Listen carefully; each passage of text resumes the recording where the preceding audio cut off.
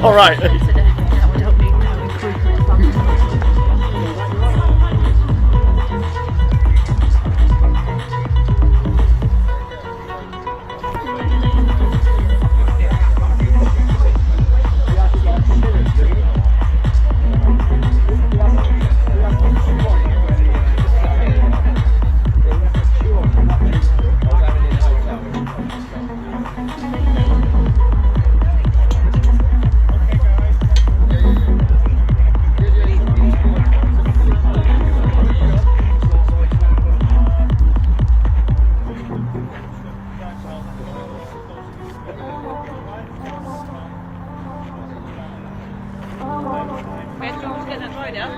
Yeah, you can do that. Two position, you're going to need to do one roll and then another roll. But it's different transponder.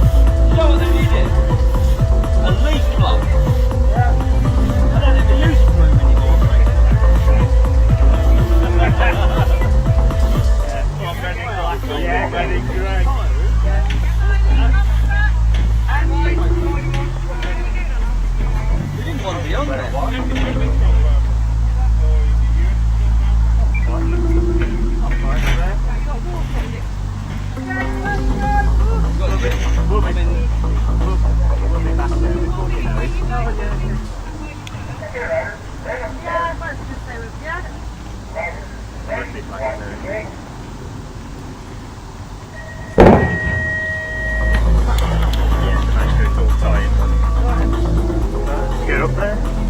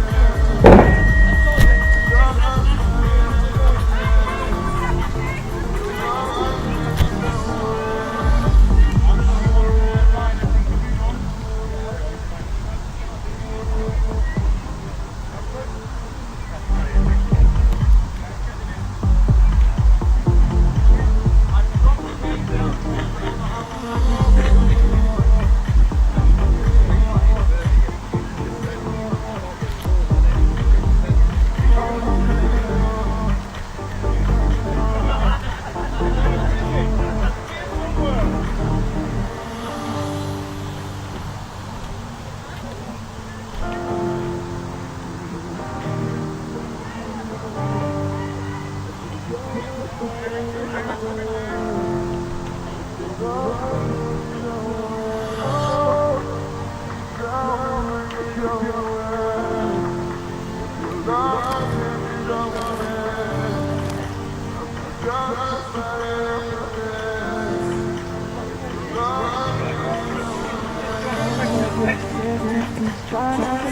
you back in position. Right, let's have riders in staging, please. Riders in staging.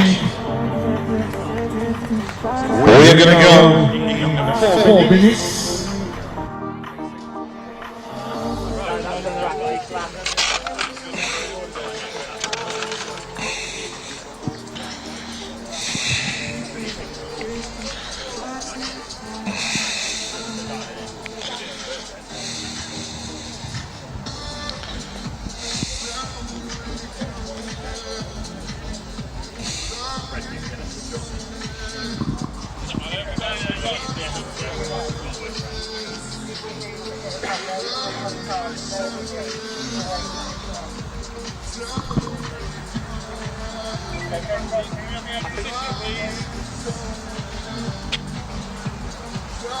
You don't need your flag. Happy now with flag this. down. Thank you. And Nick, So what? go over there. I don't want you there. I want you there. Can't hear a damn thing over the speakers. Eh? You can't. I've tried standing that side. Solutions, which is here.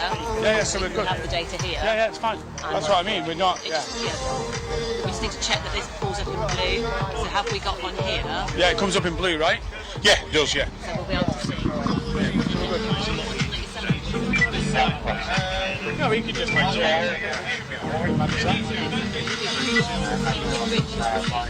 You won't let me walk.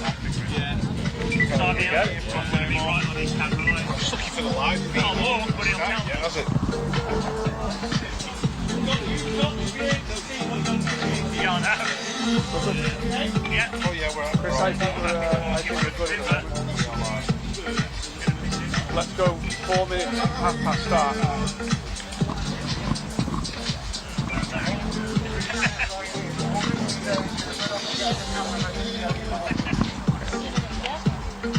So yeah, half past start. Half past start, everybody.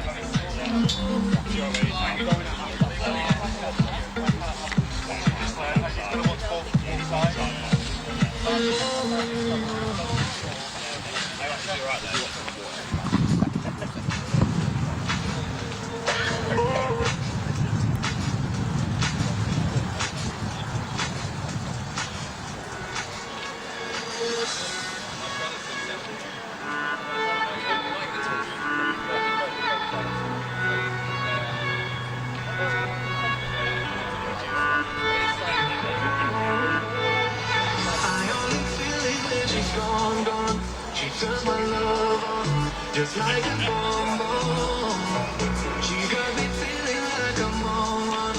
I'm screaming, go home, because my love.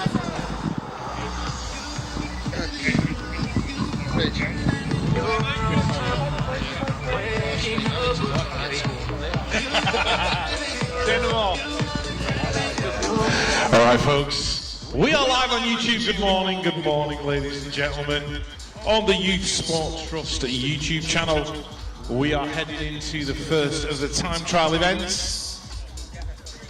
Girls time trial, heading up to the top of the hill. First rider up there will be Erin J. Jackson from the north. She'll be setting the baseline time for us.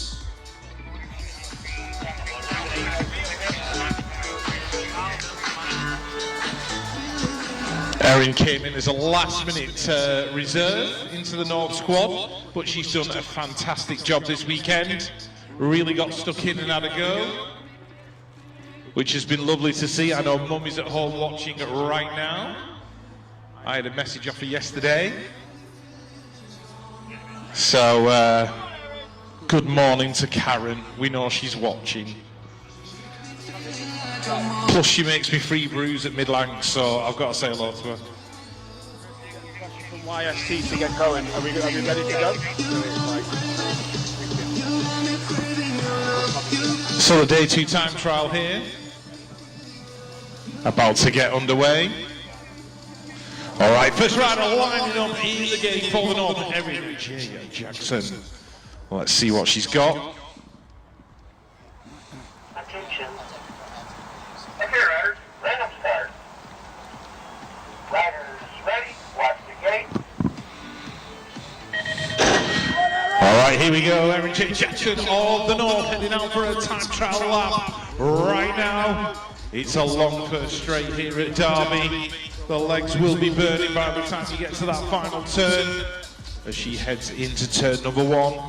All riders going from gate 4 in the time trial. So they don't pick a gate, they've all been allocated gate number 4. But Erin making her way into that second turn now, looking smooth and in control, getting on those pedals as she comes out of turn number 2, just pumping the backsides of those jumps and giving it the maximum as she comes down the final straight into the rhythm section. Let's see what the time's going to be as she heads towards that finish line. And here she comes, crosses the line, and the time popping up for us. She got a 2.881 from the hill, and the finish line time about to come through.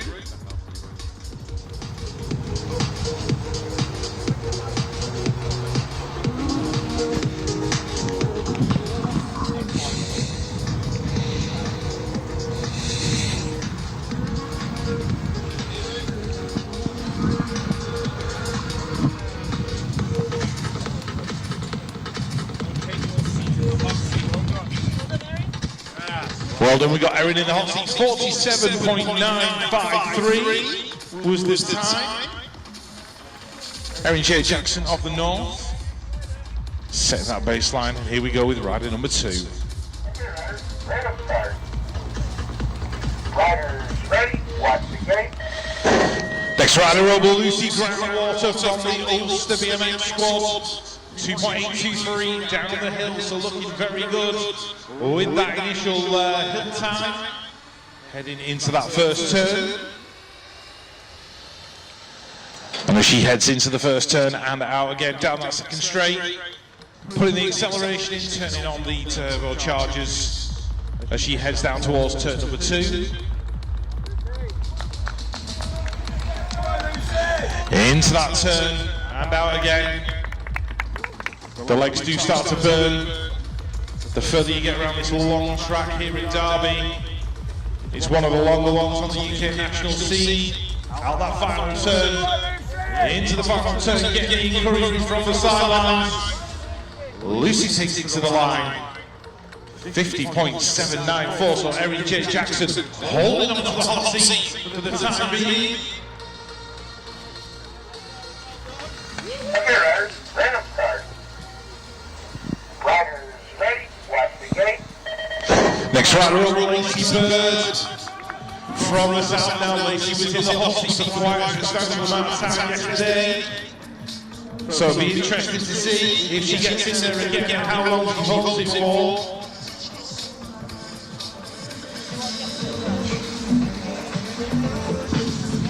So Lucy making her way down second straight.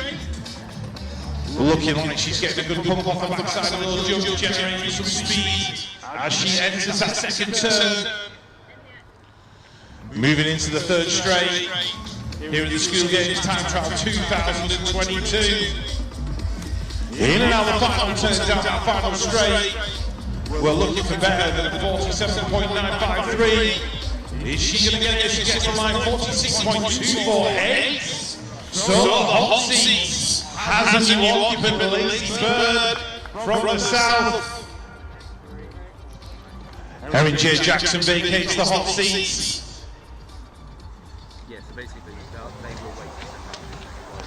We have our next rider on the gate ready to go, and that is Amy McConnell from Ulster. Attention. Okay, riders, random start. Riders ready, watch the gate.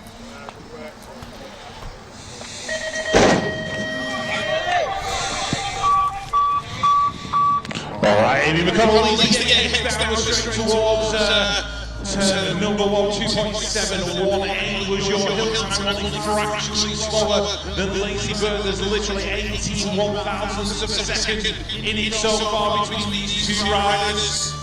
And Amy heading down that second straight in that purple jersey, representing Ulster. It's the first time we've had with the school games. It's been delighted to have the ball this weekend. And the legs starting to tire now as she goes into that final turn. So Amy McConnell from Ulster taking it to the line. What's the time going to be? She's got to beat 46.248.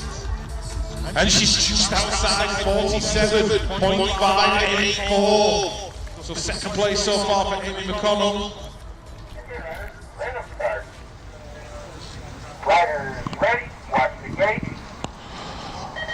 Lazy Bird still holding on to the hot seats as Alicia Sutherland heads down that first straight towards turn number 1, doing it for Ulster. So the Ulster riders well represented here in this female time trial, looking very good as she goes into and out of the first turn, fully on the pedals now. Alicia Sutherland, look at the speed she's going down that straight, looking very, very good right now. Heading for turn number 2. So this could be a tight finish. She was 2.805 on her hill time. Just 0.1 slower than Lazy Bird. Here she comes, bringing it to the strike. What will the time be? It's going to be a 50.671. Lazy Bird on the side, holding on to the hot seats. Okay, riders, random start. Riders ready, watch the gate.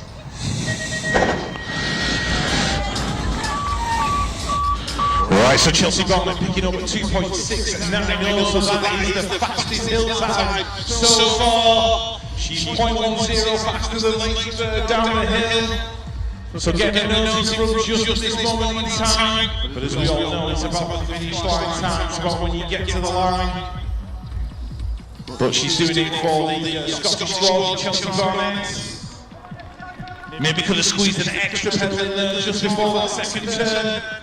That's where you give little bits of time away. She goes in and out of the final corner. So Chelsea Barnett from Scotland, bringing it towards the line. The hill time was fast, is the lap time fast. 46.27, just fractionally outside the time of Lazy Bird from the south. Random start. Riders ready, watch the gate. So the North rider, Lily Phillips, heading down that straight. 2.671 the hill times, again getting faster and faster as she heads towards turn number 1 on a perfectly colour coordinated bike with matching shoes. We like that kind of thing. So Lily Phillips doing it for the North, getting a big encouragement from coaches on the sideline and the friend Lazy Bird in the hot seats. All these athletes getting along really well. They've had a great time this weekend and a great experience at the School Games 2022. Lily Phillips bringing it to the strike. Is she going to end up in the hot seats? No, 46.647 to Lazy Bird at the south, holding on. Okay, riders, random start. Riders ready, watch the gate.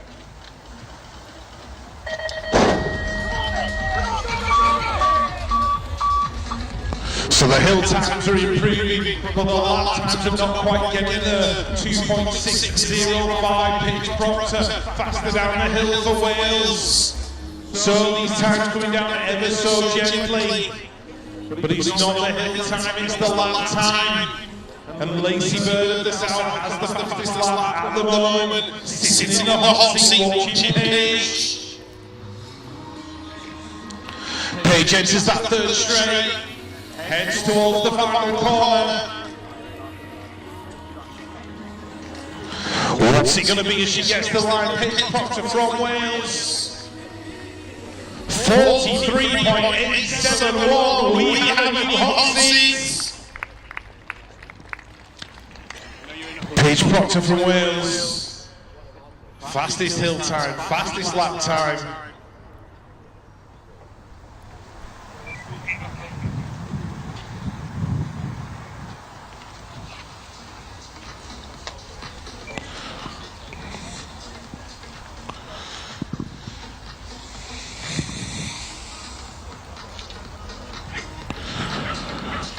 Takes 2.5 seconds out of the time of Lacey Bird. And a very sporting fist bump there from the girls. Paige, take a seat.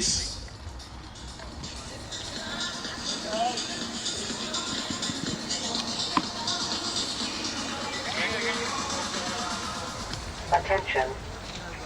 Okay, riders, random start. Riders ready, watch the gate. Next up out of the southwest it is Amelia Ran. And Amelia absolutely on fire yesterday. Unfortunately took a tumble in yesterday's flat skills time trial that we had yesterday afternoon. But certainly on fire now, slightly slow, just 6/1000ths of a second between Amelia and Paige. As Amelia gets the encouragement from Paige on the way past. Some great sportsmanship being shown here. And Amelia Grant on the southwest. She wants this hot seat, she wants to be is she going to get it as she approaches the line? What's the time going to be? As she crosses it at 44.464, so slightly slower than Paige Proctor of Wales. Okay, riders, random start. Riders ready, watch the gate.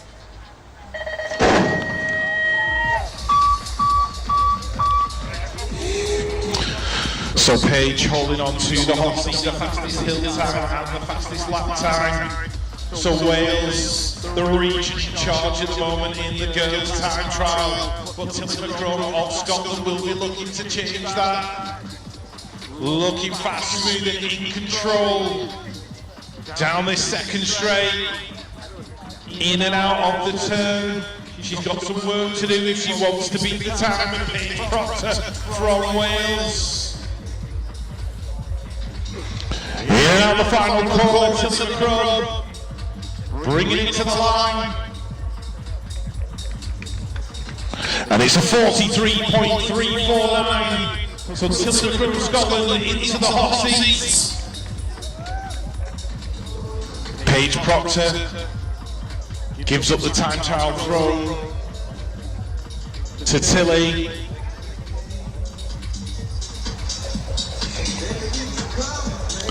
So the Croissant Assassin sits in the hot seat for the next few minutes, maybe longer. We'll just have to wait and see.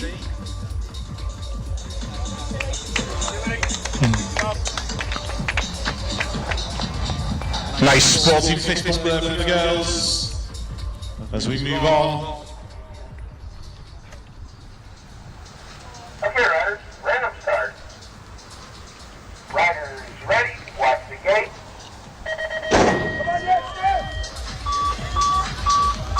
Now, Jeske Hemstock of the North region. On track now, 2.693, literally 1/1000th of a second difference in hill time between Tilly and Jeske. So it's literally that close, 1/1000th of a second between them. As Jeske goes into the turn, Mumanda watching, races cruiser. She did ask me to embarrass Jeske yesterday, but I decided I wasn't going to do it. But as they head to the line, Jeske crosses the line into 44.594, so not quite the time she needs. Okay, riders, random start. Riders ready, watch the gate. So Tilly McCrum holds on to the hot seat with a time of 43.349. Mika Pritchard of the Southwest has set the fastest hill time 2.593. So there's 1/10 of a second come off the hill time now. So Mika out Cornwall BMX Club, doing it for the Southwest. Tilly watches as Mika goes past in that second turn. Into the third straight and through that final corner. So Mika Pritchard of the Southwest looking to be in the hot seat. She's going to get there. She does. It's a 43.219. Takes a 1/10 of a second off the time of Tilly McCrum from Scotland.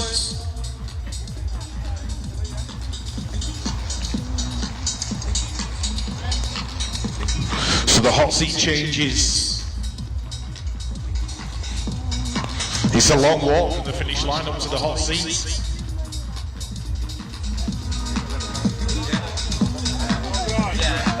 Tilly and Mika. A slightly exhausted fist bump. And the Southwest take the hot seat. Okay, riders, random start. Riders ready, watch the gate.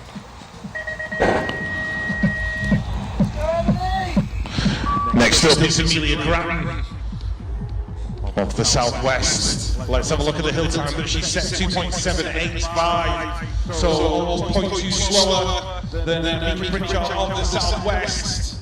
Goes a little bit high in that first turn, winding it down the second straight. Let's hope that Emily's in full fitness today. Goes into turn number 2 and out again. So Emily Teaton of the South. In and out of the final corner. Got a feeling this lap might not be enough to move Mika Pritchard from the hot seat. Attention. Okay, riders, random start. Riders ready, watch the gate. So Emily Teaton with a 52.357 might just be conserving a little bit of energy for later on. But next up is Abigail Nequest from the Midlands, 2.675 on her hill time. So Mika Pritchard of the Southwest still holding the fastest hill time so far and the fastest lap. But Abby Nequest might have something to say about that. She trains on this track regularly. She knows the line, she knows the track like the back of her hand. But let's have a look as she heads into the final turn. Nequest from the Midlands in that familiar red kit. Taking it down the final straight towards the line. Will the hot seat change? Yes, it does. 42.578. Abigail Nequest of the Midlands takes the hot seat from Mika Pritchard of the Southwest. So lap times steadily coming down for these girls.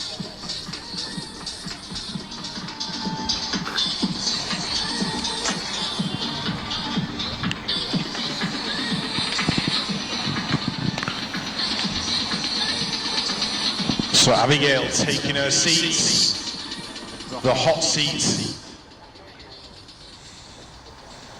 Okay, riders, random start. Riders ready, watch the gate.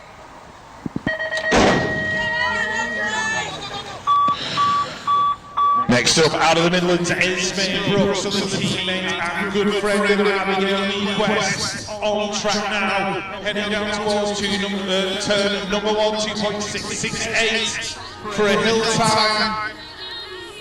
Mika Pritchard still holding the fastest hill time at 2.593. Abby encouraging Esme as she goes past us in this second turn. And she's looking strong heading into the final corner. Esme Brooks of the Midlands, this is looking quick. Is she going to get in the line?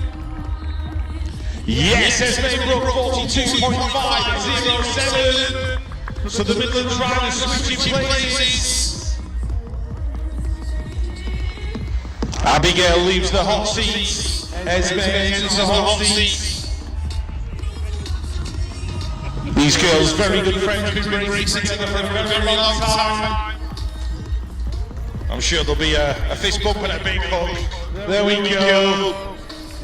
Friends and sporting competitors, lovely to see. Attention. Okay, riders, random start. Riders ready, watch the gate. Now, this is where it gets interesting because this rider was absolutely on fire yesterday. Cody Hart on the southwest. Nice low line into that first turn. She picked up something of a time, especially already. Slightly outside on the hill, Tyrell certainly made up for it in that first turn. So Cody Hart looking good at the moment. Certainly picking some good lines into these turns. So Cody Hart of the southwest. Is she going to pick up the hot seat time yet again? Oh, not quite. 42.733. Okay, riders, random start. Riders ready, watch the gate. So Esme Brook on the Midlands still has the hot seat. But look who's heading down towards turn number one, Elizabeth Bound of the East region. Fastest hill time now, 2.590 to the bottom of the hill. And looking very, very good. This could be the lap. The Bloods are in the hot seat. In and out the final turn. We're going to find out as she comes to the line, Elizabeth Bound of the East. Yep, 42.013. Elizabeth Bound of the East region is the new occupant of the hot seat, displacing Esme Brook of the Midlands.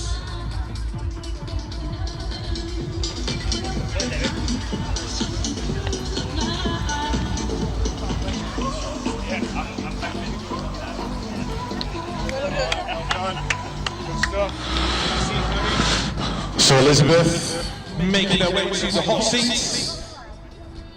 Big wave to the fans. Attention. Okay, riders, random start. Riders ready, watch the gate.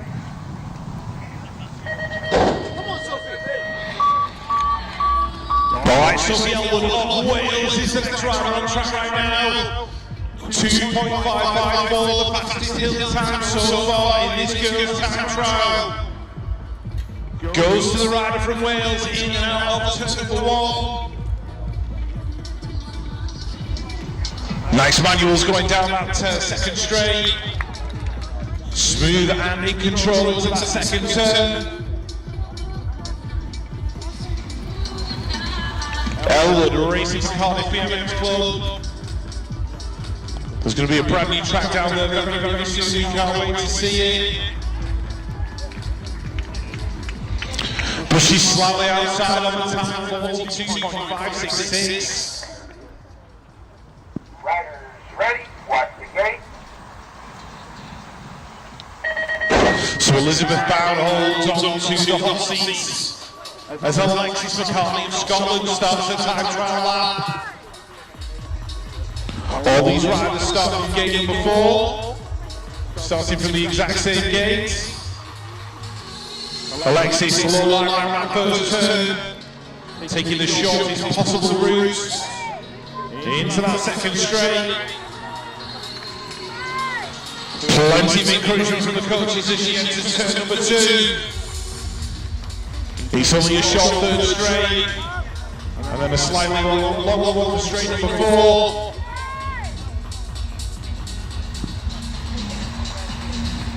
Attention. Okay, riders, random start. Riders ready, watch the gate. Alexis McCartney, 43.489, so not quite into the hot seat. As Annalise Cadman Carpenter now, bringing the hill time down to 2.513.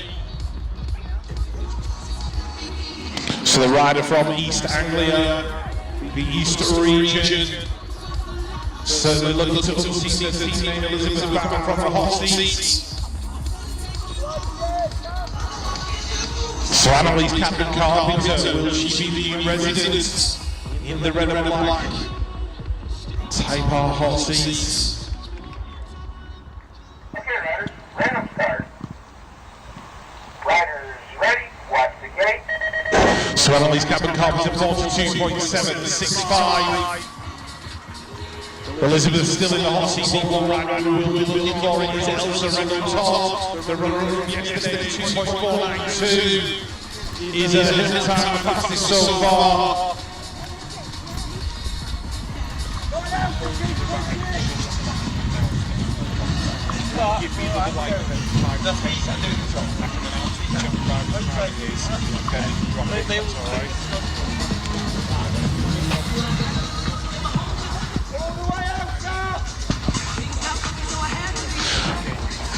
Right, so Elsa Reynolds is going to bring it to the line. She's going to be the hot seat rider.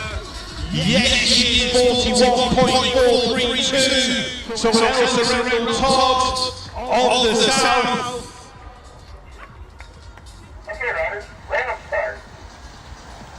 Riders ready, watch the gate. So Elsa makes her way to the hot seat. 41.432.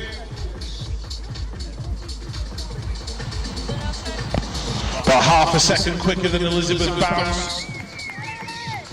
Hot seat lap time. So the runner from yesterday is in the hot seat. She's got a bit of time to wait.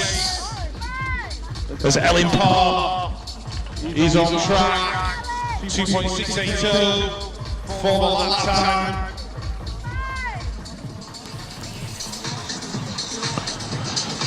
So Ellen in and out the final corner into the final straight.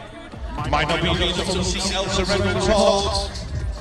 We are about to find out. It's 43.495. So Elsa Reynolds holds on to the hot seat. As J. Jack Bradshaw is on the gate. Okay, riders, random start. Riders ready, watch the gate.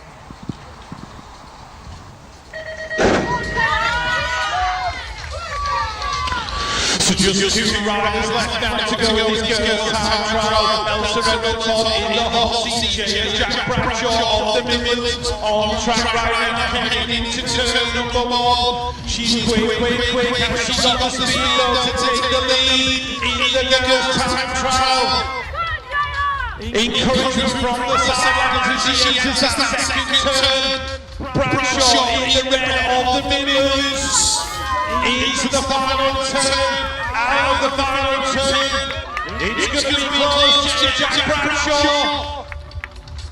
Yes, she goes fastest, 39.399. Jack Bradshaw takes the hot seat from Elsa Reynolds hot.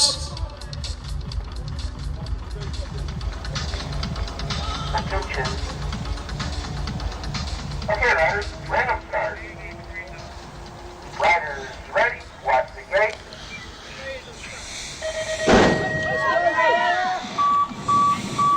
So it all comes down to this Freya the Slayer Chalice. 2.389, the fastest lap time now from the rider from the East region into turn number one.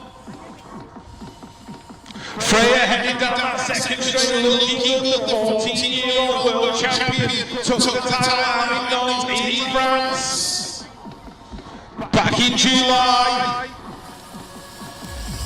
Heads to the final turn. In and out the final turn, down the final straight. What's the time going to be as she gets to the line? Will she take a time trial win? Yes, she will. 38.864. Freya the Slayer Chalice out of East Anglia, taking the girls' time trial win. Superb lap though from Jack Bradshaw. Both girls going under 40 seconds. Just half a second in it. Oh, Jay, I wonder what might have been. Still trying to recover from that full lap effort. Freya taking the hot seat.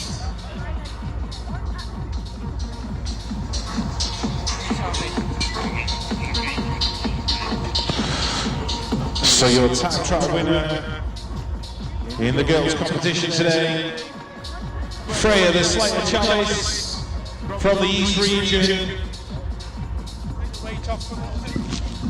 The gate drops, please, for the gate drops. Attention. Okay, riders, random start. Riders, ready, watch the gate.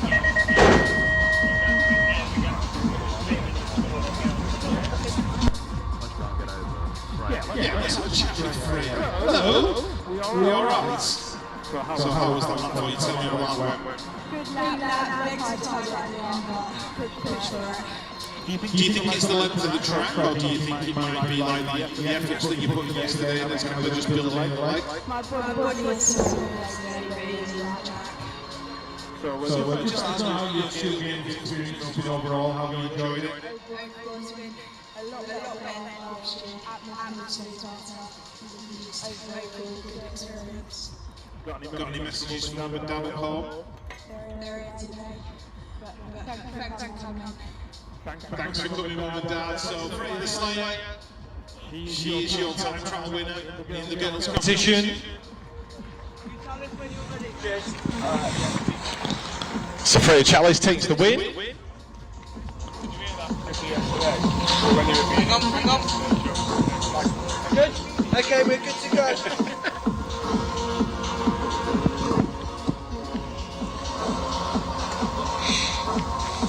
Attention. Okay, riders, random start. Riders, ready, watch the gate.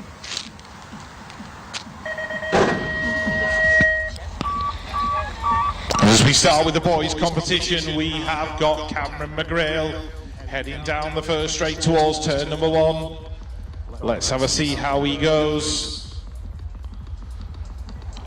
Looking good so far in and out of the turn. This rider from Scotland, he actually only started racing at BMX last November. So he's been racing for a short amount of time. But he's certainly enjoying himself. I saw him yesterday, had a big smile on his face as he did his efforts yesterday in the flat skills competition. And that's what it's all about, having a good time on your BMX bike. So Cameron McGrail is going to set the time. And that's going to be a 50.246 for Cameron McGrail. Out of Scotland, he's going to be the first occupant of the hot seats. Attention. Okay, riders, random start. Riders, ready, watch the gate. As we move on with the rider from Wales, that's going to be Rodri Jones. Rodri with the 2.602. Rodri out of the Welsh squad. Impressed us yesterday in the time trial, getting his knee down in the turns. So Rodri, MotoGP Jones, in and out of the final turn, down the final straight, bringing it towards the finish line. What's his time going to be? It is going to be a 43.305. Quite an improvement there on the time of Cameron McGrail. We're going to bring Rodri up. Enjoy every moment in the hot seat, Cameron.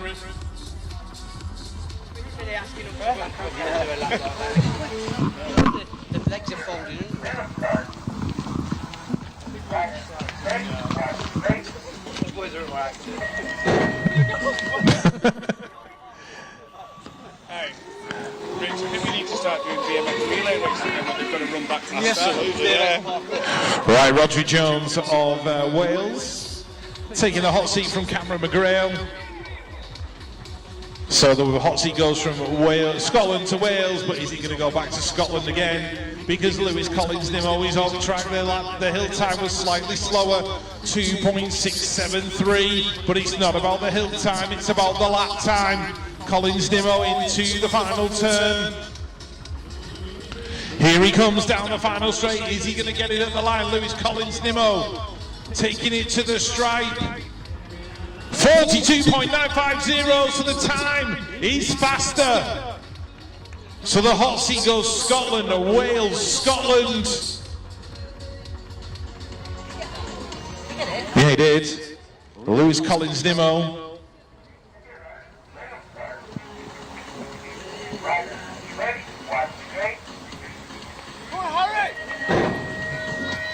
So Lewis Collins Nimmo now about to take his turn in the hot seat from Rodri Jones of Wales. I've got a feeling he might possibly end up changing again. Just ends up, I'll try that again. Just depends on the lap time of Harry Elwood. Cardiff BMX Club representing Wales. Lewis Collins Nimmo takes his seat in the hot seat. But has Harry Elwood got what it takes to take the lead back for Wales from Scotland? The Battle of the Regions here, the School Games 2022. Here comes Elwood bringing it to the line. Is he going to change again? Oh, not quite. 43.383 for Harry Elwood. Scotland still on in the hot seat with Lewis Collins Nimmo.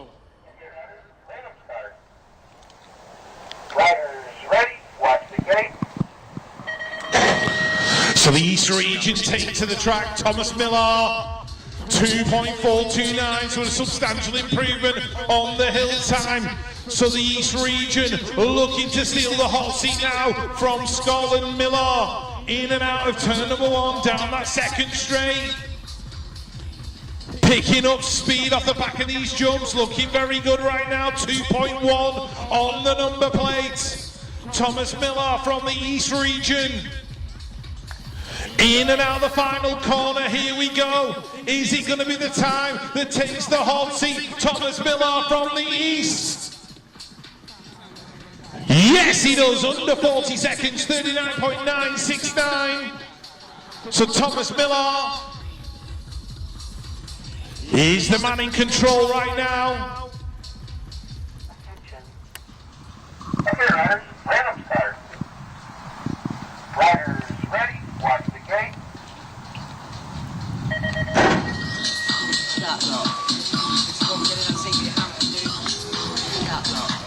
So Thomas Miller of the East takes the hot seat.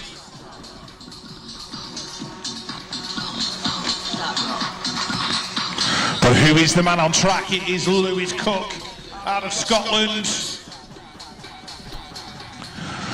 So Lewis Cook on track. Hill time was 2.571, slightly slower than Thomas Miller. He had a good first and second straight, just looks like those legs might be tying up a little bit now as he goes in and now of the final corner. Lewis Cook of Scotland, is he going to be fast enough to take the lead? No, he isn't. 41.873. Thomas Miller holds on to the hot seat.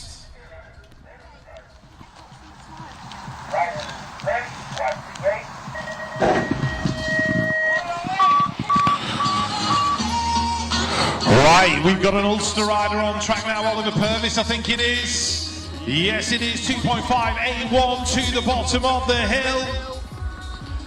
The Ulster riders putting a great performance in here this weekend. First time we've had them at the School Games. BMX scene in Northern Ireland starting to build. Certainly the riders are enjoying themselves, and none more so than this young man, Oliver Purvis. I'm sure the parents will be watching back home on the live stream on the Youth Sport Trust YouTube channel. And it is Oliver Purvis of the Ulster squad, recording a time of 45.614. Not enough to unseat Thomas Miller from the east. Riders ready, watch the gate. As we move on with another rider from Ulster, this is Jamie Dummigan. 2.651 to the bottom of the hill. He's got a little bit of work to do right now if he wants to be the man in the hot seat. If he wants to take it away from Thomas Miller from the east. But he's giving it a good go down this second straight. Moving across to the inside for the shortest line into turn number 2. Smart moves from Jamie Dummigan in and out of the turn. Did that bobble cost him a little bit of momentum? We're about to find out. Into the final turn now. Dummigan from Ulster. Is it going to be enough to steal the hot seat? Got it slightly wrong on the straight. Taking it to the line. It's a 45.038, not enough to get himself in there. Okay, riders, random start. Riders ready, watch the gate.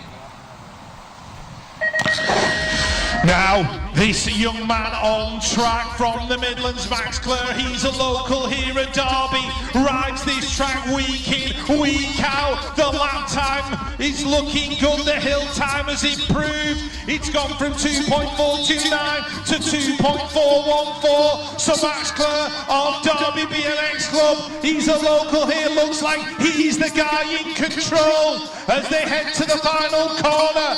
Max Clare looking like a very good lap. The lead might be changing hands. Let's have a look as he gets to the line.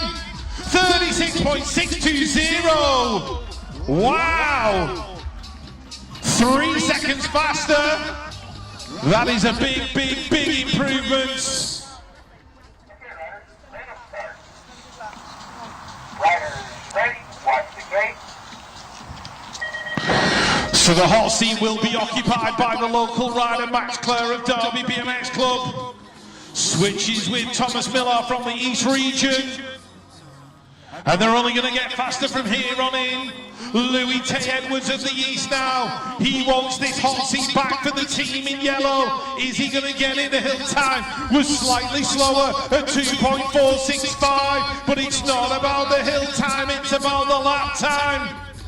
This lap of Max Clare's is going to be tough to beat. He knows every inch of this track. But Louis Tay Edwards is having a go. What's it going to be as he gets to the stripe? It's going to be a 39.021. Not enough to unseat Max Clare. Attention. Okay, riders, random start. Riders ready, watch the gate. Brandon Mallon now on track for Ulster. 2.531 to the bottom of the hill. Let's see what he's got for a full lap. So Mallon looking good in that purple jersey of the Ulster team. Into the second turn. Seems like he's winding it up now in the third straight. Was he saving a little bit for the final straight? Let's find out. Brandon Mallon of Ulster. What's he going to be? It's going to be a 40.840, not quite enough. Max Clare of the Midlands holding on. But here comes Henry of the Southwest. Riders ready, watch the gate. So Southwest rider on track now, Henry Irving, putting in some great performances in the National Series this year. 2.407, so he's gone 7 1,000ths faster than Max Clare on the hill. So we're winding ourselves up now for a decent lap time for the rider from the Southwest, getting the encouragement from the sidelines. Team managers looking on. Henry of the Southwest, there's not much in with Max Clare. Is he going to be enough as he gets to the line? Is the lead going to change? No, 37.349. Just slightly slower than the rider from the Midlands. Okay, riders, random start.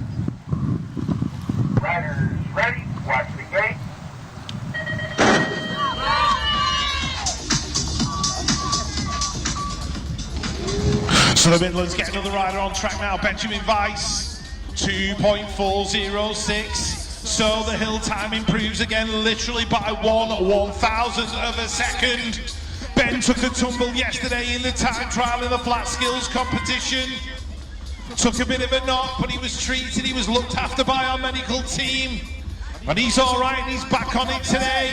In and out the final corner. It's a battle of the Midlands teammates right now. Is the lead going to change? Will the hot seat change?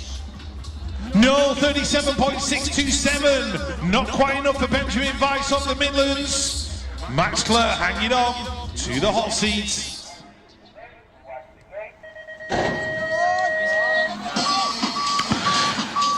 Next up, out of the South region, Arne Esselmont.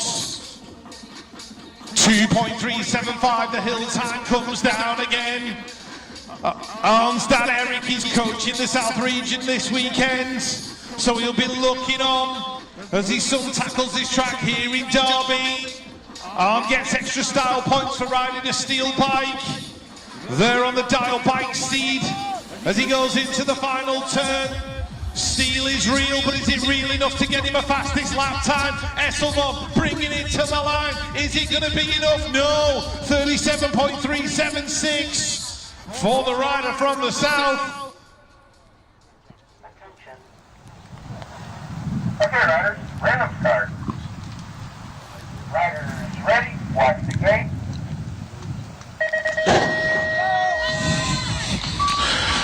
Right, Thomas Doran on track now, doing it for Wales. Pulled some superb laps out in the time trial yesterday.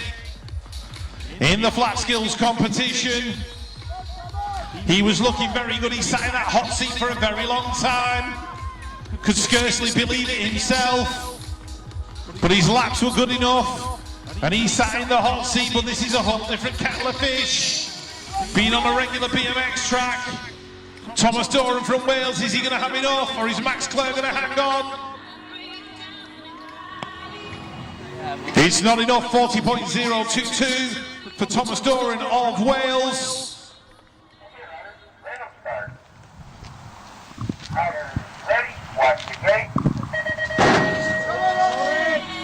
So he's Right now, this could get interesting because on track from the south, it is the world champion in the 14-year-old cruiser class. He won that title out in France in July. This is Oliver Kendall. The hill time now stands at 2.316. He's brought it down now, so Max Clare's time is under threat. Oliver Kendall of the south looking to be the man in the hot seat. As he goes in and out of the final turn, this is looking like a good lap. Oliver Kendall takes it to the line. Is it going to be enough? Yes, it is. 36.586. Oliver Kendall takes the lead. Okay, riders, random start. What was my lap time? Riders ready, watch the gate.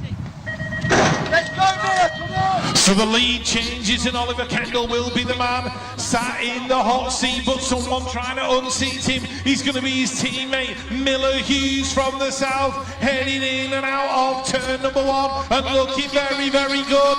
The hill time was a 2.417. It wasn't quite faster than Oliver Kendall, but he's looking good on track right now. Miller Hughes from the south. In and out the final corner, down the final straight. It's a big time to beat. And he hasn't quite done it. 38.129. Oliver Kendall hanging on at the moment. Riders ready, watch the gate.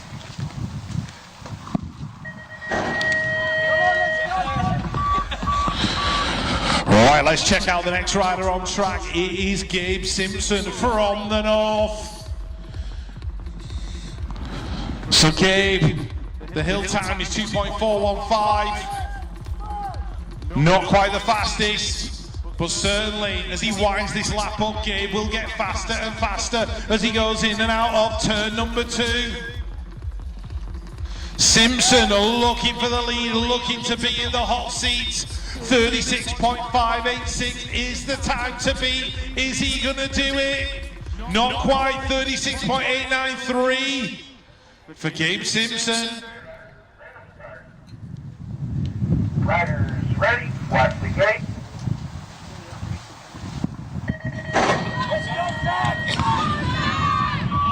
Now, if there's one man who knows this track better than anybody else, it's the rider on track right now, Zach Green.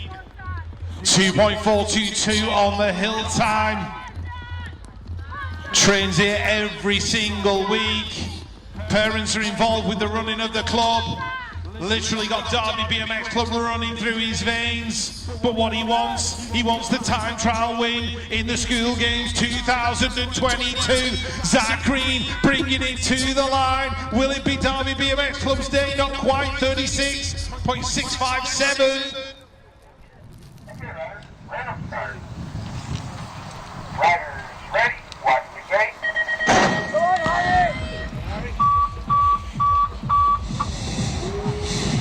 So next up we've got Harry Tanner from the north. Oliver Kendall is the man in control at the moment, 36.586 seconds with a hill time of 2.316, and he was 2.366 for Harry as he came out of the gates. All these riders leaving from gate 4. Harry Tanner in and out of that final turn. He wants the 36.585 or better. Is he going to get it? He comes to the line. 36.586, literally a dead heat. 36.586 for two riders. Well, I never could have predicted that. Ready, watch the gate. So amazingly, we have two riders on exactly the same time. 36.586, Harry Tanner and Oliver Kendall. It's going to be a squeeze on that seat. There we go. Don't break it, lads. Otherwise, Danny will get upset. So let's have a look now. We've got a shared lead, 36.586. Literally down to 1,000th of a second, but Jaron Hill has set a faster hill time of 2.311. He's not going to be the third rider on that seat, I don't think. Jaron Hill to the line, oh, just outside, 36.613. Okay, riders, random start. Riders ready, watch the gate. Now, speed, speed, speed from a man who's got it and he can take the lead. It's James Criddle out of the north. James was a rider who went to the World Championships in France and was so unlucky, just missed out on the finals by one spot. Jimmy Criddle looking for a time trial win. 2.316 on the hill time, he was just outside. Has he got what it takes to unseat two riders at the stripe? Yes, 36.178.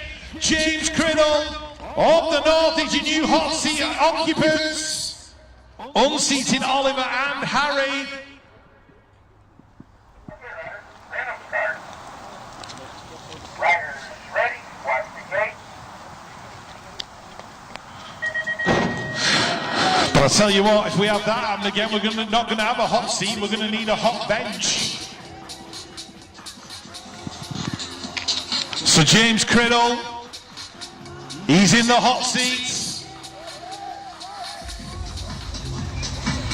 And Harrison Collis is the man on track, doing it for the Southwest. Just two riders left, and nervous times for Jimmy Criddle. Harrison Collis, 2.320, just fractionally outside on the hill time.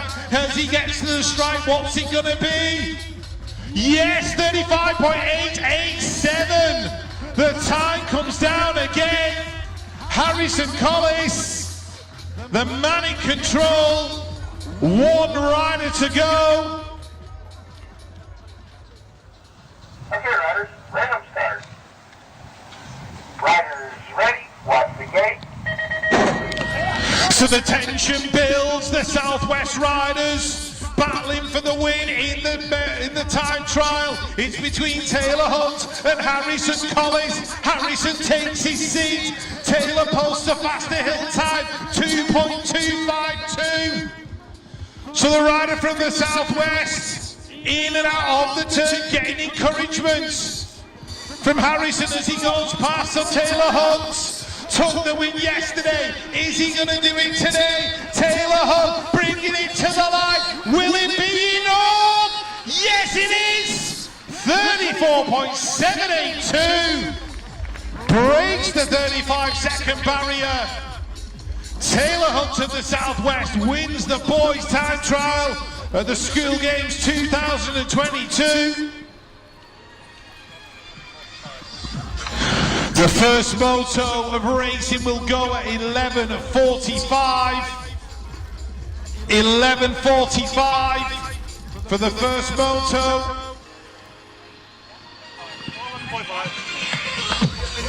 Here comes Taylor Hunt, taking the horse seat from Harrison Collis.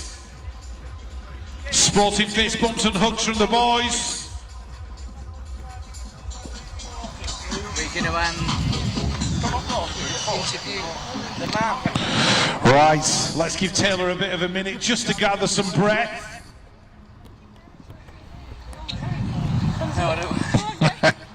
Let's have a chat with the man himself. Taylor Hunt. Taylor, tell us about the lap. Bit sketchy down the first straight, but I brought it back down the second. Felt fast. Just tried to stay as smooth as possible, and it worked. So, is there anywhere on that track where you felt like you made up a little bit of time or lost a bit of time? Definitely round the second corner, I think. Came in wide and out nice in the middle. Just carried a lot of speed, so yeah. Okay, you're happy with that one then? So 2 time trial wins over 2 days. You're becoming something of a time trial specialist. Hopefully.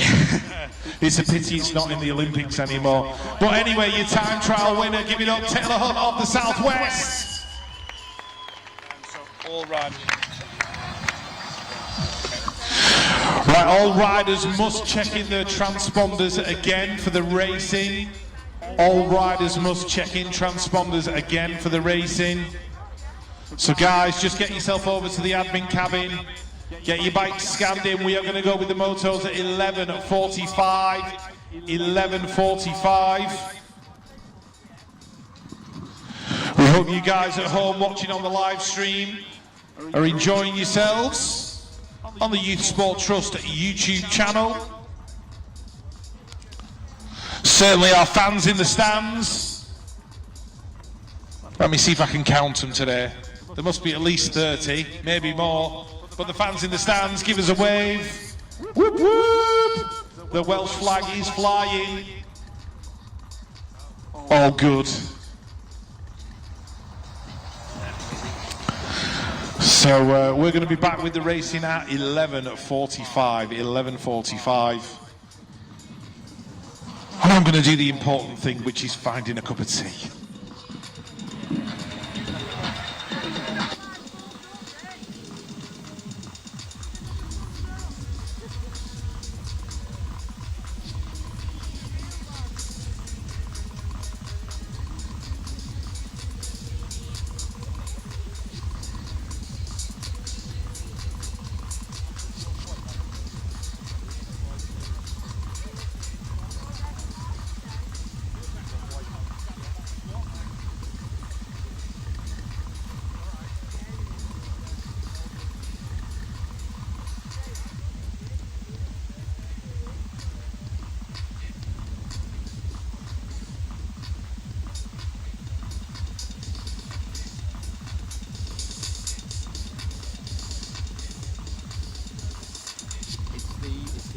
Colours, 2 tones of the hills as well doesn't help. Obviously I've got grey at my end, with grey and white.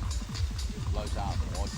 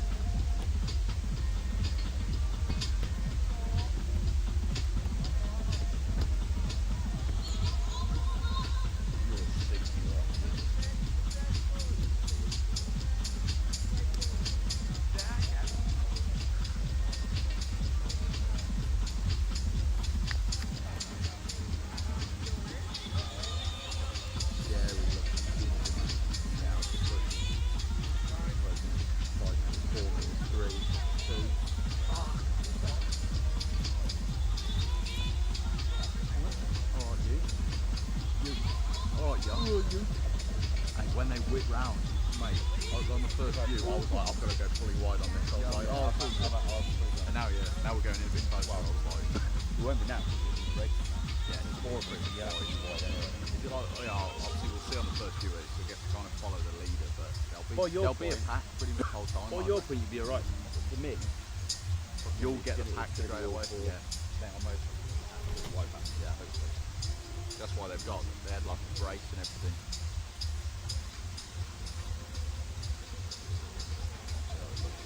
Just like even on mine, yeah, it's when, like I say, I've got that two, because you've mostly got your other weights, that one and that one, they're the contrast.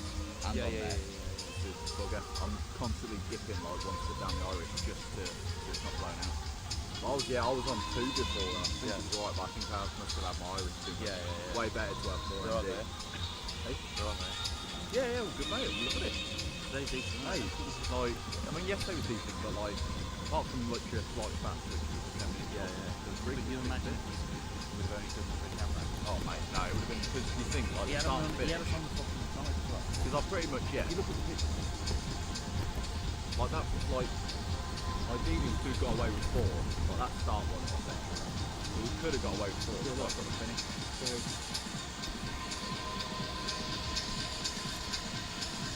Today should be different already. Yeah. The rest of the start. So then they come down to me and you've got me on the inside. To say something.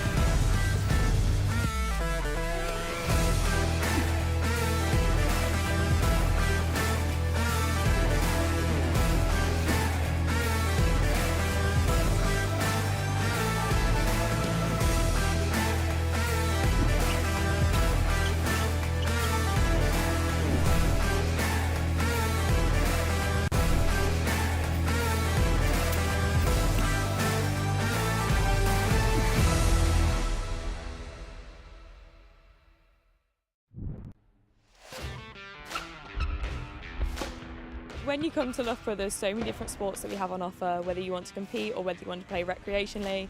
But our competitive side, we have our AU teams, so we hold taster sessions, so you can give things a go. And then if you want to, you can trial for the team. And then if you're successful on the team, you buy a membership and you compete for Loughborough in that sport. Loughborough has been phenomenally successful at BUCS. BUCS is the British Universities and Colleges Sport Championships. So we have over 60 clubs that compete and train week in, week out.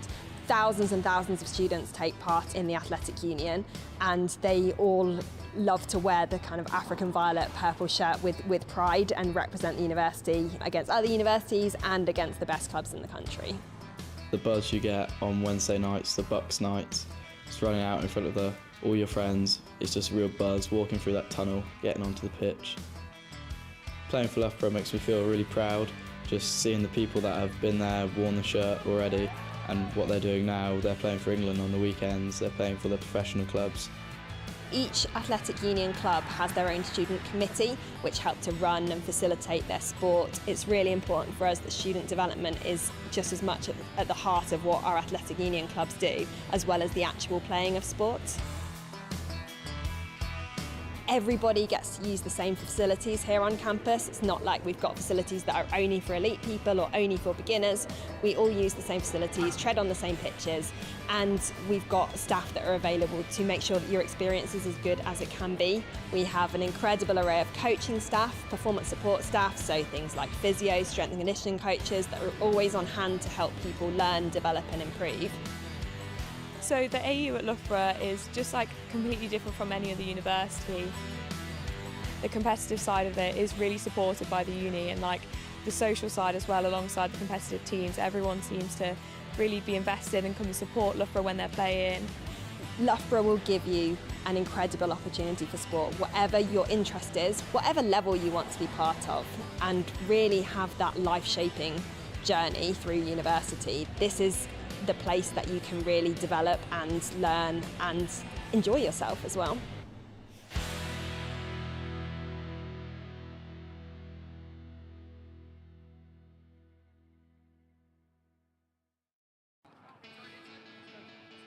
There's so much respect for Loughborough because it generates good players but also like well-rounded people, and I think being here for 4 years I've really realised how much it's developed me as a person, not only as a badminton player. The fact that it's on campus really helps with your sport because you've got the best facilities in the UK here, right at your fingertips. So parasport is integrated through almost all of our offers at Loughborough. Of course, there are some sports where we need to have specialist provision for some para-athletes, but overall, most of our programmes are highly integrated so that you have disabled and non-disabled athletes able to train alongside each other. We've got fantastic facilities, fantastic coaches, fantastic support staff. Our alumni network extends throughout professional sport, and what that creates in the end is a Loughborough family, which really is there around you and supporting you as you move through your journey. As a scholar, I get free physio support, so I can see physio whenever I like and it's for free. I get free S&C, so I have a strength and conditioning coach that works with me and my coach. Then I can see a nutritionist, which again, he ties in with my strength and conditioning. It's all quite individualised, so the coaches will sit down with you and discuss like what you want out of the programme, what are your priorities, and they'll build a kind of a schedule that will suit you and your needs. It makes everything easy because they all talk to each other and then they can talk to my coach and then everything's just in one place, and so it's just, yeah, it's ideal, to be honest. One of the things I'm proudest of is that the average marks of our performance athletes are higher than the university average almost every year. We really care about people's degrees and we support them and make modifications to both their sporting programme and their education programme so that they can genuinely do both. The reputation of Loughborough, it's there for a reason. It's known as the best because it is the best. So our facilities are fantastic and it's hard not to get blown away by them. But the thing I would really sell us on is the environment, the culture and the people that you'll be around. People genuinely trying to be the best they can be. We've got people competing internationally across all sorts of sports and you can't really fail but to be motivated and inspired by that.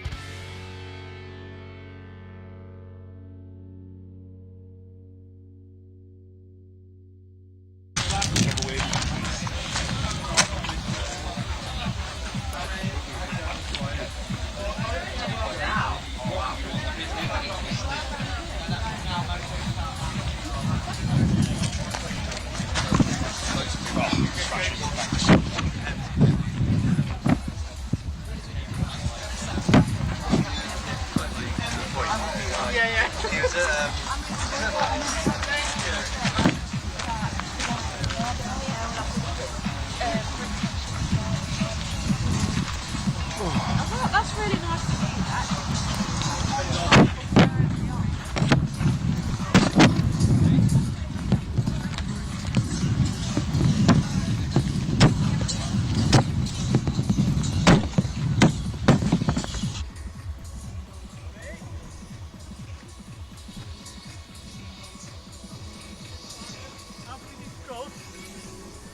Call out every rider.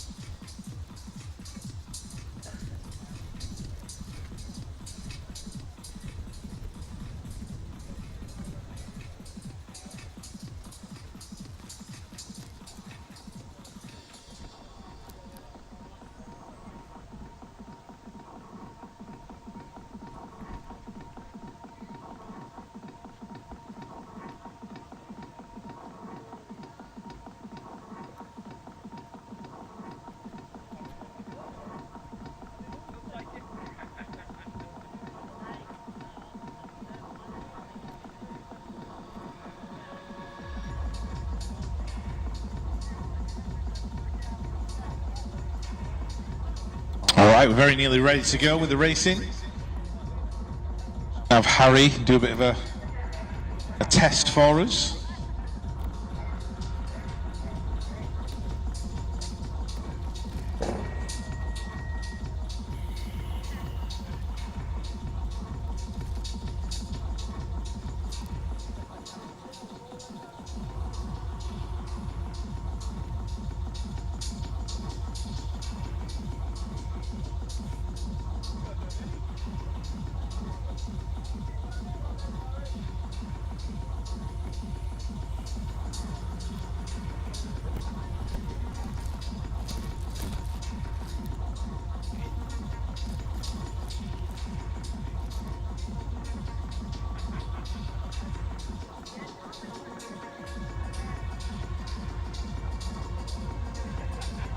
All right, very nearly ready to go racing with moto number 1. We are going to introduce you to the riders.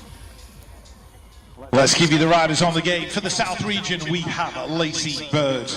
For Ulster, Lucy Groundwater. For Scotland, Tilly McCrum.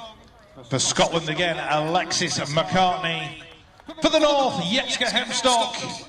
For Ulster, Alicia Sunderland. And for the East region, Elizabeth Bown.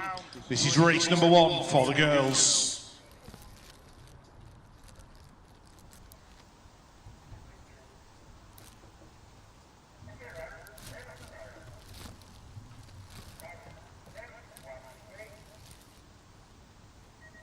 Here we go, we finally got there with the racing for the girls at the School Games 2022. Elizabeth Bound and Alexis McCartney are going to be 1 and 2 into turn number 1. That looks like Lacey Bird in there in 3. Jetska Hemstock inside the top 4 at the moment. Tilly McCrum in 5 with Alicia Sunderland and Lucy Groundwater 6 and 7 in the minute. But it is the East region leading it out. Elizabeth Bound out front. She's got herself 6 and 7 bike lengths now on Alexis McCartney. In and out the final corner.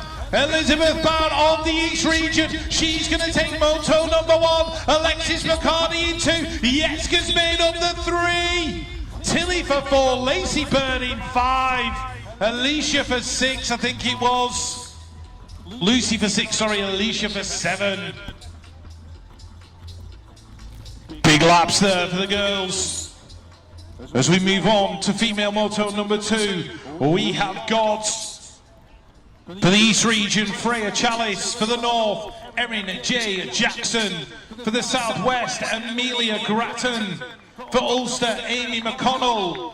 For the North, Lily Phillips. For Scotland, Chelsea Barnett. And for the Midlands region, Abigail Nyquist and Esme Brooke.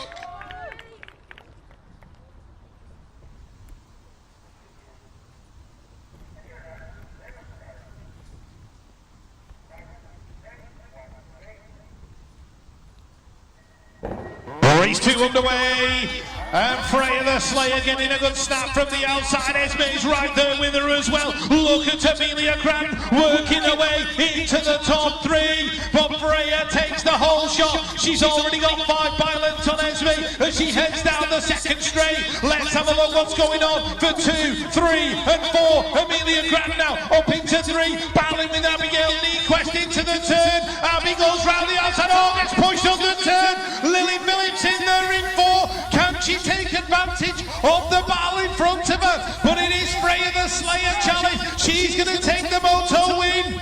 Esme's going to get the 2. Abigail for 3. Amelia for 4. Lily for 5. Chelsea for 6. Erin for 7. And Amy McConnell in there in 8.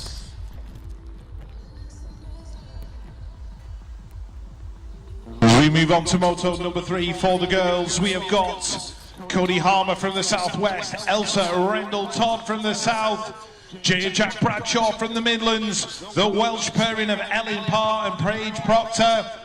East region have got Annalise Cadman Carpenter, Mika Pritchard from the southwest, and Sophie Elwood from Wales.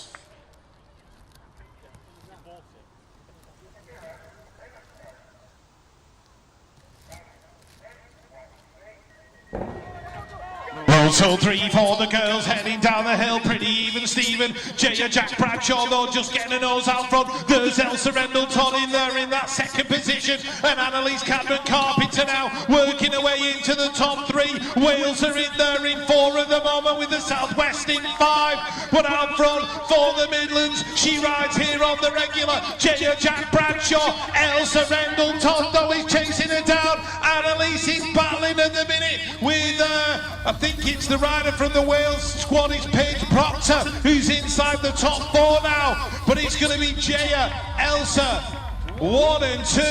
That's, I think it's Ellen Parr in there in 3, Annalise Cadman Carpenter in 4, and Sophie Elwood in 5.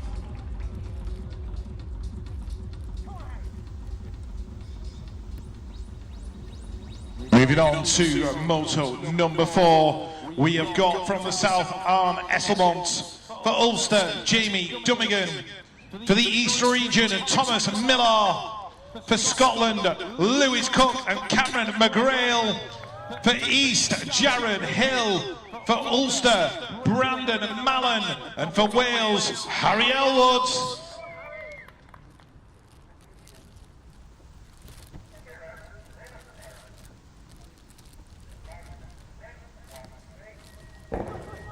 First moto for the boys. Esselmont got a really good start from the outside, but one rider who got a better one was Jared Hill, and Hill is leading into turn number 1. It is Hill, Esselmont, Miller. That is your 1, 2, 3. We've got a rider from Ulster in there in 4. We're just going to pick him up as he comes to the second turn, but Jared Hill and Arne Esselmont way out in front. The 7.1 is that belongs to Brandon Mallon. Brandon's inside the top 4. Lewis Cook is chasing him down. Look at the drag race to the line. Who's gonna get it? Esselmont from Hill. 1 and 2. Miller in 3. Mallon in 4. Cook and Elwood going through as well. Wowzers, wowzers, wowzers. What a lap from those guys. Lining up on the game, moto number 5 for the North, we have Gabe Simpson. For Scotland, Lewis Collins-Nimmo. For the Midlands, Max Clare. For the Wales team, Thomas Duran. For the North, Jimmy Criddle. For the South, Oliver Kendall. For the Midlands, Zach Green. And for the Midlands again, Benjamin Weiss.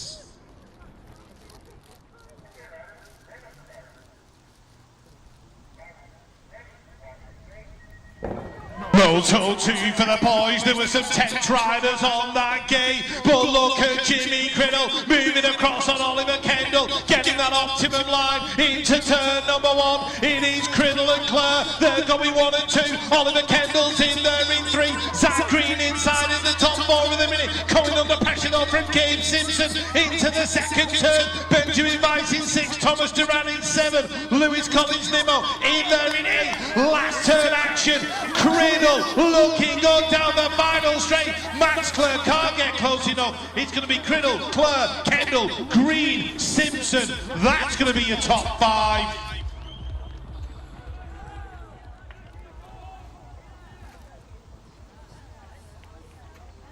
Riders just want to hold in the finish line area, please, after the lap. As we move on to moto number 6. For the North, Harry Tanner. For the Southwest, Harrison Collis. For Ulster, Oliver Purvis. For Wales, Rodri Jones. For the Southwest, Taylor Hunt. For the East region, Louis Tay Edwards. For the Southwest, Henry and for the South, Miller Hughes.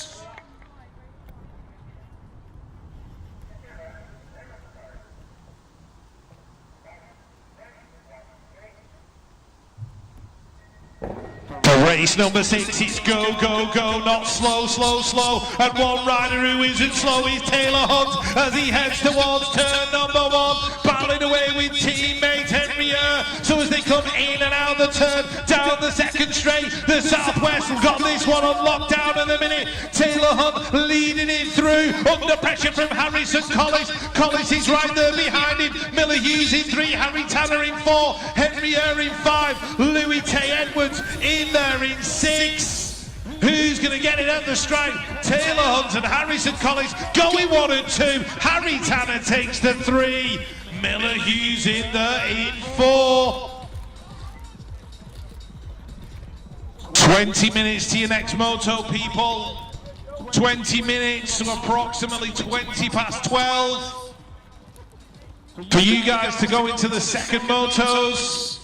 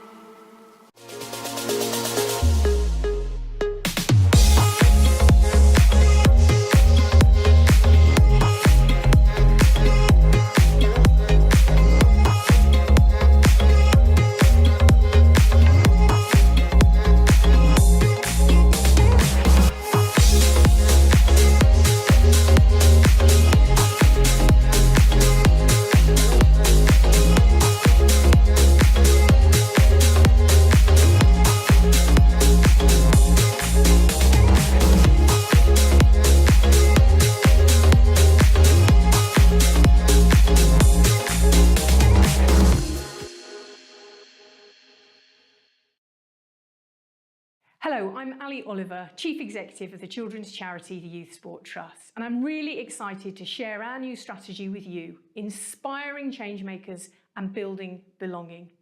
Children only have one childhood, and worryingly things have got really critical for their health and happiness. We are staring in the face of the next pandemic, where children are spending too much time online and not enough time playing together and playing with their friends. Unhappy, unhealthy children don't learn. When children don't learn, they don't achieve their potential in life, and we end up with a society that isn't fit for purpose. Sadly, this isn't new to us at the Youth Sport Trust. We have spent 27 years building brighter futures through the power of play and sport, changing lives for the better by getting young people active, playing together, and experiencing the joy of movement. At the Youth Sport Trust, our vision is a future where every child enjoys the benefits that come from play and sport. And now there's never been a more important time for us to focus on this. Our strategy sets out to tackle this. Over the coming years, we'll harness the power of play and sport to help young people find a sense of belonging and raise awareness of the damaging impact of a life without play and sport. By helping young people feel a sense of belonging, we'll stop them being isolated, lonely, feeling anxious and bombarded by others constantly telling them how they should look, feel and be. We really need your support. A 4-year-old entering school this year will leave in 2035. They deserve a world where their health, happiness and well-being is prioritised.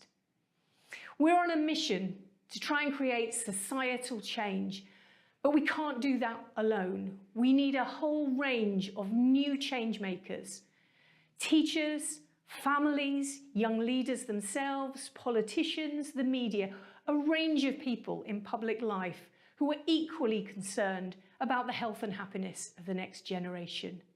So please join us, become a change maker, read our strategy and help us build a brighter future for young people through play and sport. Thank you.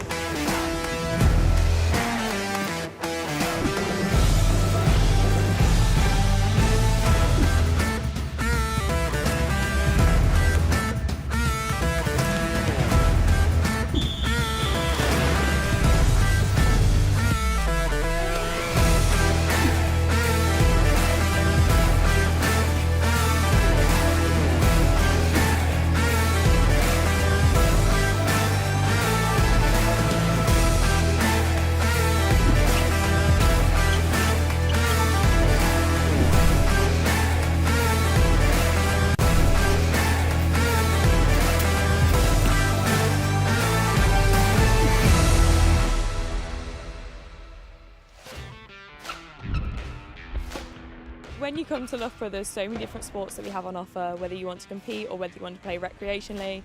But our competitive side, we have our AU teams, so we hold taster sessions, so you can give things a go. And then if you want to, you can trial for the team. And then if you're successful on the team, you buy a membership and you compete for Loughborough in that sport. Loughborough has been phenomenally successful at BMX. BMX is the British Universities and Colleges Sport Championships. So we have over 60 clubs that compete and train week in, week out. Thousands and thousands of students take part in the athletic union, and they all love to wear the kind of African violet purple shirt with pride and represent the university against other universities and against the best clubs in the country. The buzz you get on Wednesday nights, the BMX nights, just running out in front of all your friends, it's just a real buzz, walking through that tunnel, getting onto the pitch.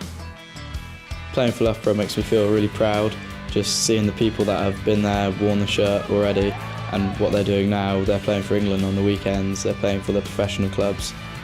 Each athletic union club has their own student committee which help to run and facilitate their sport. It's really important for us that student development is just as much at the heart of what our athletic union clubs do, as well as the actual playing of sport.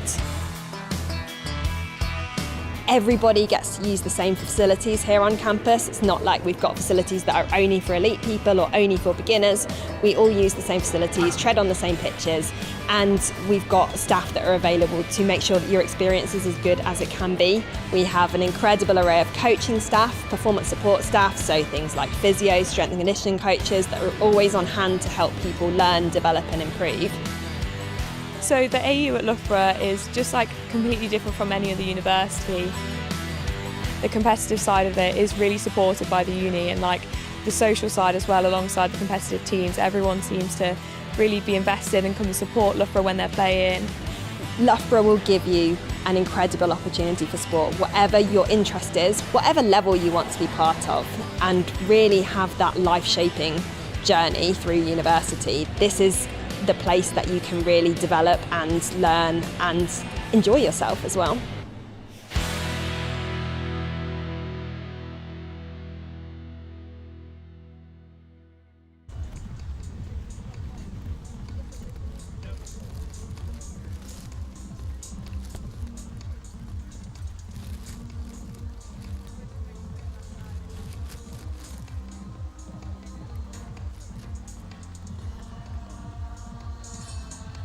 All right, we're going to be racing again in the next 5 minutes, racing again in the next 5 minutes.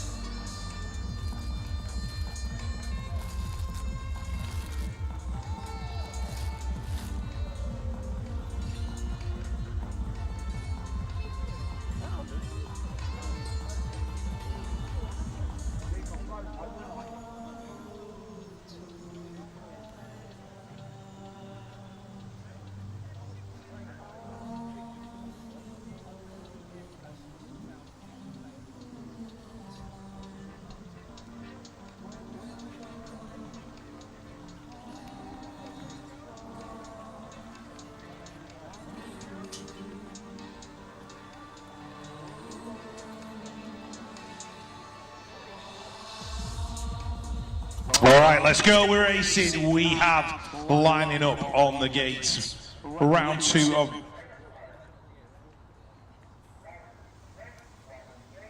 Right, let's have a look who we've got heading down the hill. Elizabeth Bound, Paige Proctor, Alexis McCartney, Cody Harmer in this one, Esme Brook in there, Annalise Cadman Carpenter taking to the skies, Alicia Sunderland and Abigail Nequest.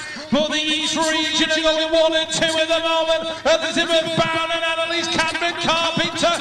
Here comes Abigail Nequest, working her way into that second spot. Cody Harmer's inside the top 4, Alexis McCartney in 5. And as they go in and out of that final turn, it's going to be Elizabeth Bound, Esme Brook. They're going to go 1 and 2 to the line. Annalise in 3, Cody in 4, Alexis in 5, Paige in 6, Abigail in 7, and Alicia in 8. Moto 2 lining up on the gates. We have Chelsea Barnett from Scotland. Oh, there's your results, sorry. Up on the screen, briefly. Right, as we move on to race 2, Chelsea Barnett from Scotland, Mika Pritchard from the southwest, Lily Phillips from the north, Erin J. Jackson from the north, Ellen Parr from Wales, Freya Chalice from the east, and Ajaya Jack Bradshaw from the Midlands.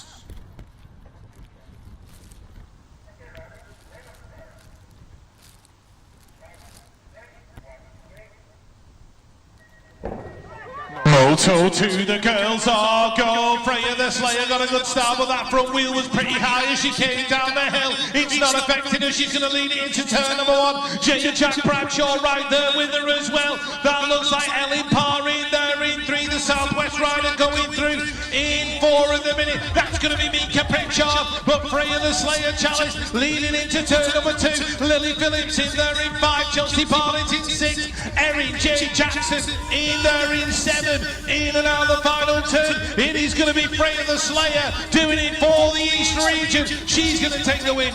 Jaya's in there in 2. Who's going to get the 3? Ellen's under pressure from Mika, just holding on to it. Lily Phillips in there in 5.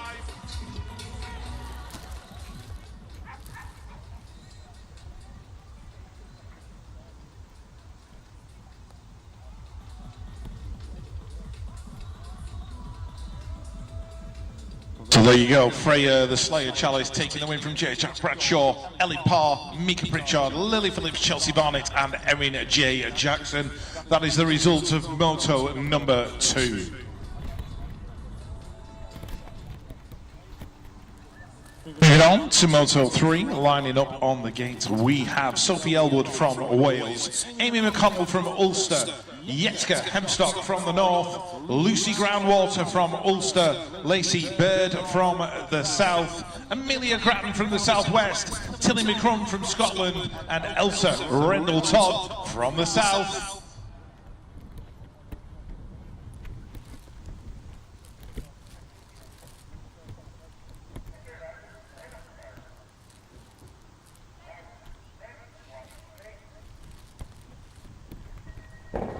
Round 2, Moto number 3 for the girls. He's underway. Elsa Rendell Todd with the early hole shot. Jumps the roller onto the step up and he's looking very good into turn number 1. Right there with her though, you've got Amelia Grattan from the southwest in that second position and being chased down now. Lacey Bird is in there as well, just had the move put on her by Tilly McCrum. Oh, Elsa Rendell Todd very nearly made a mistake into turn number 2, but she's out front and looking good right now. It's going to be Grattan, McCrum, Bird, Yetka Hemstock is getting in there for the north as well. She's worked her way into the top 4, but Elsa Rendell Todd is going to bring it to the line. Who's going to get the second spot? Whoa, too close to call. Yetka Hemstock makes up the top 4. Great racing from the girls there.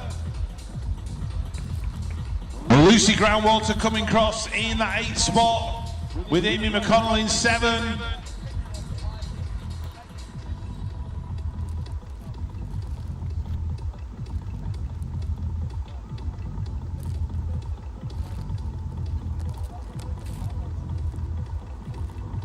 Your results, well, Elsa Rendell Todd took the win, Amelia Grattan in 2, Tilly McCrum in there in 3, Yetka Hemstock in 4, Sophie Elwood in there in 5,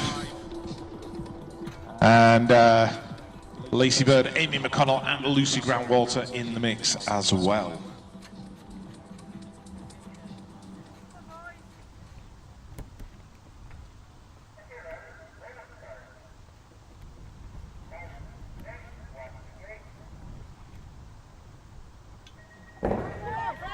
Round 2, Moto 1 for the boys. Lewis Collins, Nemo, Jimmy Criddle in this one as well. It looks like Criddle is going to pick up the whole shot into turn number 1. He's got Harry Tanner right there with him. And where is Louis Tay Edwards? Louis Tay Edwards is in there in that 4th position. On Esselmont in the mix for the South. He's inside the top 3. Here comes Benjamin Vice trying to work his way in as well. So as they go in and out of the turn, Jared Hill now in that 4th spot, mixing and matching into that final turn. It's going to be a North 1-2. Criddle, Tanner, they're going to take it to the stripe. Criddle, Tanner, Esselmont, Hill, Vice. That's going to be your top 5. Louis Tay Edwards in 6.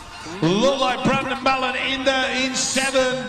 And Lewis Collins Nimmo in 8.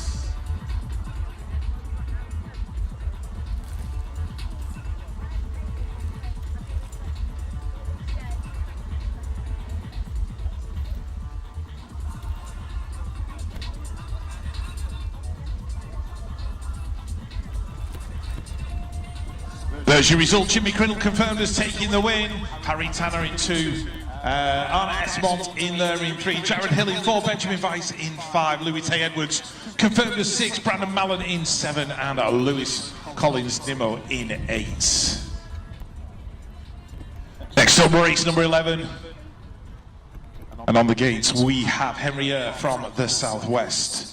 Miller Hughes from the south, Harry Elwood from Wales, Jamie Dummigan from Ulster, Oliver Kendall from the south, Thomas Millar from the east, Gabe Simpson out of the north, and Harrison Collis from the southwest.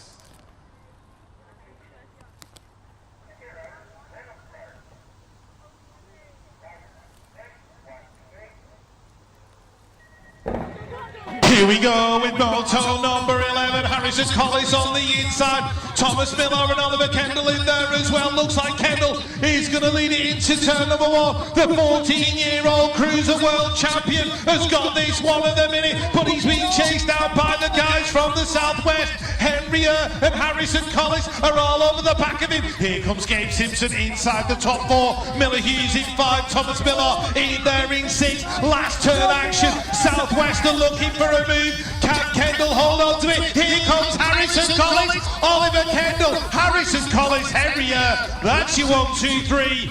Gabe Simpson might have stolen that 4 away from Miller Hughes. Thomas Millar in 5, Elwood in 6.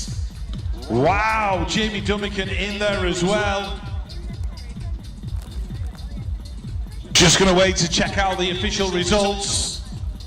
Oliver Kendall, though, definitely going across that line in front. Wasn't much of a gap, though, between him and Harrison Collis.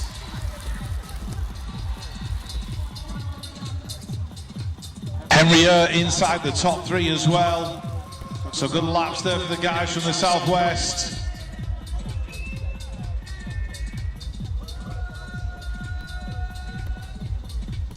So all action here at the School Games BMX 2022.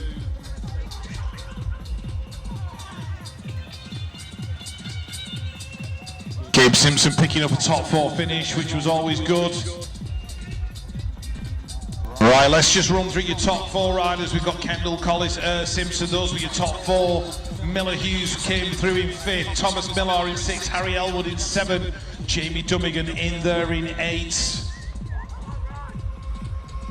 Right, as we go on to the next moto, we've got Lewis Cook from Scotland, Cameron McGrail from Scotland, Thomas Doran from Wales, Oliver Purvis from Ulster, Zach Green on his home track from the Midlands, Taylor Hunt from the southwest, Max Clare also on his home track from the Midlands, and Rodri Jones out of Wales.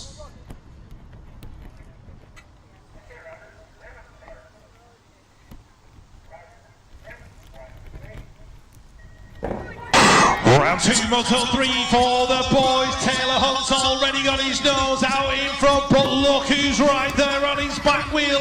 That is Zach Green. Hunt and Green going 1 and 2. Max Clare's in there in 3. That is Thomas Doran heading down that second straight. He's in there in 4. Lewis Cook in 5. That is the rider from Wales in there in 6. That's going to be Rodri Jones. But as they head to the final turn, it is Taylor Hunt of the Southwest. He's going to get the win in this one. Hunt's going to take it. It's going to be Hunt, Green, Clare. That's going to be 1, 2, 3. Doran's going to get the 4. Lewis Cook in 5. Rodri in there in 6. The Ulster rider in 7 is Oliver Purvis. And here comes Cameron McGrail of Scotland doing a grand job as well.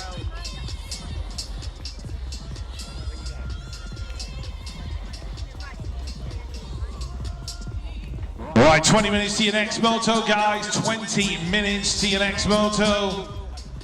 Result confirmed. Taylor Hunt taking the win. Zach Green in that second spot. Max Clare in 3rd. Thomas Doran in 4th. Lewis Cook in 5. Rodri Jones in 6. Oliver Purvis in 7. And Cameron McGrail of Scotland. He came through in that 8th spot. So good laps from the boys as well. We've got a 20-minute break now before we move into the next round of racing. Moto 3.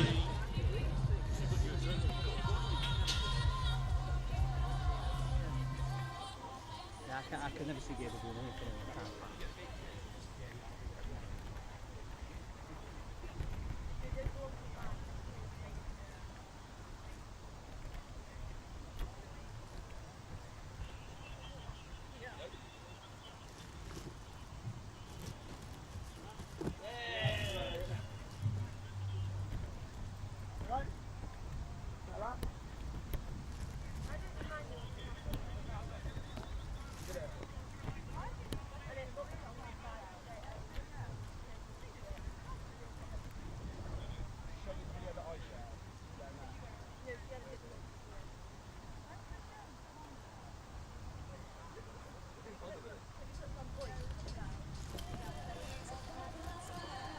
Alright, just been recording some pieces to camera at the side of the track. We don't want to separate a lady from her cheese sandwich, what can we say? So, not for too long, it's tuna, is it? Oh. Cheese, tuna, doesn't matter which one it is really, does it? As long as it's on a bit of bread, fills a corner. Yeah. So we're having a grand time here at the BMX portion of the School Games 2022. Certainly our crowd are getting into it as well. Yeah, just having a really good time. Hope you guys at home on the Youth Sport Trust YouTube channel are enjoying yourselves. I was hoping there was going to be a social media hashtag for this. We can hashtag School Games BMX, that's what we can do.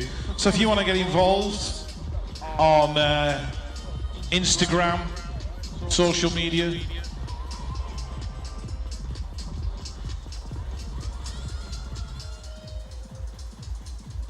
right, there is a hashtag somewhere.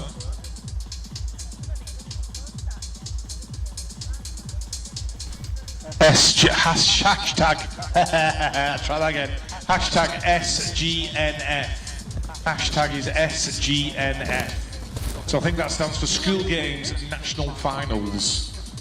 So if you're on Instagram, Twitter, anywhere where a hashtag might be present, which seems to be worldwide at the moment, SGNF is your hashtag. And we'll throw another one in, hashtag School Games BMX, just to be extra cool. So if you're on social media, Instagram and Twitter, hashtag SGNF and hashtag School Games BMX. Love to hear what you've got to say. So we'll be back in just under 20 minutes time for a bit more racing. Just enough time to put the kettle on, make a brew, and pop back and join us a bit later. There's so much respect for Loughborough because it generates good players but also like well-rounded people, and I think being here for 4 years I've really realised how much it's developed me as a person, not only as a badminton player. The fact that it's on campus really, really helps with your sport because you've got the best facilities in the UK here, right at your fingertips. So parasport is integrated through almost all of our offers at Loughborough. Of course, there are some sports where we need to have specialist provision for some para athletes, but overall, most of our programs are highly integrated so that you have disabled and non-disabled athletes able to train alongside each other, We've got fantastic facilities, fantastic coaches, fantastic support staff. Our alumni network extends throughout professional sport, and what that creates in the end is a Loughborough family, which really is there around you and supporting you as you move through your journey. As a scholar, I get free physio support, so I can see physio whenever I like and it's for free. I get free S&C, so I have a strength and conditioning coach that works with me and my coach. Then I can see a nutritionist, which again, he ties in with my strength and conditioning. It's all quite individualised, so the coaches will sit down with you and discuss like what you want out of the programme, what are your priorities, and they'll build a kind of a schedule that will suit you and your needs. It makes everything easy because they all talk to each other and then they can talk to my coach and then everything's just in one place, and so it's just, yeah, it's ideal, to be honest. One of the things I'm proudest of is that the average marks of our performance athletes are higher than the university average almost every year. We really care about people's degrees and we support them and make modifications to both their sporting programme and their education programme so that they can genuinely do both. The reputation of Loughborough, it's there for a reason. It's known as the best because it is the best. So our facilities are fantastic and it's hard not to get blown away by them. But the thing I would really sell us on is the environment, the culture and the people that you'll be around. People genuinely trying to be the best they can be. We've got people competing internationally across all sorts of sports and you can't really fail but to be motivated and inspired by that.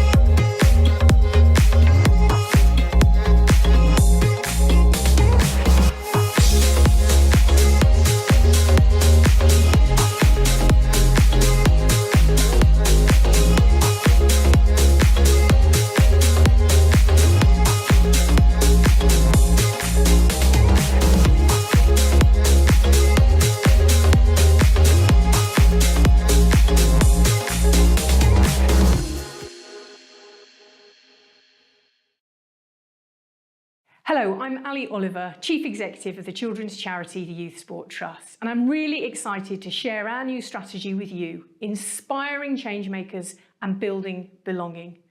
Children only have one childhood, and worryingly things have got really critical for their health and happiness. We are staring in the face of the next pandemic, where children are spending too much time online and not enough time playing together and playing with their friends.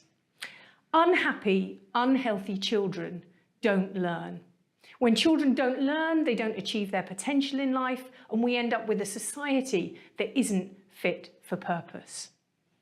Sadly, this isn't new to us at the Youth Sport Trust. We have spent 27 years building brighter futures through the power of play and sport, changing lives for the better by getting young people active, playing together and experiencing the joy of movement. At the Youth Sport Trust, our vision is a future where every child enjoys the benefits that come from play and sport. And now there's never been a more important time for us to focus on this. Our strategy sets out to tackle this. Over the coming years, we'll harness the power of play and sport to help young people find a sense of belonging and raise awareness of the damaging impact of a life without play and sport. By helping young people feel a sense of belonging, we'll stop them being isolated, lonely, feeling anxious and bombarded by others constantly telling them how they should look, feel and be. We really need your support. A 4-year-old entering school this year will leave in 2035. They deserve a world where their health, happiness and well-being is prioritised. We're on a mission to try and create societal change, but we can't do that alone. We need a whole range of new change makers, teachers, families, young leaders themselves, politicians, the media, a range of people in public life who are equally concerned about the health and happiness of the next generation. So please join us, become a change maker, read our strategy and help us build a brighter future for young people through play and sport. Thank you.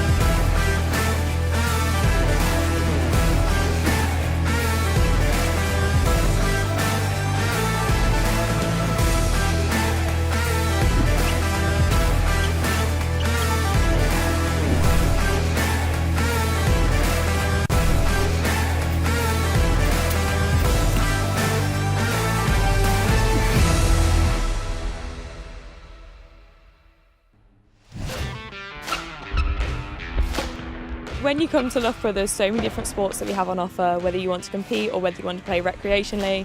But our competitive side, we have our AU teams, so we hold taster sessions, so you can give things a go. And then if you want to, you can trial for the team. And then if you're successful on the team, you buy a membership and you compete for Loughborough in that sport. Loughborough has been phenomenally successful at BMX. BMX is the British Universities and Colleges Sport Championships. So we have over 60 clubs that compete and train week in, week out. Thousands and thousands of students take part in the athletic union, and they all love to wear the kind of African violet purple shirt with pride and represent the university against other universities and against the best clubs in the country. The buzz you get on Wednesday nights, the BMX nights, just running out in front of all your friends, it's just a real buzz, walking through that tunnel, getting onto the pitch. Playing for Loughborough makes me feel really proud, just seeing the people that have been there, worn the shirt already, and what they're doing now. They're playing for England on the weekends, they're playing for the professional clubs. Each athletic union club has their own student committee which help to run and facilitate their sport. It's really important for us that student development is just as much at the heart of what our athletic union clubs do, as well as the actual playing of sport. Everybody gets to use the same facilities here on campus. It's not like we've got facilities that are only for elite people or only for beginners. We all use the same facilities, tread on the same pitches, and we've got staff that are available to make sure that your experience is as good as it can be. We have an incredible array of coaching staff, performance support staff, so things like physio, strength and conditioning coaches that are always on hand to help people learn, develop and improve. So the AU at Loughborough is just like completely different from any other university. The competitive side of it is really supported by the uni, and like the social side as well, alongside the competitive teams. Everyone seems to really be invested and come to support Loughborough when they're playing. Loughborough will give you an incredible opportunity for sport, whatever your interest is, whatever level you want to be part of, and really have that life-shaping journey through university. This is the place that you can really develop and learn and enjoy yourself as well.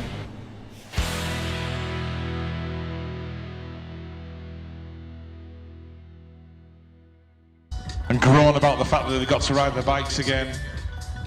I'm joking, guys, I'm joking. 5-minute warning, we're going to be back on in 5 minutes. So, last Snapchats and TikToks, please. And then back up on the gate.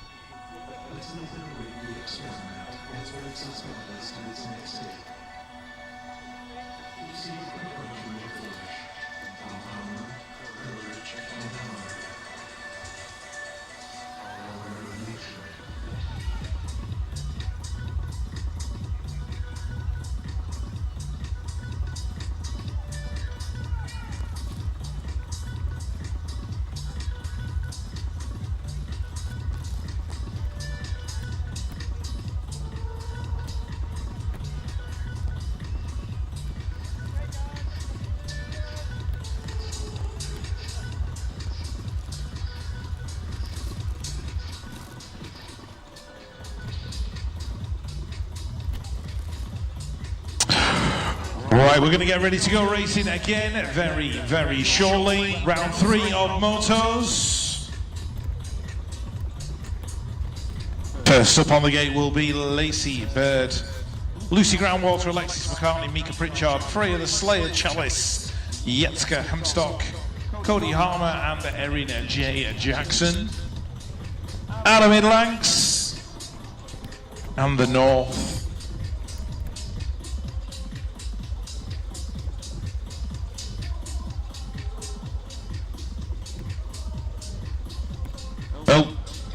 Some of the parents are scaling the fences. It's always the rowdy ones. Amanda Hemstock.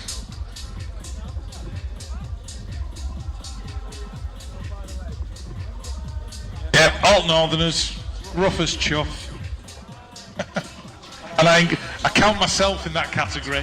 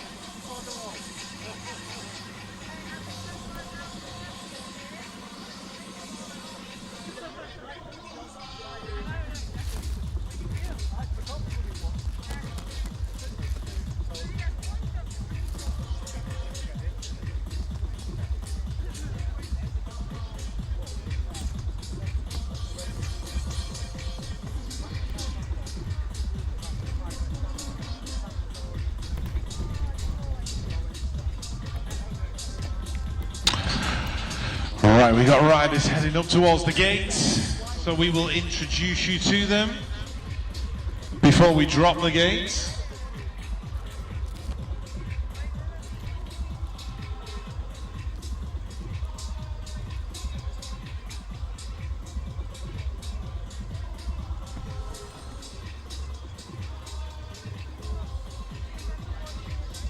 Lining up on the gate for round 3 of motors, we have a Lacey Bird from the south, Lucy Groundwater from Ulster, Alexis McCartney from Scotland, Mika Pritchard from the southwest, Freya the Slayer Chalice from the east, Yetska Hemstock from the north, Cody Harmer from the southwest, and Erin J. Jackson from the north.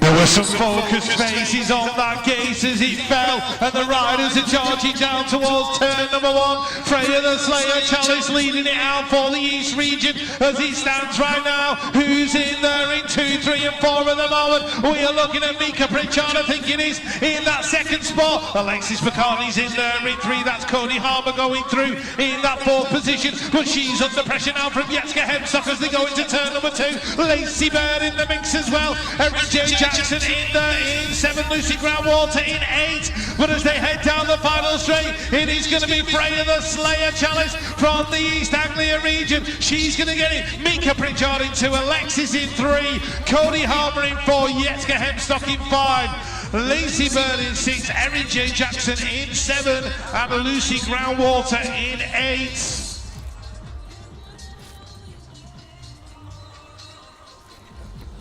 We are just going to check our official results. There you have it, Freya Chalice taking the win. Mika Pritchard in 2, Alexis McCartney in 3, Cody Harmer in 4, Yetska Hemstock in 5, Lacey Bird in 6, Erin J. Jackson in 7, and Lucy Groundwater rounded out the field in 8. As we move on to moto number 2, we have got Tilly McCrum from Scotland, Jaya Jack Bradshaw from the Midlands, Ellen Parr from Wales, Elizabeth Bown from East, Sophie Elwood from Wales, Lily Phillips from the north, Chelsea Barnett from Scotland, and Alicia Sunderland from Ulster.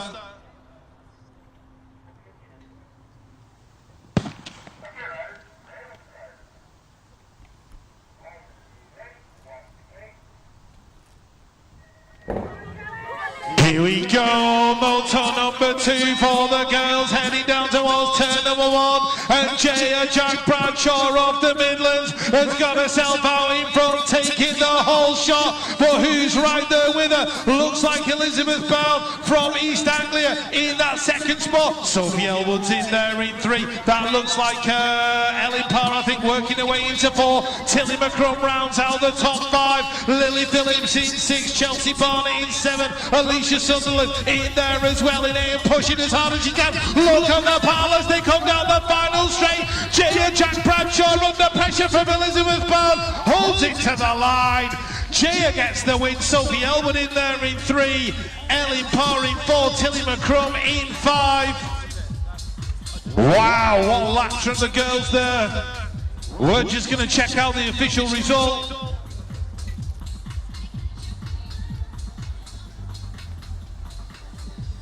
Great laps from the girls in Moto 2. All fist bumps and happiness at the line. Great sporting spirit shown by all the competitors this weekend. And we can confirm that Jack Bradshaw did take the win.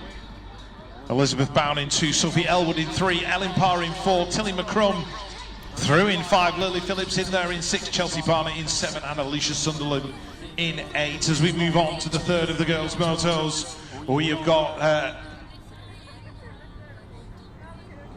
there is your results on screen. Jack Bradshaw, Elizabeth Bown, Sophie Elwood, Ellen Parr, Tilly McCrum, Lily Phillips, Chelsea Barnett and Alicia Sunderland. Next up, Moto 3 for the girls, we have got Paige Proctor from Wales, Esme Brooke from the Midlands, Elsa Rendell-Todd from the south, Amelia Grattan from the southwest, Annalise Cadman-Carpenter from the east, Abigail Niequest from the Midlands, and Amy McConnell out of Ulster.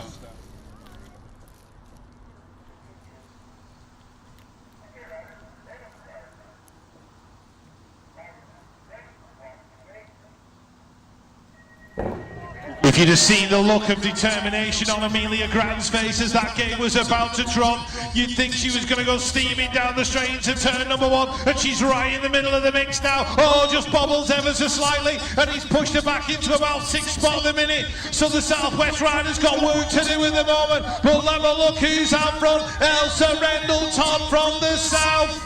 She's there in 1, Annalise Cadman-Carpenter battling with Esme Brooke and Abigail Niequest. The Midlands girls together off the track and on it, best of friends, but also competing today in the School Games 2022. But Elsa Rendell-Todd is going to take it to the line. Todd gets it, Cadman-Carpenter, Brooke, Niequest, Grattan, Proctor and McConnell in that order. Great laps there from the girls. Amelia Grattan, the look of determination before that gate fell. And you could see how much she wanted the win, but it didn't quite go to plan. Elsa Rendell-Todd taking it from Annalise Cadman-Carpenter. Those girls went 1 and 2, Esme Brooke and Abigail Niequest. The Midlands best buddies, they were 3 and 4. Amelia Grattan pulled it back to 5, Paige Proctor came through in 6 and Amy McConnell in 7. So great laps from those young ladies in the third moto of girls racing. And next up we've got the boys up on the track, but there's your confirmed result on the screen. Elsa Rendell-Todd, Annalise Cadman-Carpenter, Esme Brooke, Abigail Niequest were your top 4. Amelia Grattan in 5, Paige Proctor in 6 and Amy McConnell in 7. Next up, we've got the first of round 3 for the boys. On the gate, we've got Rodri Jones and Harry Elwood from Wales, Benjamin Weiss from the Midlands, Miller Hughes from the south, Jared Hill out of the east, Gabe Simpson from the north, Thomas Doran from Wales, and Harry Tanner from the north.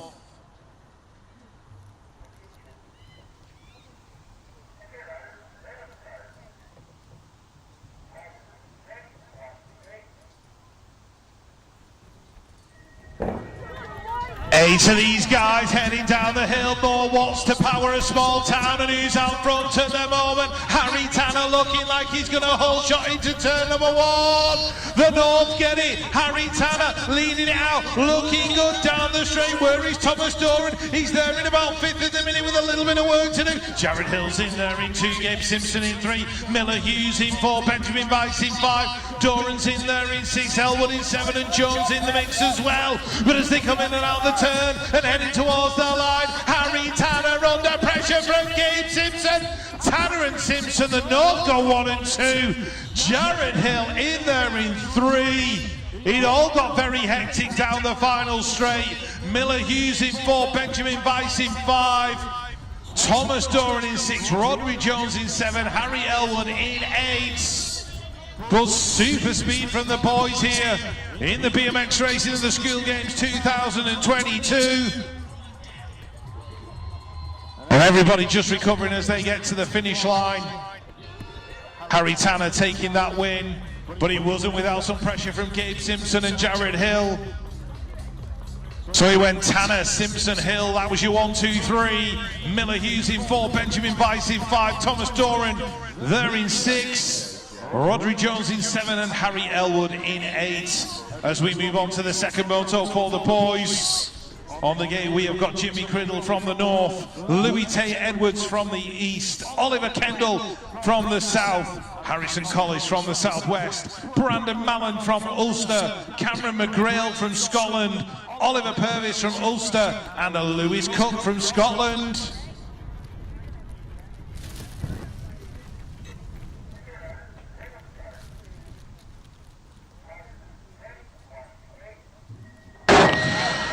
Oh, great gauge there from Kendall, but a better one from Collis, and it looks like he's going to lead it down towards turn number 1. Harrison Collis out of the southwest. The family are all here watching him this weekend and cheering him on, and he wants to give them something to shout about. So it is Collis. Kendall won a world title at the World Championships in France aboard his cruiser. This time he's on the 20-inch. Jimmy Criddle's in there in 3. Louis Tay Edwards in 4.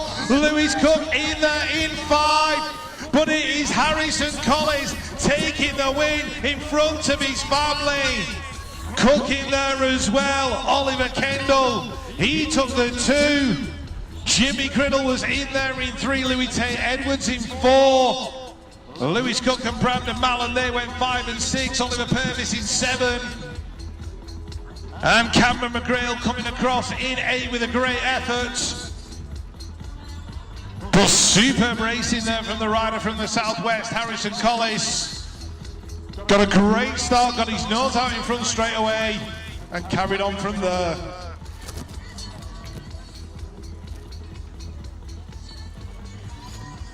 So your official results: Harrison Collis taking the win, Oliver Kendall in 2, Jimmy Criddle in there in 3, Louis Tay Edwards in 4, Lewis Cook in 5, Brandon Mallon in 6, Oliver Purvis in 7, and Cameron McGrail in 8. Moving on, Moto 3 for these guys now. We have got on the gate Zach Green from the Midlands, Taylor Hunt from the southwest, Lewis Collins Nimmo from Scotland, Max Clare from the Midlands, Thomas Millar from the east, Henry Eyre from the southwest, Arne Esselmont from the south, and Jamie Dummigan out of Ulster.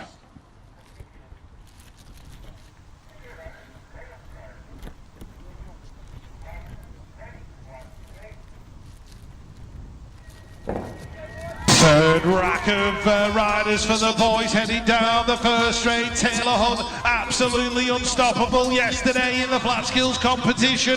Maximum scores in the morning and won the time trial in the afternoon, and he's leading this one out at the minute as they head down towards turn number 2.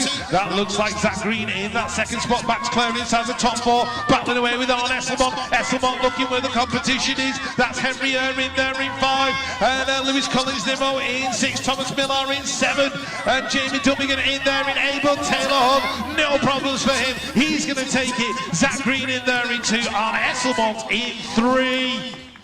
And Max Clare going through inside the top 4.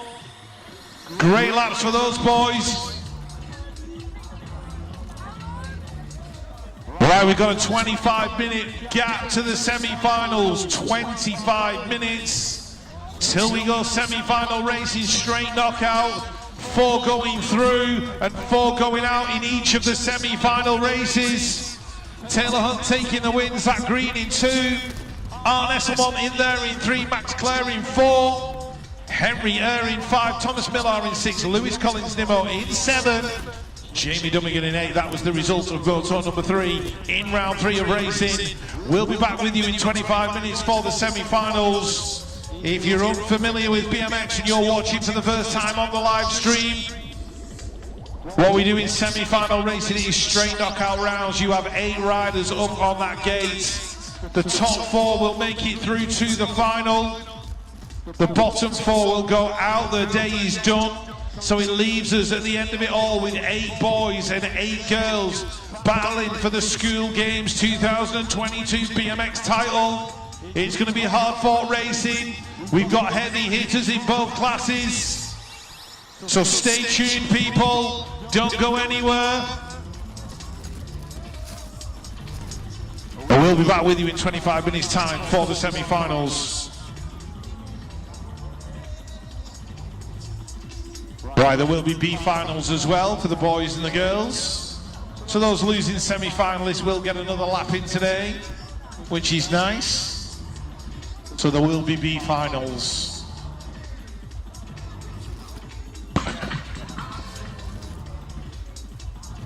It's nice to meet you. I'm Eden. Hi, Oh, go for it. Sorry. I was saying hi, and it's nice to meet you. Okay, cool. I'm a T54 wheelchair racer, and I competed at the school games quite a lot. It was one of my first competitions, but I'm a bit old for it now, unfortunately. But what sport do you do? So I'm a T38 sprinter and long jumper. Yeah, I think. Yeah, I'm an T38. So, what's your favorite event then? I think I started off with sprinting, and then I gradually moved over to long jumping as well. That's awesome. So probably 100 is probably my favorite. Okay, got it. So I do long distance. I've most recently done the marathon at the Commonwealth Games, and I do track stuff as well. Unfortunately, I don't do 100-meter sprints anymore, but that's actually one of the events I competed at when I went to the school games. So have you done how do you compete often? How long have you been doing your sport? So I started my sport like seriously like 2-3 years ago, so like year 7. I did school games last year, but because of like COVID and everything, it kind of was a bit different. I've done some like major events. Like I think in May I competed for GB. Oh wow! At the Italian Grand Prix, Power Grand Prix. And yeah, I've been doing some. I did Diamond League this year. Mm-hmm. Yeah, so quite a bit competing. Wow, that's really, really cool actually. I was lucky enough, I've been competing since I was 12. I'm now 21, so quite a long time. I've competed for, well, Team England, and I went to the World Juniors twice as well. And for me, that was a big product of the school games because it was the first place that I actually went on my own as a young competitor, which I really enjoyed, but obviously must have been a bit different during COVID. I didn't have that experience, but I'm sure this year, now COVID's out of the way, it should be a lot more eventful and interactive. Yeah. So, yeah. Do you have any questions? Or sorry. Yeah. What first inspired you to do long distance and wheelchair racing? So I watched 2012 when I was quite young, and I went into senior school in year 7 just after the Paralympics games had ended, or sort of during the end of it, at the end of it. And my school was really big on sport where I went. So they introduced me into a program called Playground to Podium, which I tried wheelchair racing there. And then I found my coach, Jenny Archer and David Weir, and I sort of got into it from there. And long distance kind of came naturally as I got a bit older. Everyone in wheelchair racing, or not all the time, but in most cases you start off doing sprints because it's not easy to learn, but your body can handle it a bit better, sort of getting used to it. And it was sort of when I turned maybe about 16 or 17 that I realized that I preferred long distance. And this year was the first year I actually stopped doing sprints. And it's also the first time I've ever done marathons. So it was quite a long progression into the long distance stuff. Yeah, I can never do long distance. Well, never say never. I thought that when I first started. Well, it's more fun than it sounds. Yeah. So how did you prepare for like competitions and like the Commonwealth Games? So mainly I have a routine that I do. Especially the night before, it's making sure everything's packed. I write a list, which sounds really boring, but it works. And I've been competing for a long time. So for me, I've found what works for me, how to warm up properly and stretching. And if I take any supplements, what ones I'm going to take depending on the distance and the races. But training wise for the Commonwealth, the preparation was pretty brutal. It's been super hot, and long distance in such extreme heat is really hard. So for me, it was sort of trying to figure out how I can push 100 miles a week to prepare for the Commonwealth Games. And that was really difficult, but I was lucky enough to have a great team of coaches and nutritionists behind me. And I did a lot of research for myself for nutrition to find out sort of what's best for me as a long distance athlete, and S&C as well, strength and conditioning, that was a massive part played too. But mainly it's just getting my head down, knuckling down and going for it. That sounds good. So what like tips would you have for someone preparing for a race? I think go through the steps. You've got to envision your race, all the outcomes that there might be, how you would react if something happened. It's really good to practice in all weather conditions if you can, because you never know if it's going to be raining on the day or how windy it's going to be or how hot it's going to be.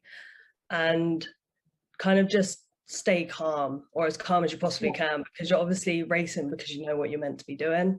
And you've said that you've raced quite a lot and competed quite a lot, so you know what works for you, and it's just taking deep breaths and staying calm and knowing why you're there. Yeah, okay, that sounds good.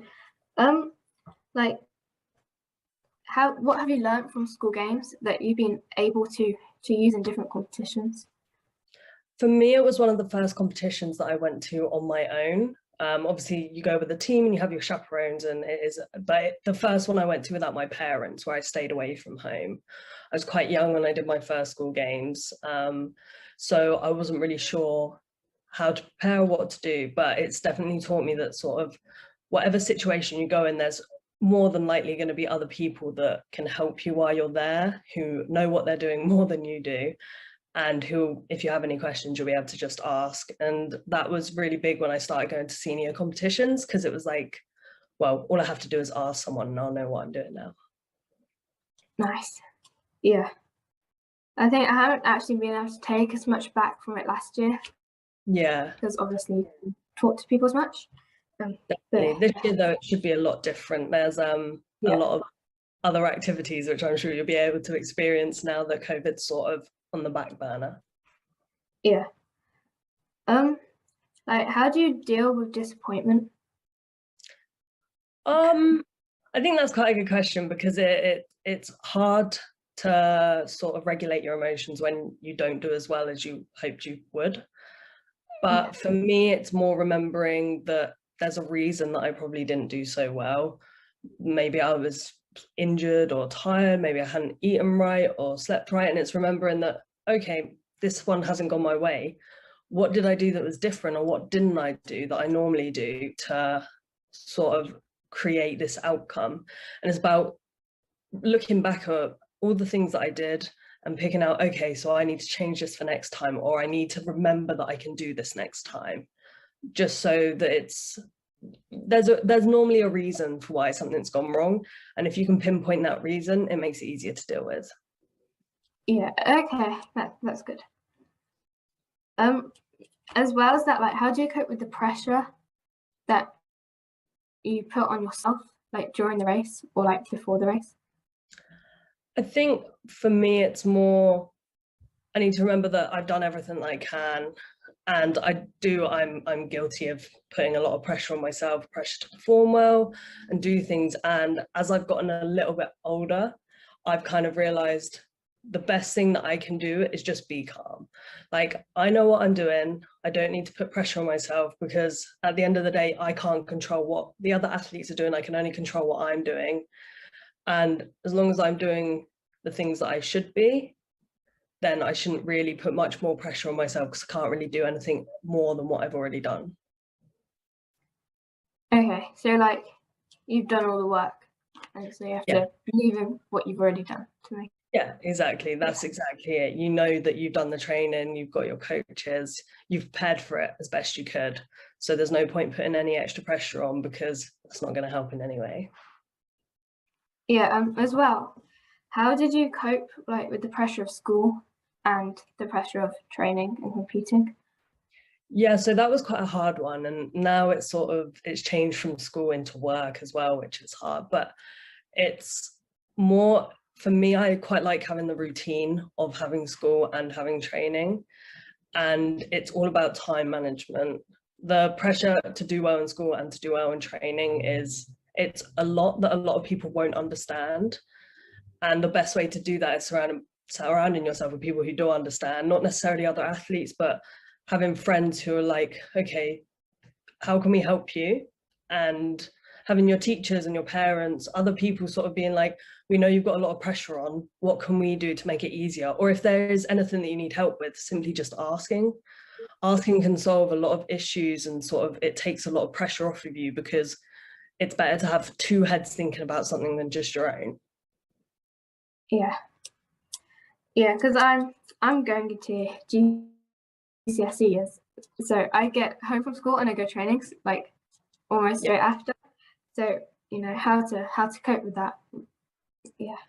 Yeah, that's a really hard one, especially during exam season. I remember when I was going through my exams, and it's okay to say, look, I have, say, whatever, you have your English exam on the Friday. If you're meant to be training on the Thursday or the Wednesday, it's okay to sometimes say, no, look, I need to work on my schoolwork this week. I need to do this. And then you can pick it up in training after you've done your exam. But it's okay to sort of prioritize things. You don't have to keep the ratios of sport and work and sport and school life exactly the same all the time. It's good to prioritize things at points, because it will help you get through it a lot easier. Yeah, like when did you learn how to prioritize things and what to prioritize? For me, it was probably during exam seasons, really, because I knew that it was summer. I had races going on, but I also knew that, okay, GCSEs, that's something that I really need to focus on as well. And for me, it became about, okay, if I maintain my level of fitness and keep training, but if I need to just sort of, if I say I really struggled with my science exam and my physics exams, so I was like, okay, so on a Wednesday night, which is when I was normally going to train, the Wednesday before my physics exam, I said, look, I'm not training today, I need to focus. Because for me, I figured out that GCSEs are something that is going to be going on forever. It's a good thing to make sure I've got my GCSEs and the best grades I can get. And with training wise, I can pick that up at another point. So after my GCSEs, I had all the summer to really smash it out, really pick up my training, and prioritize my training in those summer months where I didn't have my exams. So it's just, it will come more naturally to you throughout your GCSE year. You'll kind of figure out what's harder and what's easier, and then what you need to spend more time on. And it's more about not being afraid to say to your coaches or your parents or whoever, saying, look, I just need to focus on this right now, and I can focus on something else later, whether that is sport, if it's social life, whatever it is, you just don't be afraid to say it. Yeah. About social life, how did you like juggle sport and like work or school and like your social life as well? So for me, obviously, you're doing so many things. You're doing sport and you're doing your school life, and you want to have your friends and your social life going on as well. And it was about, again, sort of time management. So even me now, I can't go out every single day with my friends because I've got other things that I have to do. But what I do is on a Saturday afternoon, Saturday night, whatever it is, I'm like, okay, that's the time that I will see my friends and spend quality time with people. And if I have extra time throughout the week, then if I'm up to it, if I'm not too tired, if I've not got anything else on, then I'll go and see my friends. And it was more about making sure my friends understood why I can't just go and hang out with them at any time of any day like they can with everyone else. It was making sure that they know, okay, these are the things that I really have to do, and I will make time for you. It's just, we've got to find the right sort of time that works for everyone. And for me, it tends to be a weekend, a Saturday or a Sunday morning or something like that. And it's all really about time management and just figuring out, okay, right, I'm training Monday, Tuesday, Wednesday. I've got to do revision on Thursday and Friday and Saturday, even saying, right, Sunday for a few hours during the day, let's go out, let's do something, or FaceTime your friends or talk to them. But it's sort of, you again, prioritizing and time management. Okay. How did you find school games when you were there? I loved it. What did you enjoy? So for me, I was really lucky, and I met two of my best friends at the school games, and they were both from different teams.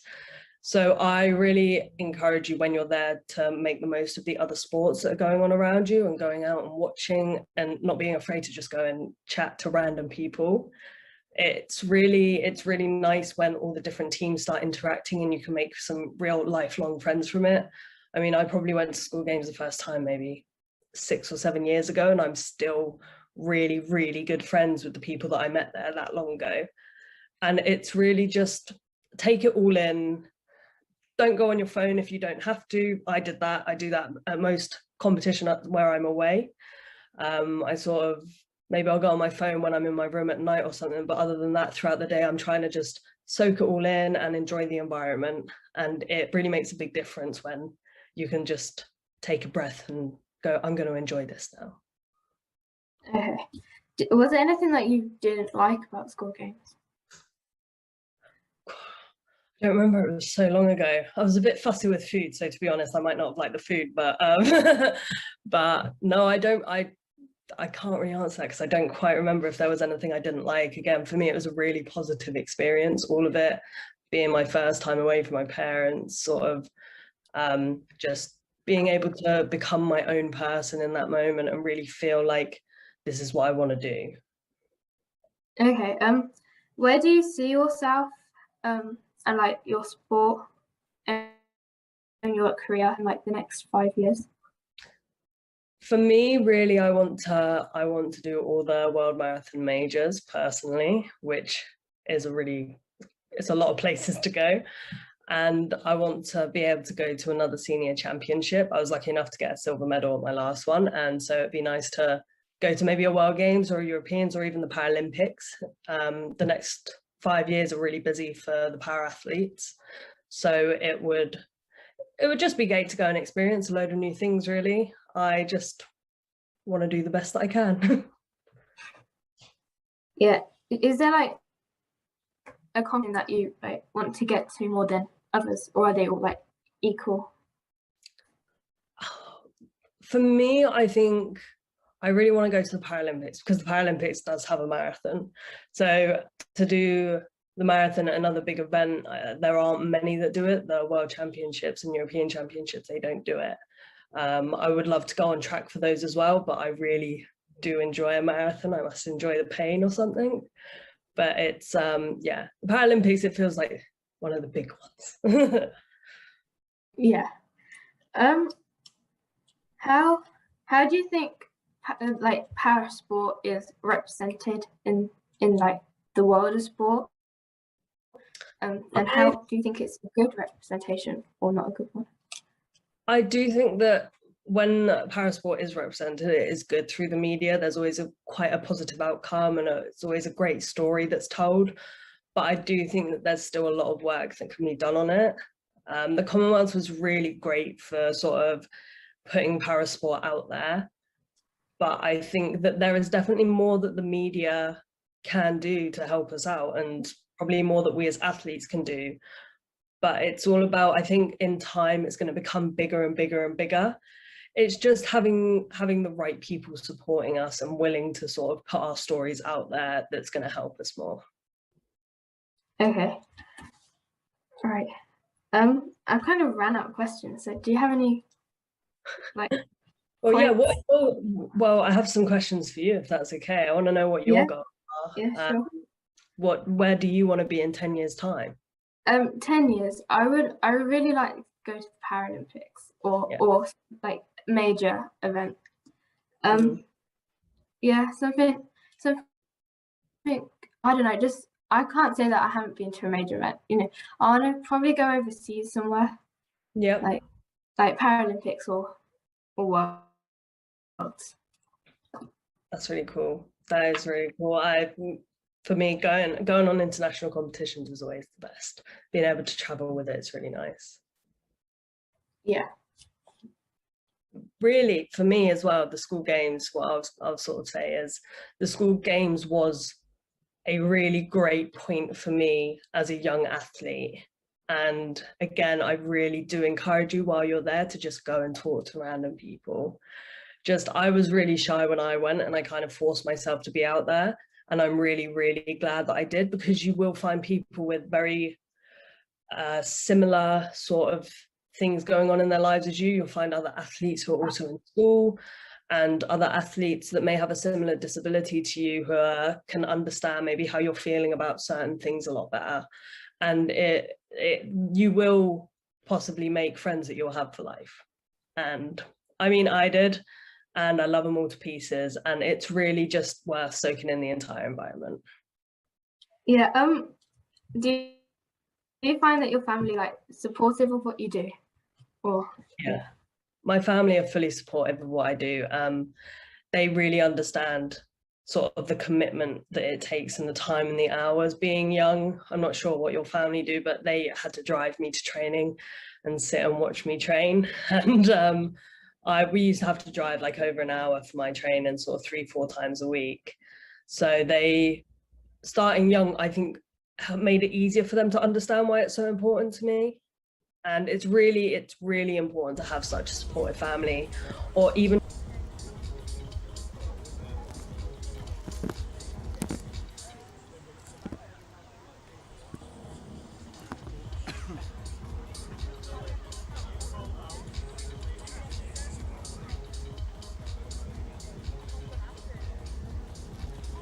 All right, we're going to move on.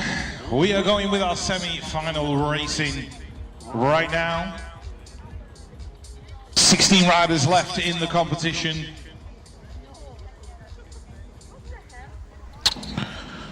Two gates of 8. 4 will go through to the A final, and the bottom 4 will go to the B final. So semi-final number 1 for the girls. We're going to introduce you to the riders one at a time, just so you know who everybody is, and family and friends at home can cheer for their favourites. You tired, Freya? Yeah. All right, first up on the gates. From the north on the 3.2, give it up, make some noise for Lily Phillips. Next up, out of Wales, on the 8.3, we have got Sophie Elwood. On the 5.3, out of the southwest, it is Mika Pritchard. On the 5.2, out of the southwest, it's Amelia Grattan. Next up, on the 8.2, out of Wales, Ellen Parr. On the 1.2, out of the Midlands, Esme Brook. 2 East Anglia riders left. On the 2.3, it is Elizabeth Bound. And last but not least, on the 2.2, in the yellow of the East region, Freya the Slayer Chalice. This is semi-final number 1 for the girls, about to go. Absolute silence for the start, please.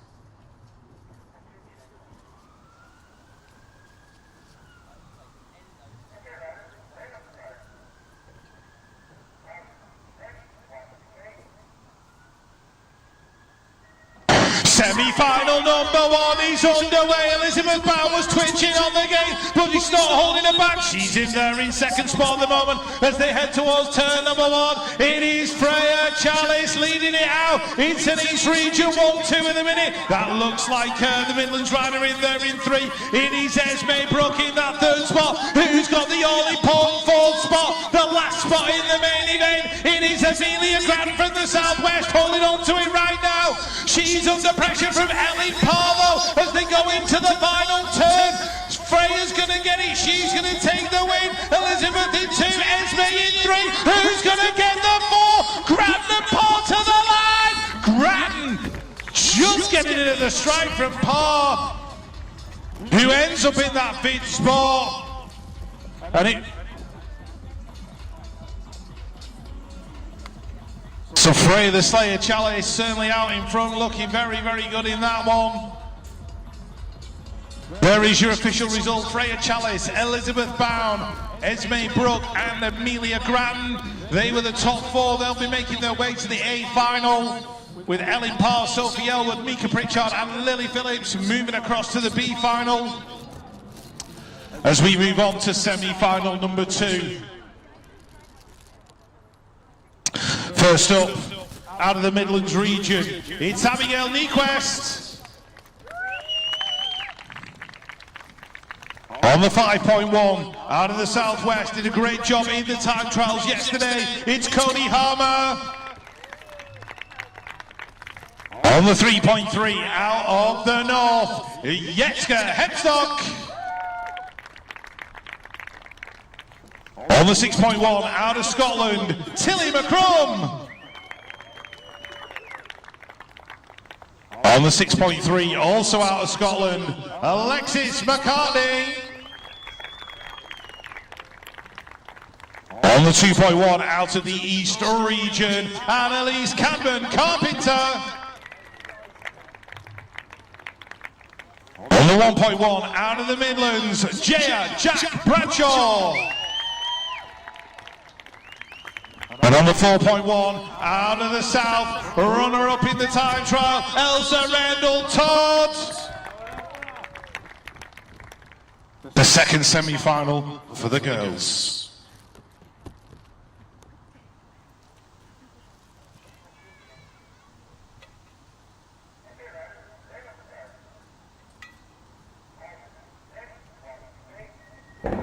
It was a short pause on the gate, and who's got the fastest reaction? Looks like Jaya Jack Bradshaw's going to work her way into the lead. She's got Elsa Rendell top and Annalise Cadman Carpenter right there with her. Alexis McCartney just working her way into that 3rd spot at the moment. So 4 go through to the A final, 4 go through to the B final, but it's going to be Jaya Jack Bradshaw leading it into turn number 2. It's Bradshaw, Todd, McCartney, Cadman Carpenter. That's your 1, 2, 3 and 4, but don't count out Cody Harmer. She's right there and looking for an opportunity to strike. Is she going to get it down the final straight? Drag racing with Annalise Cadman Carpenter. Carpenter's making a move on McCartney. Who's going to get it in the stripe? Oh, so close. We're going to have to see what the official result is, because Cody Harmer was right in there. Couldn't tell visually from where we were.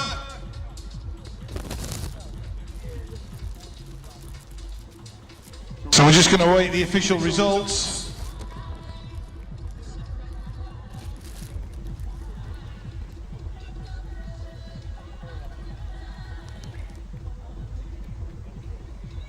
Jack Bradshaw definitely taking the win then with Elsa Rendell Todd in 2. There was a big old battle. Look at that. Elsa Rendell Todd in 2, Annalise Cadman Carpenter in 3, and Cody Harmer right at the line by 3 1/1000ths of a second, taking that 4th spot from Alexis McCartney. So close finishes in the girls' semi-final, literally nothing in it. As we move on to the first of the boys' semi-finals. First up on the 1.3, out of the Midlands, Benjamin Weiss. Next up on the 6.1, out of Scotland, Lewis Cook. For the southwest on the 5.3, Henry. For For the Midlands on the 1.1 on his home track of Derby, Max Clare. For the East region on the 2.3, it is Jared Hill. On the 4.1 out of the South, 14-year-old Cruiser World Champion, Oliver Kendall. For the North on the 3.2, it's Harry Tanner. And last but not least, he's been absolutely on fire this weekend on the 5.1 out of the Southwest, Taylor Hunt.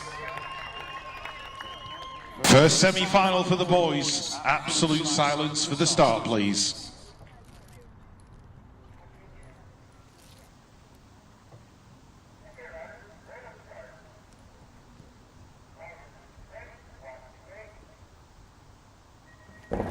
This one is going to be an absolute banger of a race. I don't know if I want to commentate or just sit back and watch it all unfold. Taylor Hunt is going to lead it into the turn. Harry Tanner's in there in 2. Oliver Kendall in 3. Max Clare in there in 4. Where is Henry? He's back there battling with Jared Hill for that 5th spot. But has he got enough into tag to catch the rider in there in front?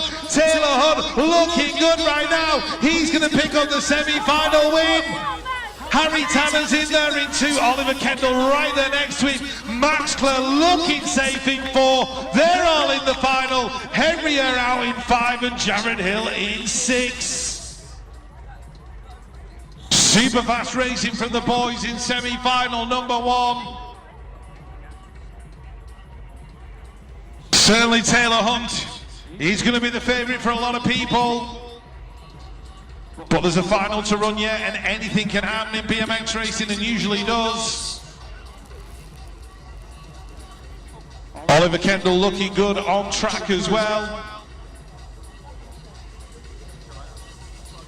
And Harry Tanner and Max Clare. And then there was a bit of a gap there to Henry from the Southwest, with Jared Hill, Lewis Cook and Benjamin Weiss. Making their way to the B final, there is your official result. Taylor Hunt, Oliver Kendall, Harry Tanner and Max Clare making their way to the A final. Henry, Jared Hill, Lewis Cook and Benjamin Weiss in the B final.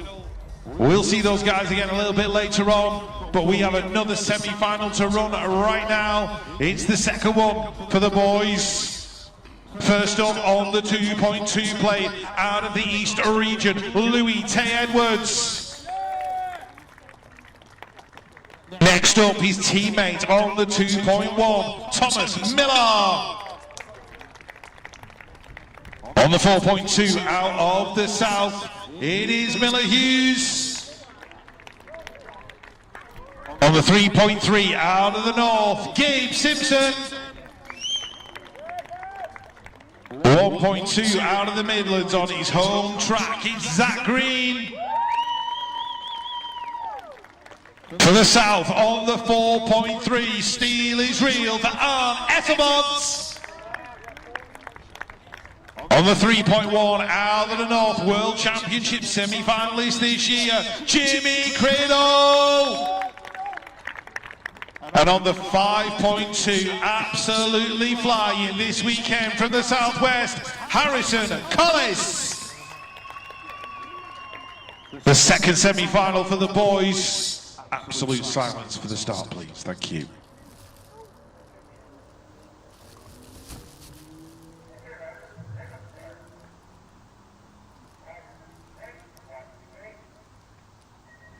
Oh, Zach Green was twitch on that gate, but he managed to hold it together. But the young man leading it out into turn number 1 at the moment. Out of the North, it is Jimmy Criddle. Criddle gets the whole shot. That's Harrison Collis in there in 2. Zach Green going through in 3. Look at the battle of the South Riders for that final qualifying spot in the minute. Miller Hughes, Arne Esselmont, Gabe Simpson's getting in there as well. Simpson's worked his way into 5 now, but lost a little bit of momentum. Miller Hughes is holding the gap up in 4. It is Criddle, Collis, Green. That's your 1, 2, 3. Who's going to get the 4? Miller Hughes makes it in. Gabe Simpson in 5. Louis Tay Edwards, Miller and Esselmont rounding out the gates. So we are in for some exciting final racing at 2 p.m. Just wait for the confirmation of your official results. Jimmy Criddle taking the win in that one. Harrison Collis, a strong second place from him. Zach Green in there in 3, Miller Hughes in 4. And then there was a 2-second gap to Gabe Simpson in 5, so the front 4 were fairly safe and clear. Louis Tay Edwards in 6, Thomas Millar in 7, and Arne Esselmont in 8. There is your official result on the screen. Criddle, Collis, Green, Hughes confirmed as going through to the A final with Simpson, Edwards, Millar and Esselmont. They'll be in the B final. We're going to come back with that race, or that set of races at 2 p.m. Be sure to join us for that one. Got time to take a breath now. So back for final racing, 2 p.m. Join us then for more BMX action.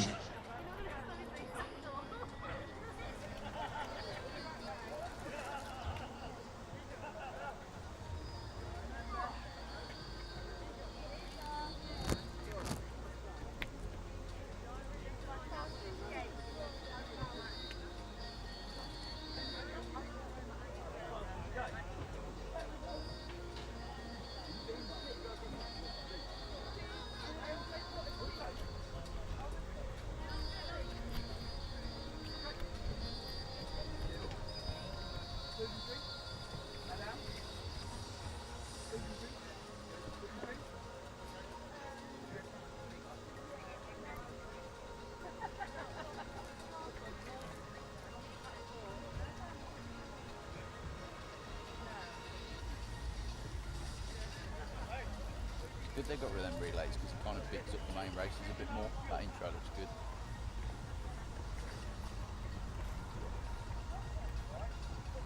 Saying not having the relays means they kind of big up the races a bit more, the main race.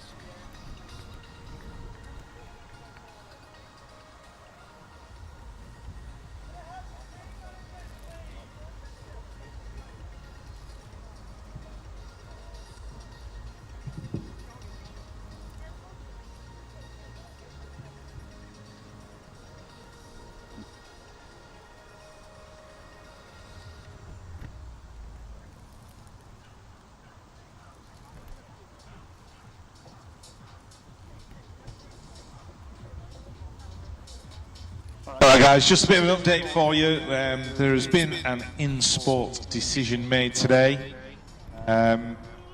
Just to ensure the safety of the riders, and we want to finish this event on a high, we really do.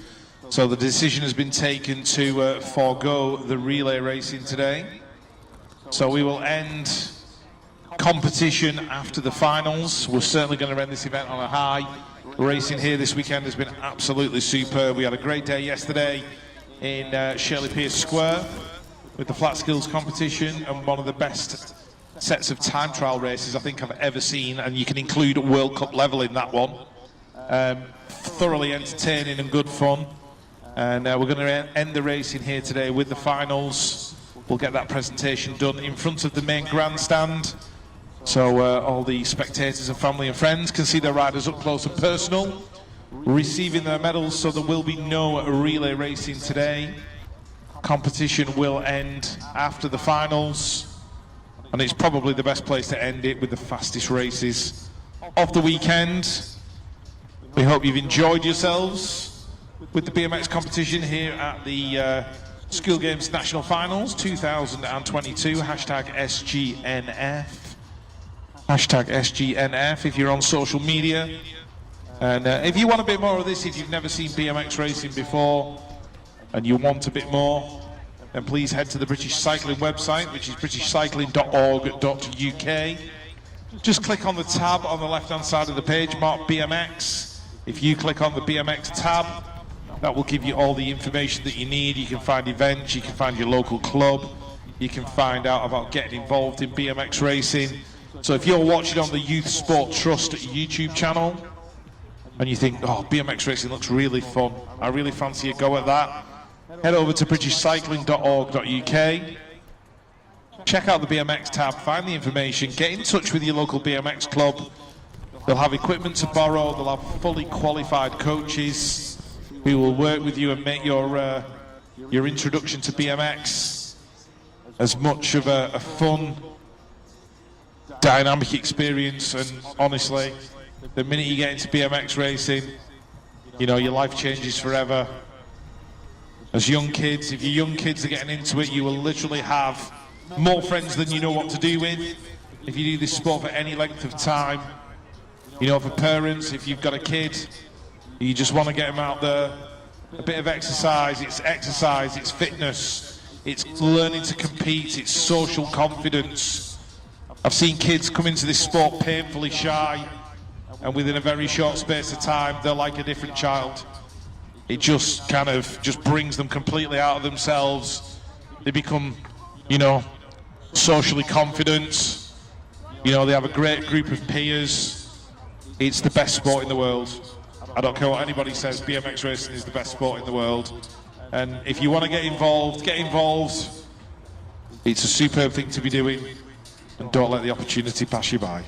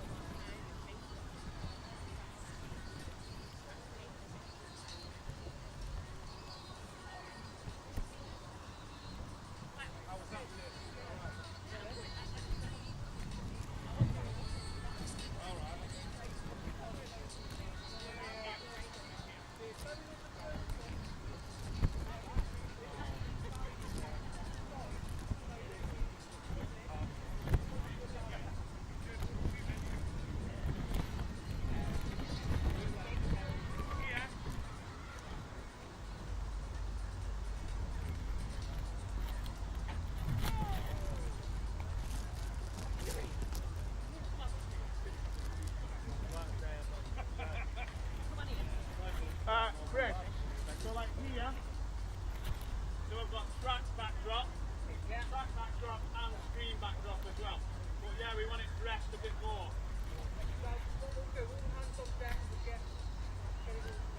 If you want to walk in field, it's fine.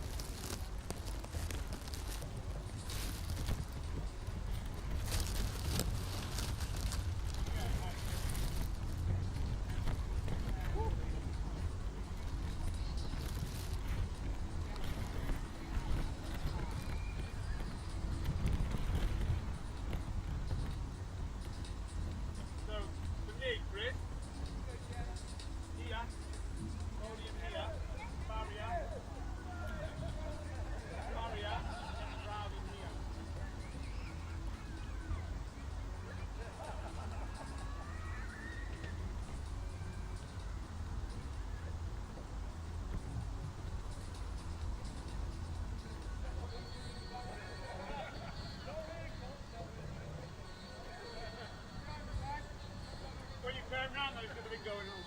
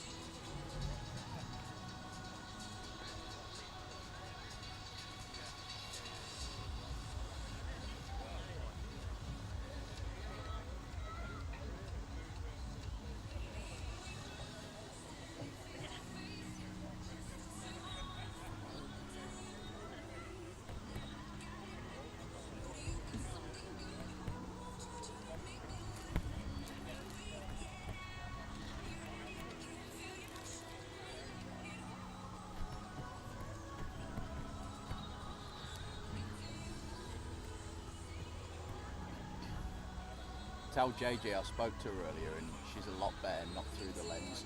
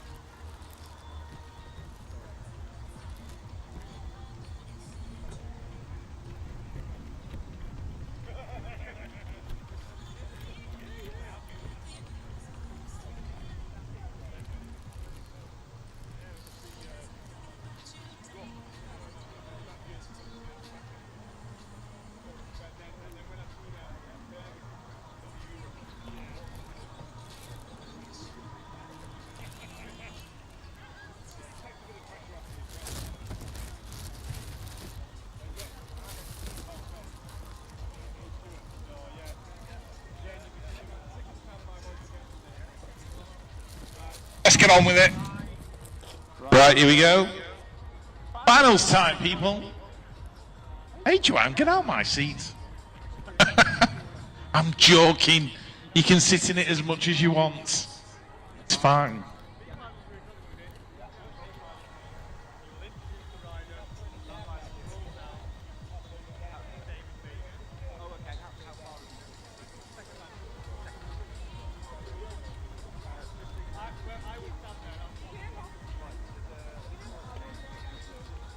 All right, all our fans in the stands and around the sidelines, BMX family and stuff, you will be allowed into the arena for the presentations. We'll get a bit more atmosphere going, so you can come out of the stands, into the arena, be a part of the presentation.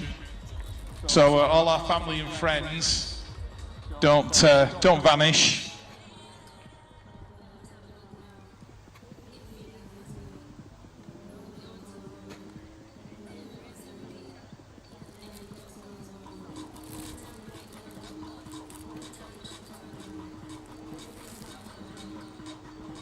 Yeah, it's not like a free-for-all. You can't just come running and dive over the fence and be in the middle of the arena.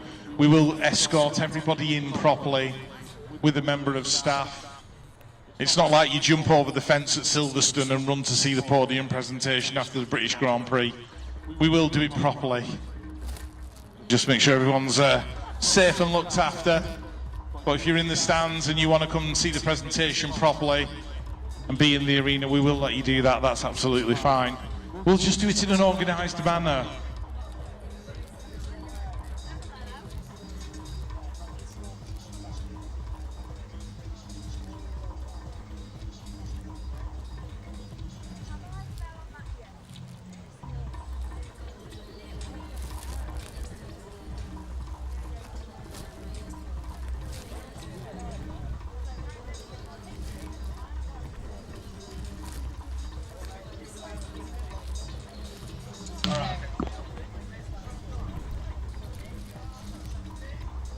All right.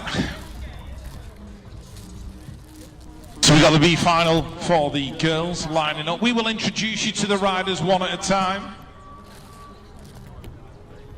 So B final getting ready to go with our girls. We're just going to do a quick gate test.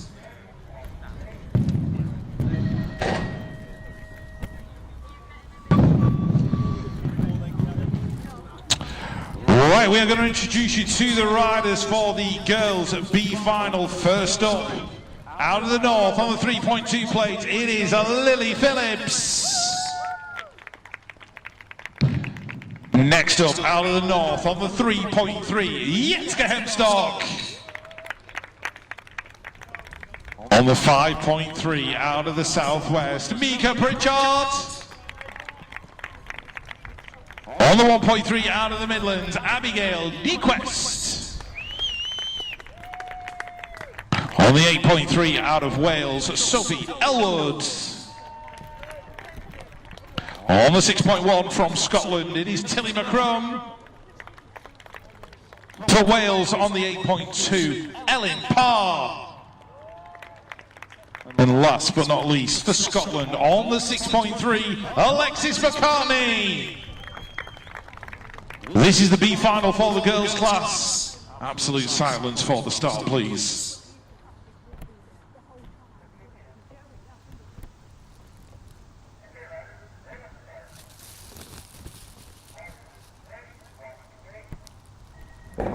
B final underway for the girls class. Let's see who's gonna get it. Alexis McCartney looking good. Ellen Parr right in there as well. Sophie Elwood in the middle and coming across is Mika Pritchard from the outside. Oh, Parr getting the whole shot. Looking good for Wales as they head down this second straight. Ellen Parr out in front. Mika Pritchard, he's right there with her. Alexis McCartney, he's waiting to take advantage of any mistake that might get made. Mika Pritchard goes round the outside. Ellen Parr's tying up a little bit. Here comes Alexis McCartney on the inside, stealing the second. Sophie Elwood's in there as well. Abigail Nyquist coming through. Mika Pritchard on the southwest. He's going to take the girls' B final. Abigail Nyquist in 2, Alexis McCartney in 3, and that looked like Sophie Elwood in there in 4. We'll just await the official result.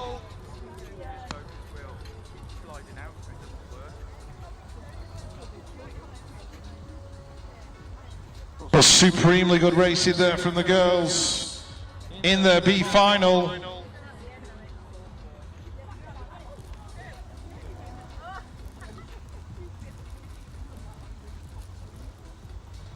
Mika Pritchard taking the win. There you go. Abigail Nyquist in 2.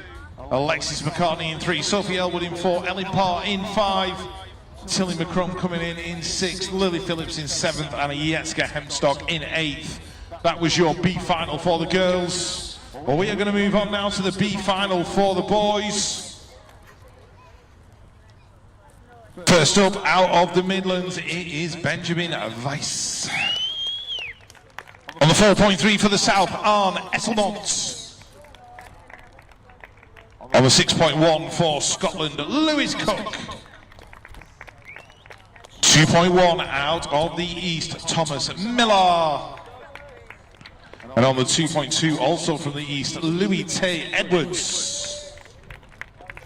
On the 2.3 out of the East, Jared Hill. On the 3.3 from the North, Gabe Simpson. And on the 5.3 out of the Southwest, Henry Boys B final up on the gate, ready to go. Silence for the start, please, ladies and gentlemen.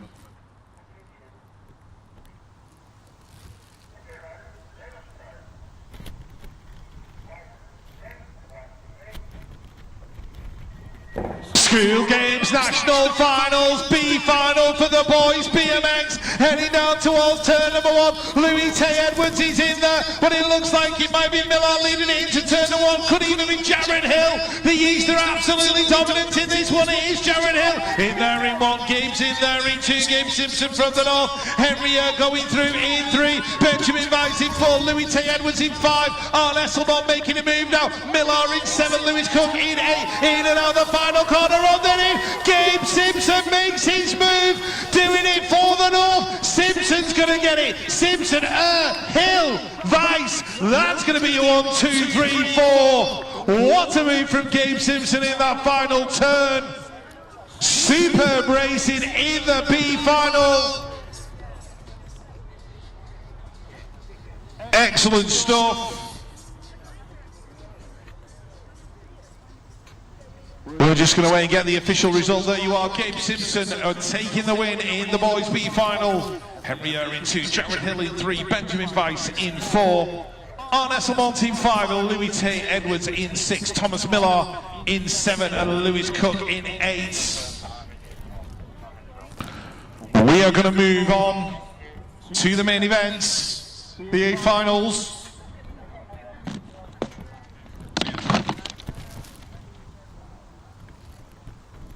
And we're going to give him a pro rollout.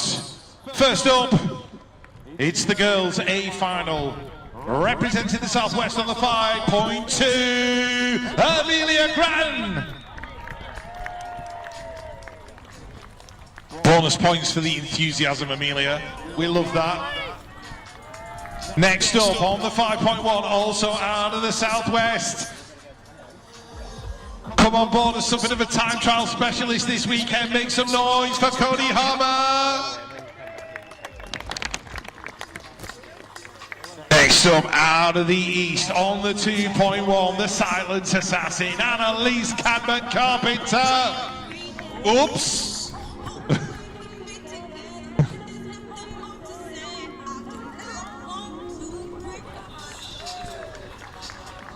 Well, next up on the 1.2 out of the Midlands, it's Esme Brook.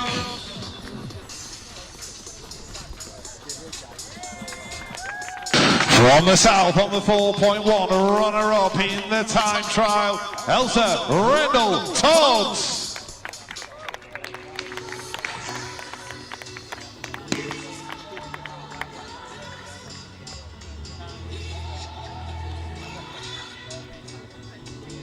All right, next up on the 2.3 out of the East, it's Elizabeth Bound.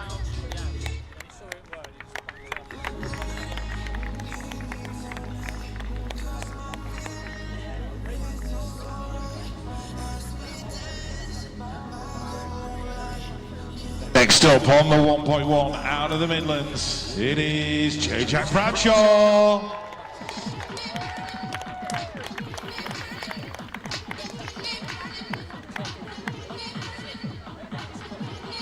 And the last rider up in the girls' A final on the 2.2. Won the World Championship out in France in July. It is Freya, the Slayer, Chalice.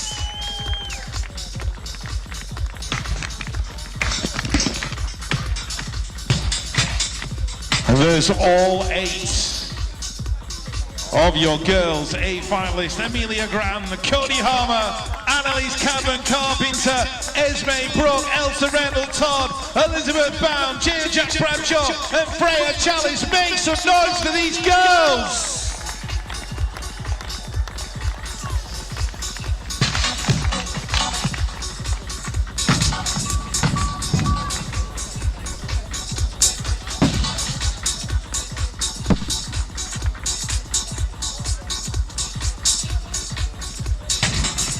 Alright, if you are watching at home on the Youth Sports Trust YouTube channel, do not look away.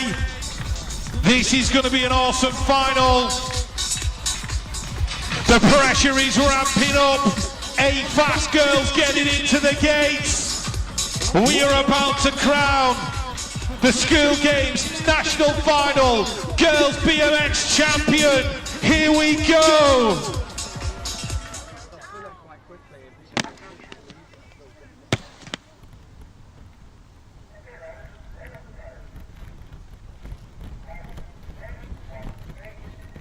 Here we go, the School Games National Finals BMX. It's going to be intense as they head into turn number 1. Freya the Slayer's got a nose in front. Elsa Rendell Todd's right there as well. And Freya gets the whole shot. Elsa in 2, J. Jack Bradshaw in 3. That's Elizabeth Bound going through. In there in 4, Esme and Annalise are battling for the 5 at the minute. Amelia's in there in 6 as well. But Freya the Slayer, she is the world champion, and the world champion for a reason. In and out the final turn, looking very good. Elsa Rendell Todd, is she going to hang on for 2? There's no doubt about the winner. Freya the Slayer Challenge. Who's going to get the second? There was a battle of the line between Elsa and Jaya. Elizabeth Bound in 4 and Esme Brook rounding out the top 5. What action here! School Games National Championship Finals. Girls BMX, we're going to wait for the official result. There you have it, the School Games National Finals. Girls BMX champion is Freya Chalice from the East. Followed in by J. Jack Bradshaw and Elsa Rendell Todd. Elizabeth Bound rounding out the top 4. Esme Brook in 5, Annalise Cadman-Carpenter in 6, Cody Harmer in 7, and Amelia Grattan in 8. But it's not over. We are about to bring you the boys' final. The final of the BMX competition 2022. School Games National Finals. 8 future pros lining up here. Enough watts to power a small town. More speed than you can ever need. And the first guy up on the 4.2 out of the south, it's Miller Hughes. Next up, out of the Midlands on the 1.1, Max Clark.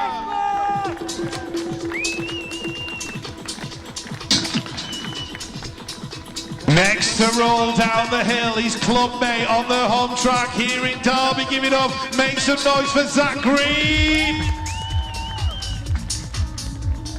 On the 3.2, representing the North, Harry Tanner.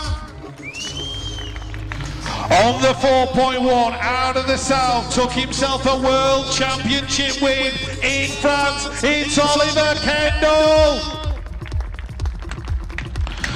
On the 5.2, expecting some big noise for this guy, Harrison Collins.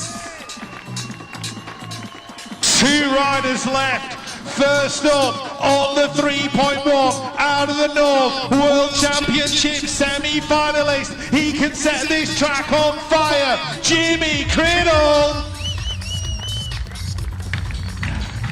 And last up on the 5.1, really been on it this weekend, took some time trial wins. He's going to be on it in this lap as well for the Southwest, Taylor Hunt.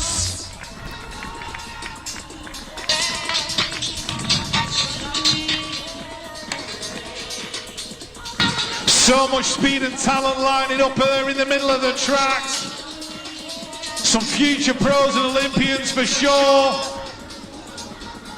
Ladies and gentlemen, your boys A final. Make some noise for these A riders.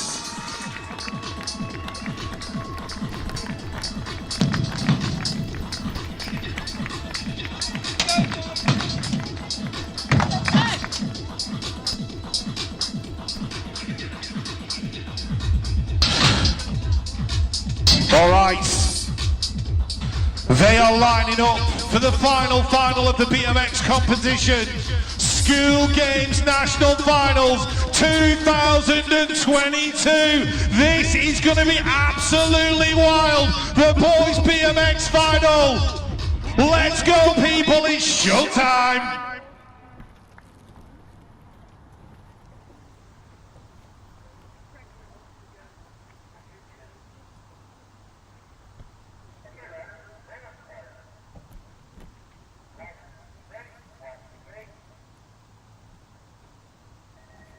And Ollie Kendall at the 1,000-yard stir as that gate drop. Has he got enough power? Locker, Hunt and Criddle on the inside. Heading for turn number 1. Who's going to get the whole shot? Taylor Hunt from the Southwest.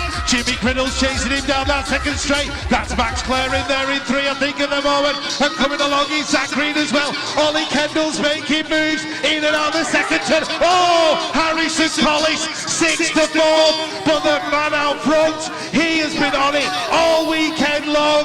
Taylor Hunt from the Southwest, your boys champion. Jimmy Criddle in there in 2. Zach Green in 3. Harrison Collins in 4. What action, what drama. Boys BMX final, oh my word, it was insane. Version confirmed result. Taylor Hunt is your boys BMX School Games National Final champion. Jimmy Criddle in 2, Zach Green in 3. Harrison Collis rounding out the top 4. Miller Hughes in 5, Harry Tanner in 6. Ollie Kendall in there in 7. And Max Clare in 8. We are going to get set up now for the presentation. We will guide family and friends into the arena to be part of the celebration. Just wait to be guided in by the officials, please.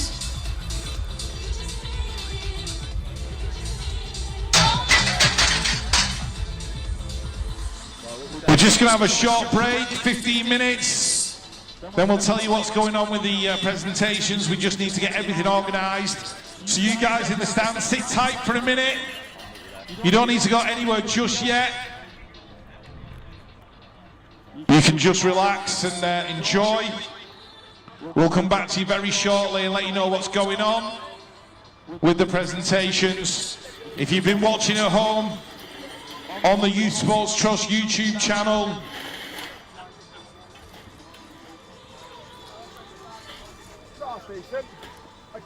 thank you for watching via the Youth Sports Trust YouTube channel. We hope you've really enjoyed the coverage. Please stick with us for the presentations if you can. But honestly, some of the best racing I think we've ever seen. BMX has been a standout event at the School Games National Finals. Drama, excitement, adrenaline. I tell everyone it's the best sport in the world, but it definitely is. So Freya, the Slayer Chalice and Taylor Hunt have taken the spoils today. But honestly, the winner in all this has been BMX racing and the School Games. definitely makes it Looks like Hughes is moving. such an awesome sport. And a great platform for it to be shown off. We're looking forward to being a part of it again next time around. As I always say, if you're excited and you want to see this, you want to be a part of BMX, the best way to do it, go to britishcycling.org.uk, click on the BMX tab on the left hand side of the page, that'll give you all the information you need. Find your local club, get you set up, get you racing, and honestly, BMX wants to see you blood in forever. Let's definitely move forward. Do we know what it's looking like? We're going to be back with you very, very shortly and let you know what's happening with the presentation. So stick with us. We're back soon.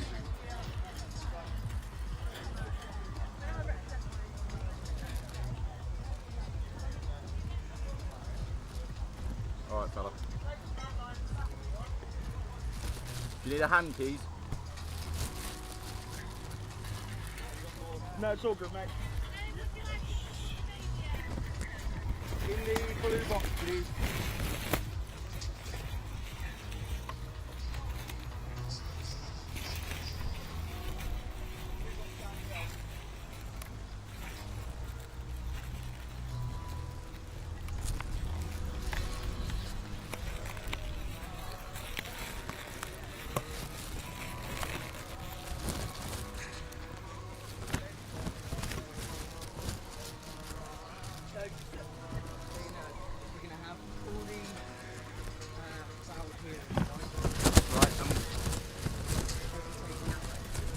Okay.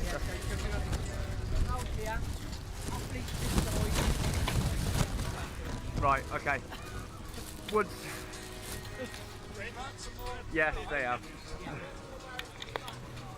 Right.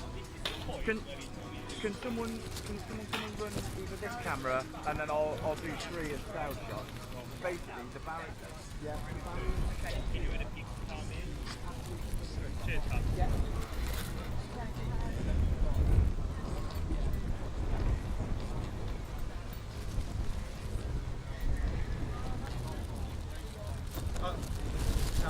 So either or, either.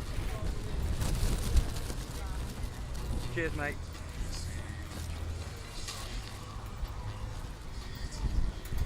So is the podium actually going to be in front of that barrier and athletes behind them?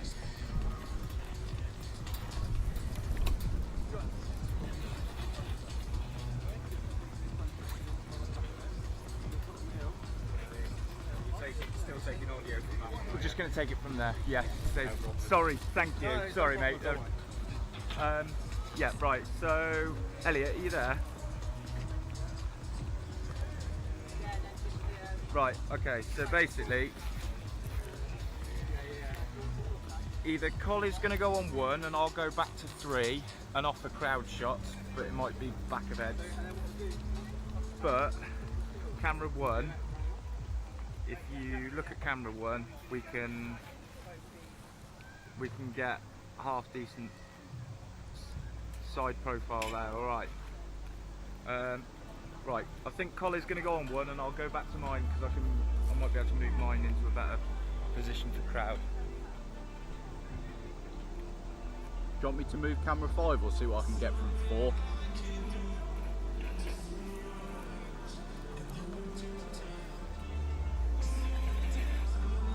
Yes. Yeah, I can see you, buddy.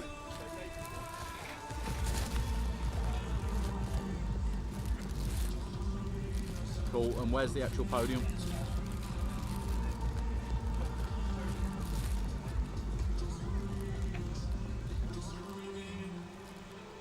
What do you think, Elliot? Either we move 5 or I basically get back to heads. Might be able to get crowd shots. Right, cool, jumping on it.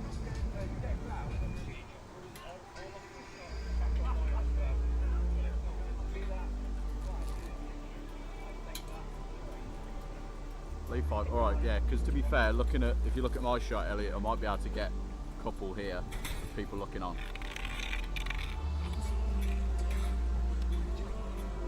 And and I can be at least a wide safety as well.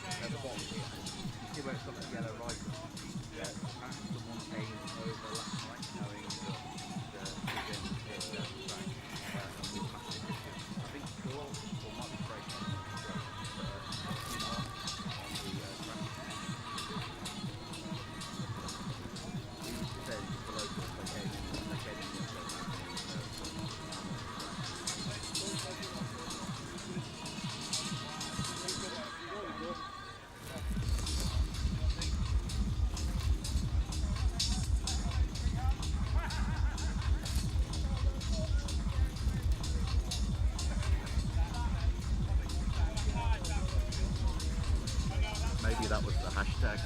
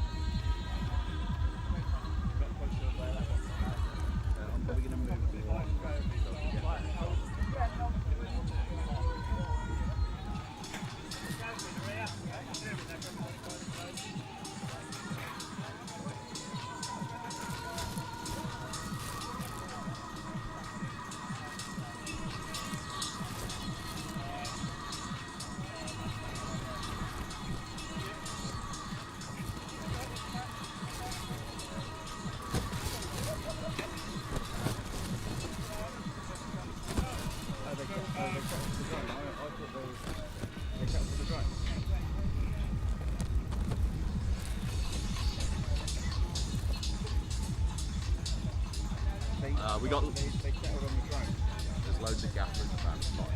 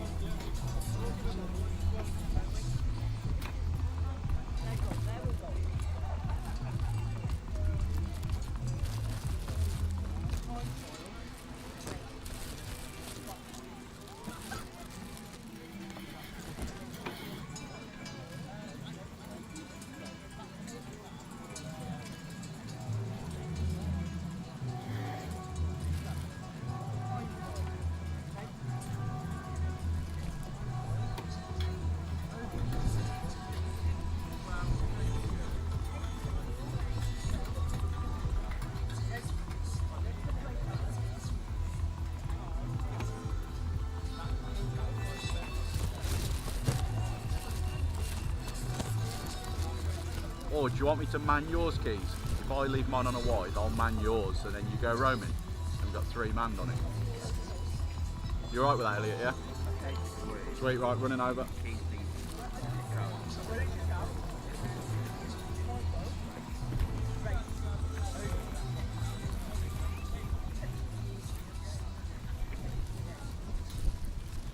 Leaving 4 on a wide, mate, running over.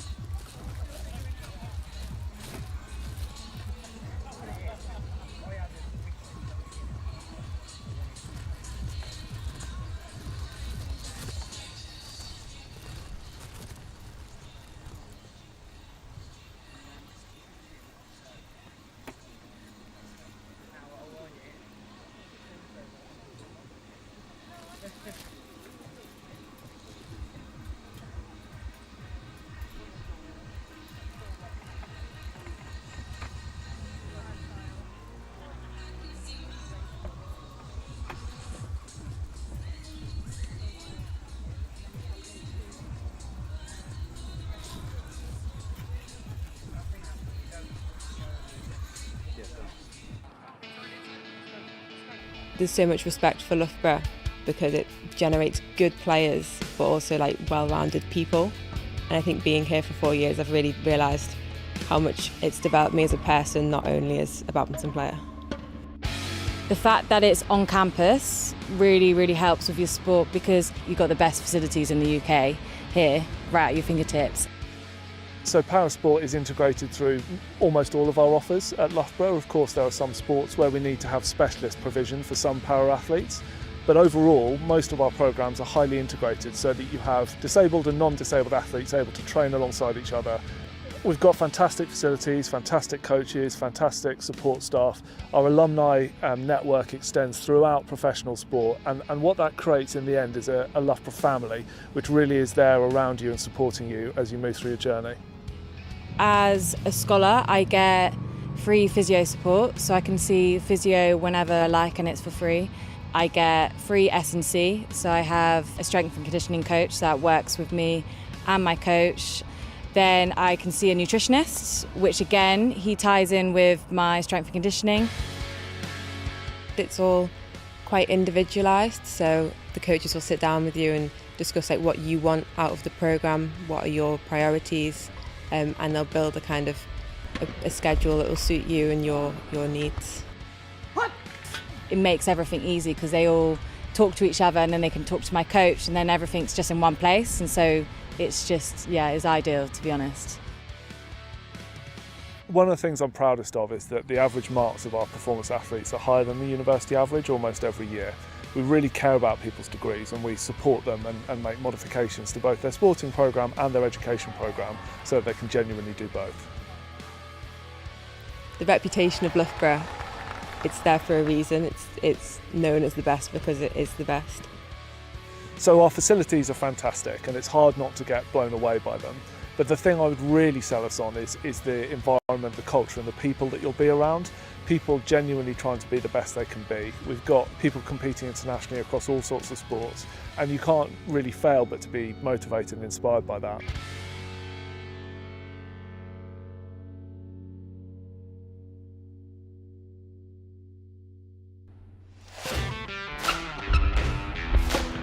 When you come to Loughborough, there's so many different sports that we have on offer, whether you want to compete or whether you want to play recreationally. But our competitive side, we have our AU teams, so we hold taster sessions, so you can give things a go. And then if you want to, you can trial for the team. And then if you're successful on the team, you buy a membership and you compete for Loughborough in that sport. Loughborough has been phenomenally successful at BMX. BMX is the British Universities and Colleges Sport Championships. So we have over 60 clubs that compete and train week in, week out. Thousands and thousands of students take part in the athletic union and they all love to wear the kind of African violet purple shirt with pride and represent the university against other universities and against the best clubs in the country. The buzz you get on Wednesday nights, the BMX nights, just running out in front of all your friends, it's just a real buzz, walking through that tunnel, getting onto the pitch. Playing for Loughborough makes me feel really proud, just seeing the people that have been there, worn the shirt already, and what they're doing now. They're playing for England on the weekends, they're playing for the professional clubs. Each athletic union club has their own student committee which help to run and facilitate their sport. It's really important for us that student development is just as much at the heart of what our athletic union clubs do, as well as the actual playing of sport. Everybody gets to use the same facilities here on campus. It's not like we've got facilities that are only for elite people or only for beginners. We all use the same facilities, tread on the same pitches, and we've got staff that are available to make sure that your experience is as good as it can be. We have an incredible array of coaching staff, performance support staff, so things like physio, strength and conditioning coaches that are always on hand to help people learn, develop and improve. So the AU at Loughborough is just like completely different from any other university. The competitive side of it is really supported by the uni, and like the social side as well, alongside the competitive teams. Everyone seems to really be invested and come to support Loughborough when they're playing. Loughborough will give you an incredible opportunity for sport, whatever your interest is, whatever level you want to be part of, and really have that life-shaping journey through university. This is the place that you can really develop and learn and enjoy yourself as well.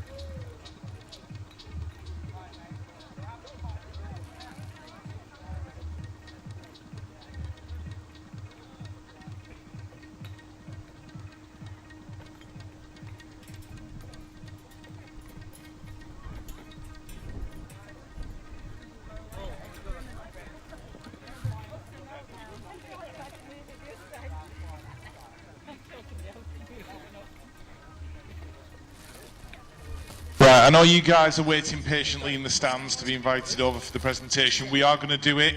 We'll let you know in the next 5 minutes or so. Just stick with us just for another few minutes. We'll get everybody in. We'll do it in a safe, organised manner.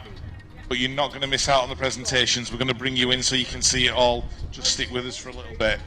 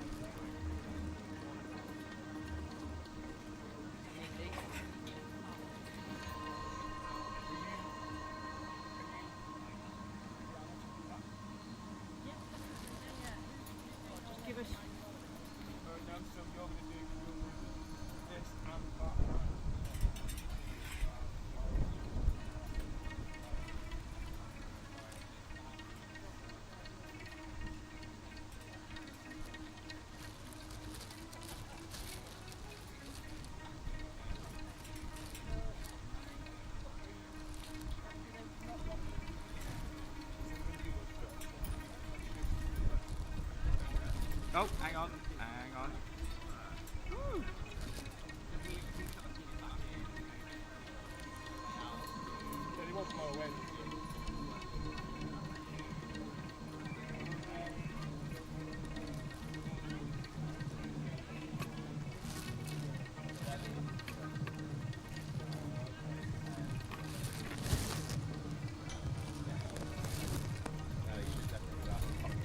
Yeah, I took camera 5 completely with a slide, and then I've just gone mobile.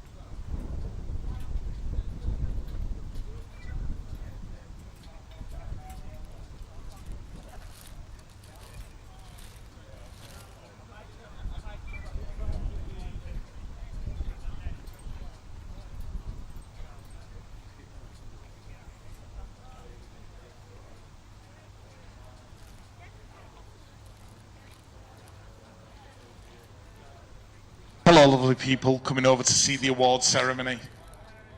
Lovely to have you. I knew Sullivan would be first in. There's no buffet, Sullivan. There's no food. You don't need to be first in for that. But there's no buffet. He's not going to be first in the queue for that. Yeah. So what we'll do is we'll get the awards presented, and then when it's all over and done, you guys will go back out the way you came. And then I don't know what's happening with the release of your athletes or anything like that. We'll get to that a bit later.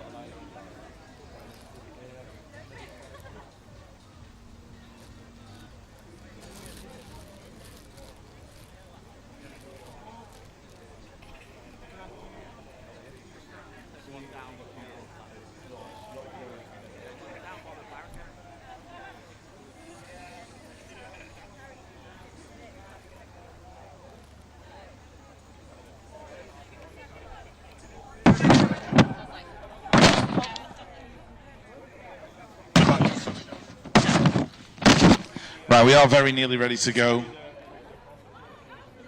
with the awards. We're going to start with the Best in Sport awards, which have been nominated for by athletes and staff across the weekend.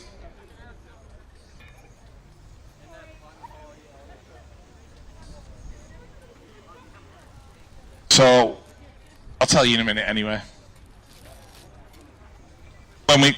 When we get the official ready to go signal.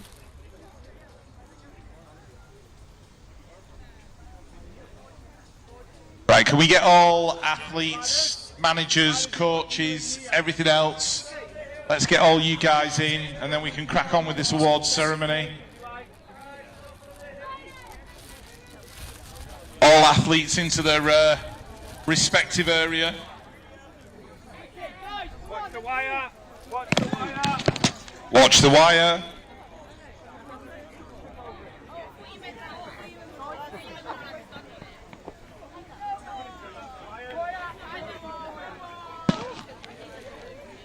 There's a thing over there, I'll go and grab it. Move up. Moving forward, please.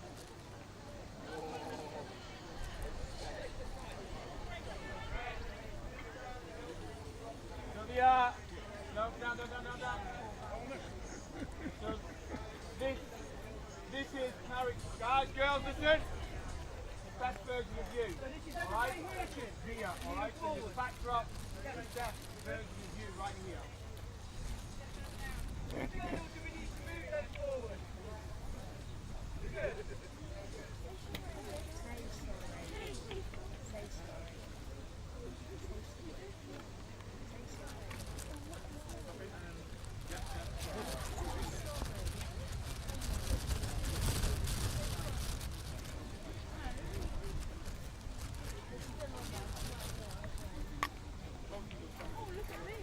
Yeah, there we are. Yeah. What they'll do is they'll walk around behind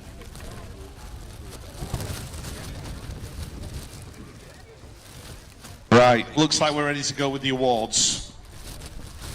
So we're going to start with Best in Sport. So basically it's a nomination system where, you know, riders, staff, athletes, volunteers, they all get to nominate a person who they feel has embodied school games best over the course of the weekend. What we did was we actually just brought it down to being a male and a female rider, because obviously picking a coach, they all do a fantastic job, and it's very, very difficult to kind of like just separate one from the rest. So we asked the riders to kind of nominate amongst their peers who they felt had embodied the spirit of the school games the most. So I'll start with the girls' winner. And I'll just read a couple of comments of what's been said about this particular rider. She's grown in self-belief throughout the competition and has a passion for her sport. She's always coachable and respectful and a great team player. Her attention to detail, resourcefulness and tidiness has been impeccable, and she is a credit to the games. Somebody else said she displayed the core values of the school games ever since she was made aware of the opportunity. While she has an inner determination to succeed, she's always passionate to watch her friends succeed too. She's integrated well into our team and has looked to share her experience with other regions too. She's managed to bring her best performances within competition, but is incredibly humble when doing so. I believe she's a deserved winner of the award and a real credit to BMX at the school games. So the best in sports, BMX at the school games, from the East region, Annalise Cadman-Carpenter. Come and get your award, Annalise.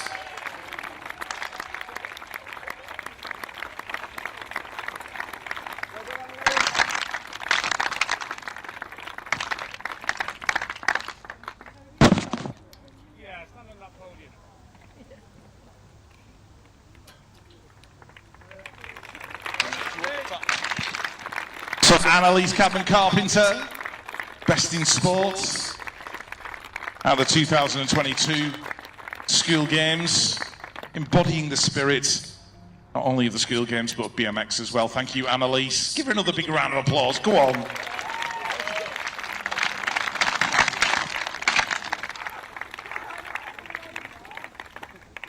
And we have a boys winner as well. So just a couple of comments that came on the nomination forms. He raced and competed with a good attitude all weekend and was gracious in accepting 17th place and just missing out on a semi on race day. And somebody else said, it's hard to explain, but to me he represented the best of how an athlete can be, making himself, his family and Wales proud. That young man is Thomas Doran.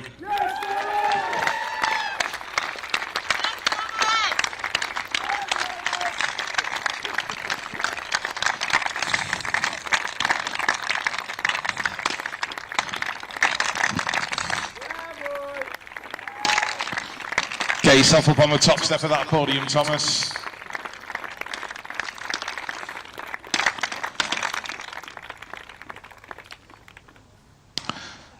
There we go. Get the photographs. That can all go on Facebook later.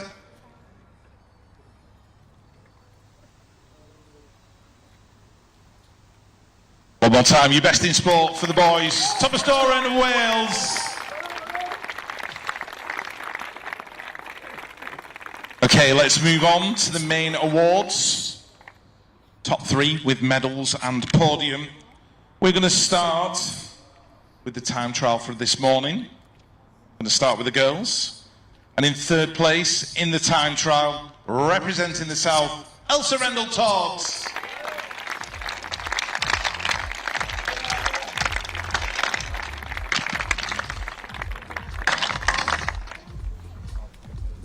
Second place in the time trial. Oh, hang on. Let's get the medal on first, yeah. Presented by Mr. Will Roberts, Chief Operating Officer of Youth Sport Trust. Hashtag Big Cheese. Second place in the girls' time trial this morning, representing the Midlands, Jack Bradshaw.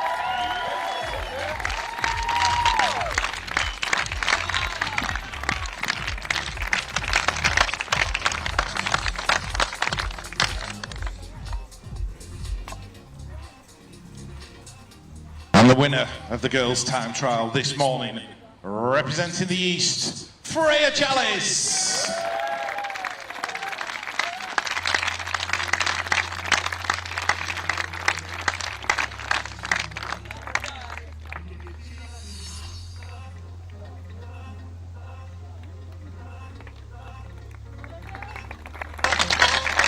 And there's your time trial top three.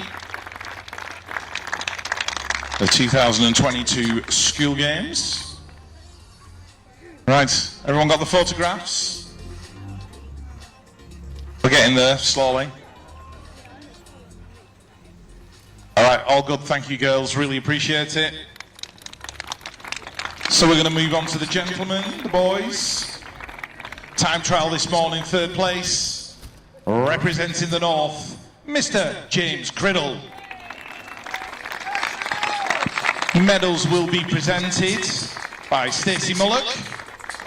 Stacey is a former student of Loughborough University, former employee of the Youth Sports Trust, former BMX World and European Champion, and Hall of Fame nominee for this year. Woo! Second place in the boys' time trial was from the Southwest, Harrison Collis.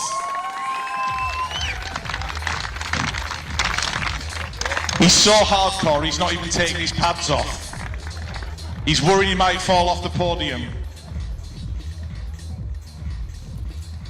And the winner of the boys' time trial this morning, also from the Southwest, he's been on fire this weekend, it's Mr. Taylor Hunt.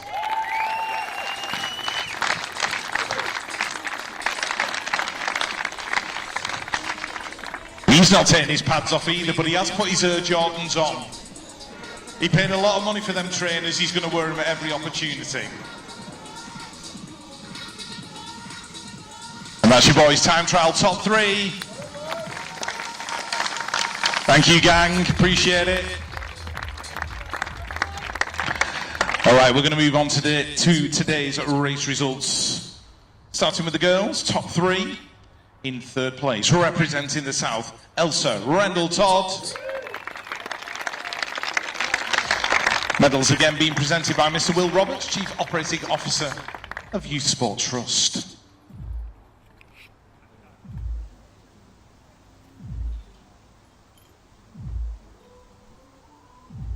Second place on the podium again, and looking good for it as well, it's Jack Bradshaw.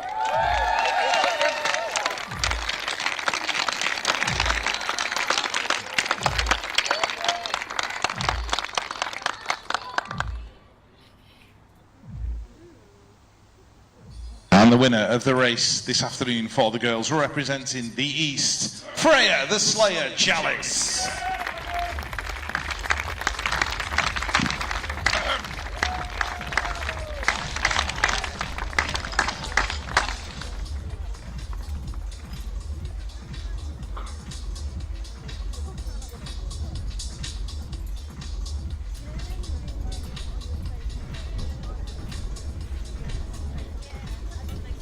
Elsa is getting attacked by a flag.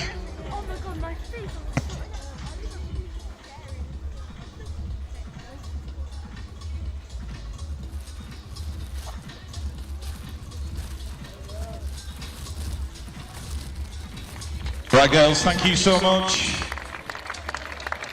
Moving on to the boys' podium for today's race event. Third place, out of the Midlands region, riding on his home track. Did an absolutely superb job. Give it up, make some noise for Zach Green.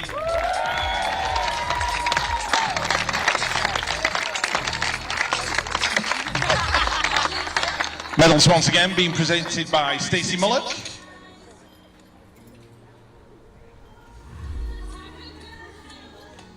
Second place in the race this afternoon for the North, James Jimmy Criddle.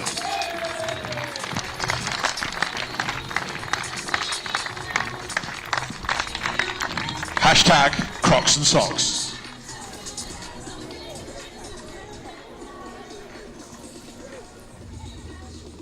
And the winner of the race this afternoon for the Southwest, give it up, make some noise for Taylor Hunt.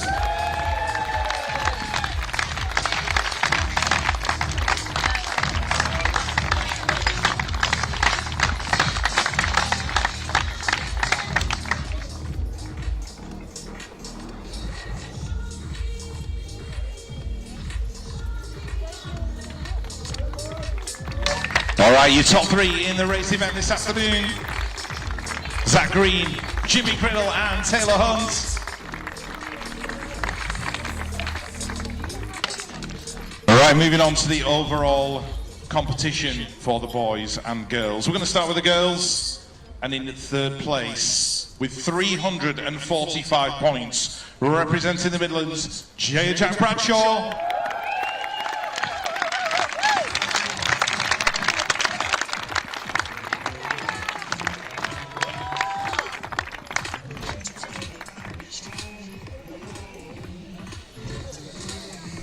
Now Jay's turn to be attacked by the flag.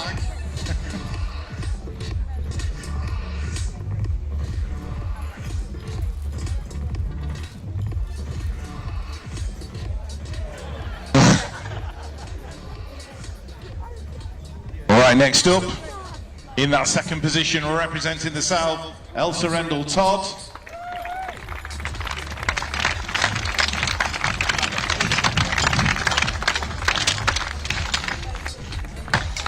These are the overall awards for the weekend.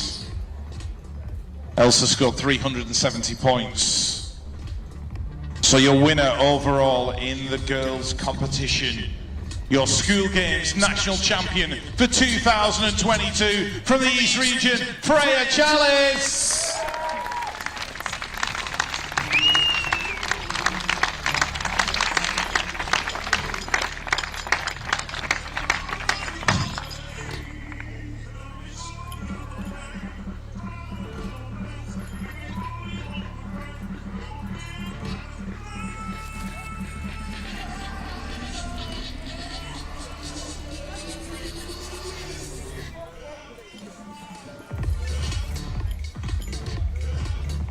Your top three overall in the girls' competition, Jack Bradshaw, Elsa Rendell Todd, and Freya the Slayer Chalice.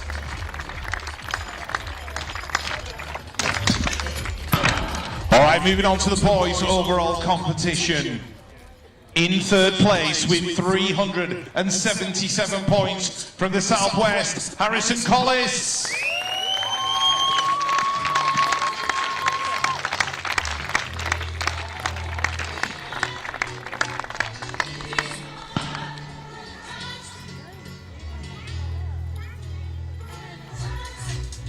Second place with 407 points from the North Region, James Criddle.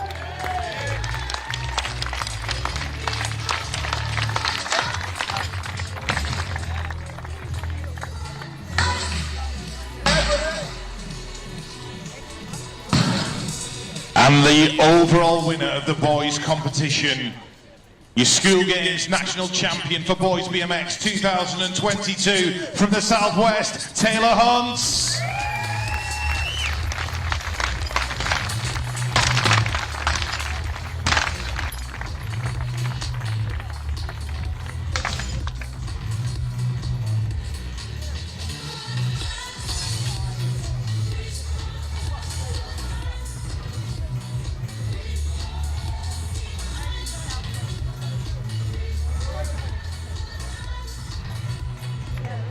All right, lovely gentlemen, thank you so much. That's your top three.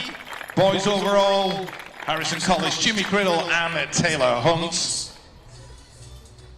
So we're going to move on to the day two team competition. We've got day two and then we've got the overall competition as well. But the next one is just today's competition, day two. So regional awards, third place on day 2 with 722 points. It's the North region.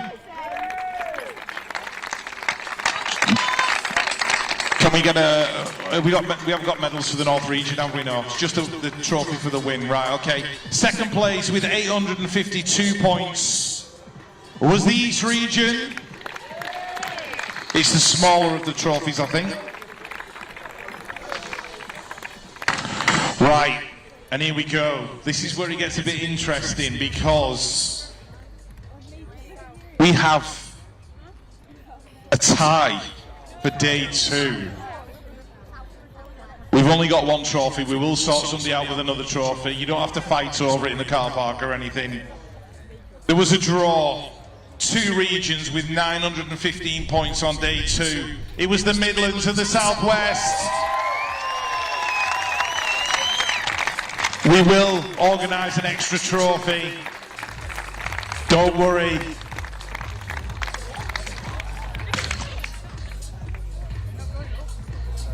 Right, so that's that done.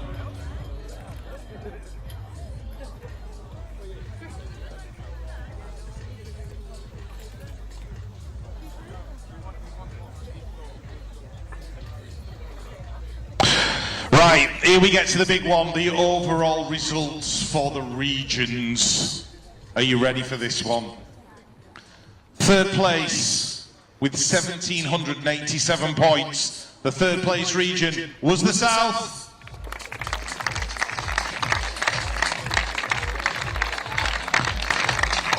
The second place region with 1,838 points was the East.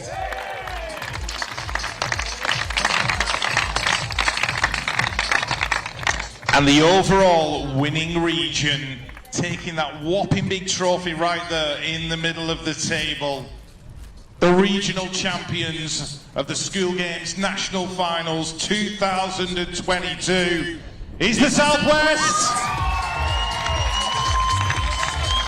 Let's get all the Southwest athletes in. Come on, guys. All the Southwest athletes. Get yourself somewhere around that first place podium. Stacey will present you with the trophy. Looks like Harrison's doing the job. So there we go. Your victorious region, the Southwest BMX School Games National Champions 2022. Taking the award. They've worked so hard, they've all worked hard, but the trophy is going back to the Southwest. We also have another word of thanks. There are a multitude of people who work very, very hard on this event, and the graft that gets put in is unreal. But there's been some serious graft put in over a month-by-month period. Please give it up and make some noise for Christian Wilkins, Chrissy Walding, Dylan Clayton. Give them a huge, huge cheer. They've worked their collective backsides off, done a fabulous job. Thank you, guys. Thank you, thank you. We appreciate it so much. Awesome, awesome job. And I think, as a tear rolls down my face, that might be it. Is that it? Have we got no more awards? Are we done? Guys, thank you so much. All the athletes, all the team managers, all the coaches, the volunteers, the parents who have supported everything. Thank you so much. And, you know, there's one guy with a microphone who never shuts up as well. So... appreciate it, guys, thank you. If all the parents want to make their way out the way they came, thank you so much. Just make your way out that way, that would be lovely. Oh, Midlands and North didn't collect the Day 2 trophy. Can we have Midlands and North region up here quickly, the riders? I don't know, who was it? Oh, Midlands and Southwest it was, sorry. the day 2.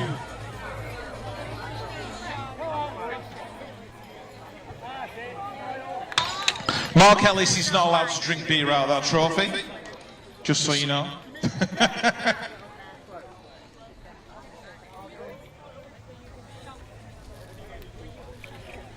So get the Midlands up there as well for their day 2 trophy. Southwest, are you going to stay put? Stay put, Southwest. Because you were joint day 2 winners. I know there's only one trophy. I think we should let the Midlands take it. We'll forward the other one onto the Southwest. They got the bigger one.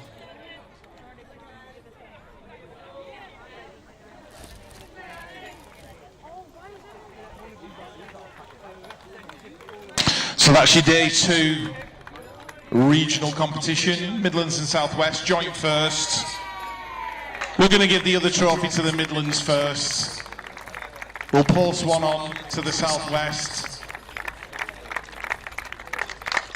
So that's your day 2 regional competition. Dead heat. We had a dead heat in the time trial at one point, and we've had a dead heat in the regional competition day 2.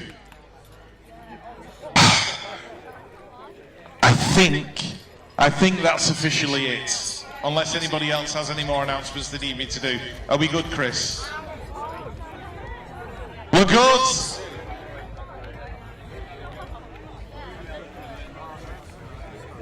Anything else? Anything else, Gaffer?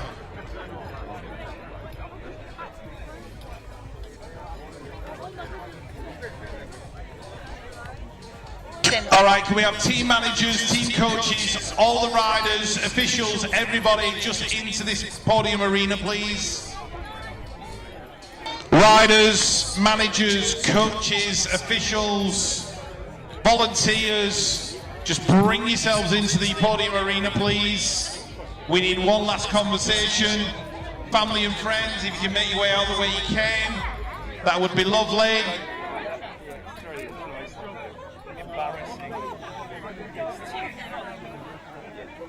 I lost it for a moment. Is this still live? There you go. Do you think this is live? I've got to put my face in front of me.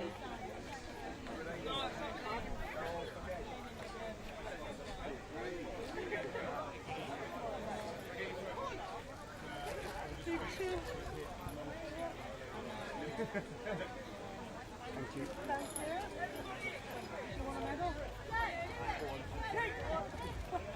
Smiley, come on. You're holding things up. Team managers, please. Coaches, officials, everybody. The last photo call, I think.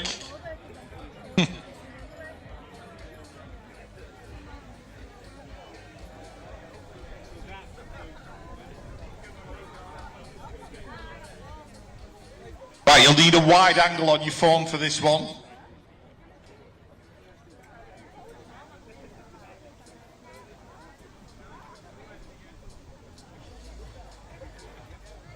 Go on, I'll get in on this one as well. Hey.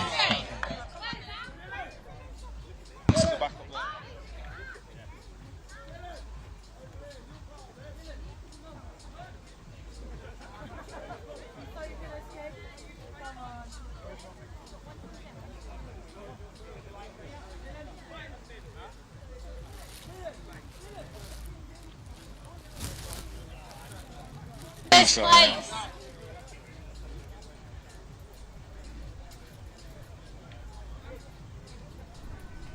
All right, ladies and gentlemen, give it up, make some noise for your BMX School Games family. It's been awesome. The only sad part is it has to come to an end.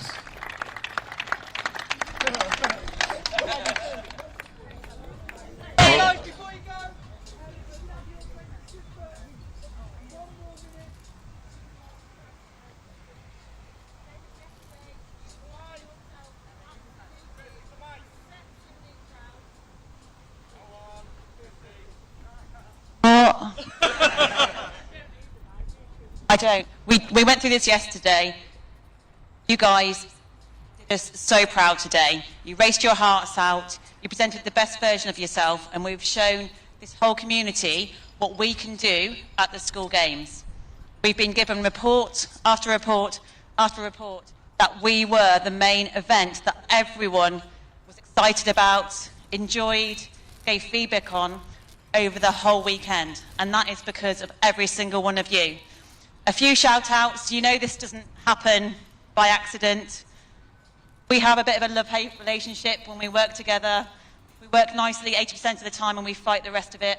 But without this guy doing hour after hour, day after day, this event would not be happening. Without Dylan, this event would not be happening. We're collectively known as the Dream Team, just so you all know that. But team managers, team coaches, we don't underestimate the amount of work that you put in.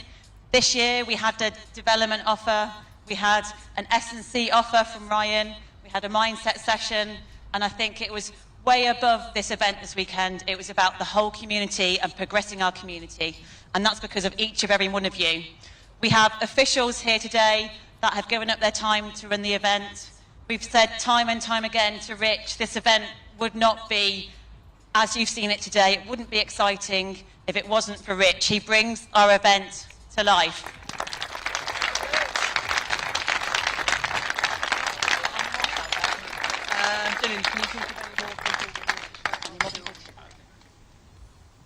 So, we're going to hand over to Dylan, and then we're going to all get together in our little circle like yesterday.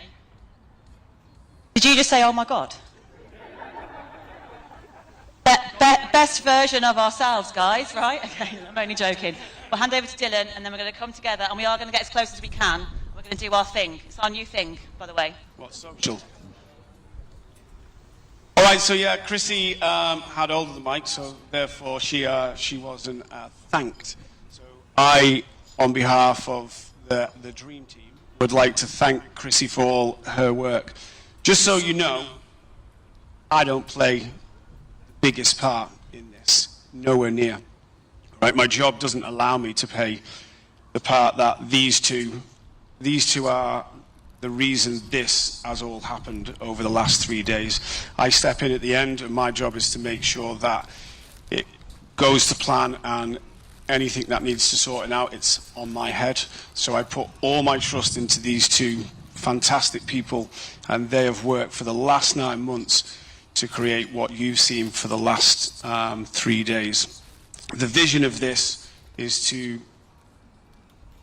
give a wider audience a look into what BMX is all about. So I know it's been a bit of a strange experience for some of you and some of your parents looking at that flat skills stuff yesterday, because it's not something you see so often, but it's the fundamentals of this sport, and we wanted to show everybody, cast that net wider and show everybody what this sport is about. But not only about what it looks like on the bike, what it looks like as a community as well. So the bike riding's always amazing, always looks amazing, we know that, but you as a group of young people and managers and coaches, and you know, as a whole group of young people have done that thing what I asked, of being the best version of you with whistles and bells on. All right, so we also couldn't do it without you, so massive thank you. But these two people are the ones that make it happen. All right, so let's give Chrissy and Chris a massive round of applause.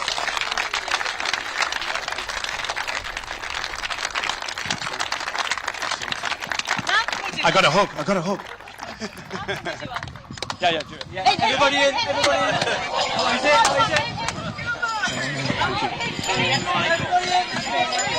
Come on, team huddle. Get in there. Do I have to come in as well? All right then. So, on 3, Team BMX. 1, 2, 3. Team BMX! And there you go, ladies and gentlemen. That wraps up our 2022 School Games National Final BMX competition.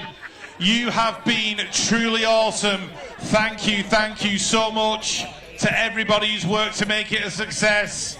And as I always say at the end of every national event and everything else, wherever you are headed, please have a safe journey home. We will see you next time. Thank you.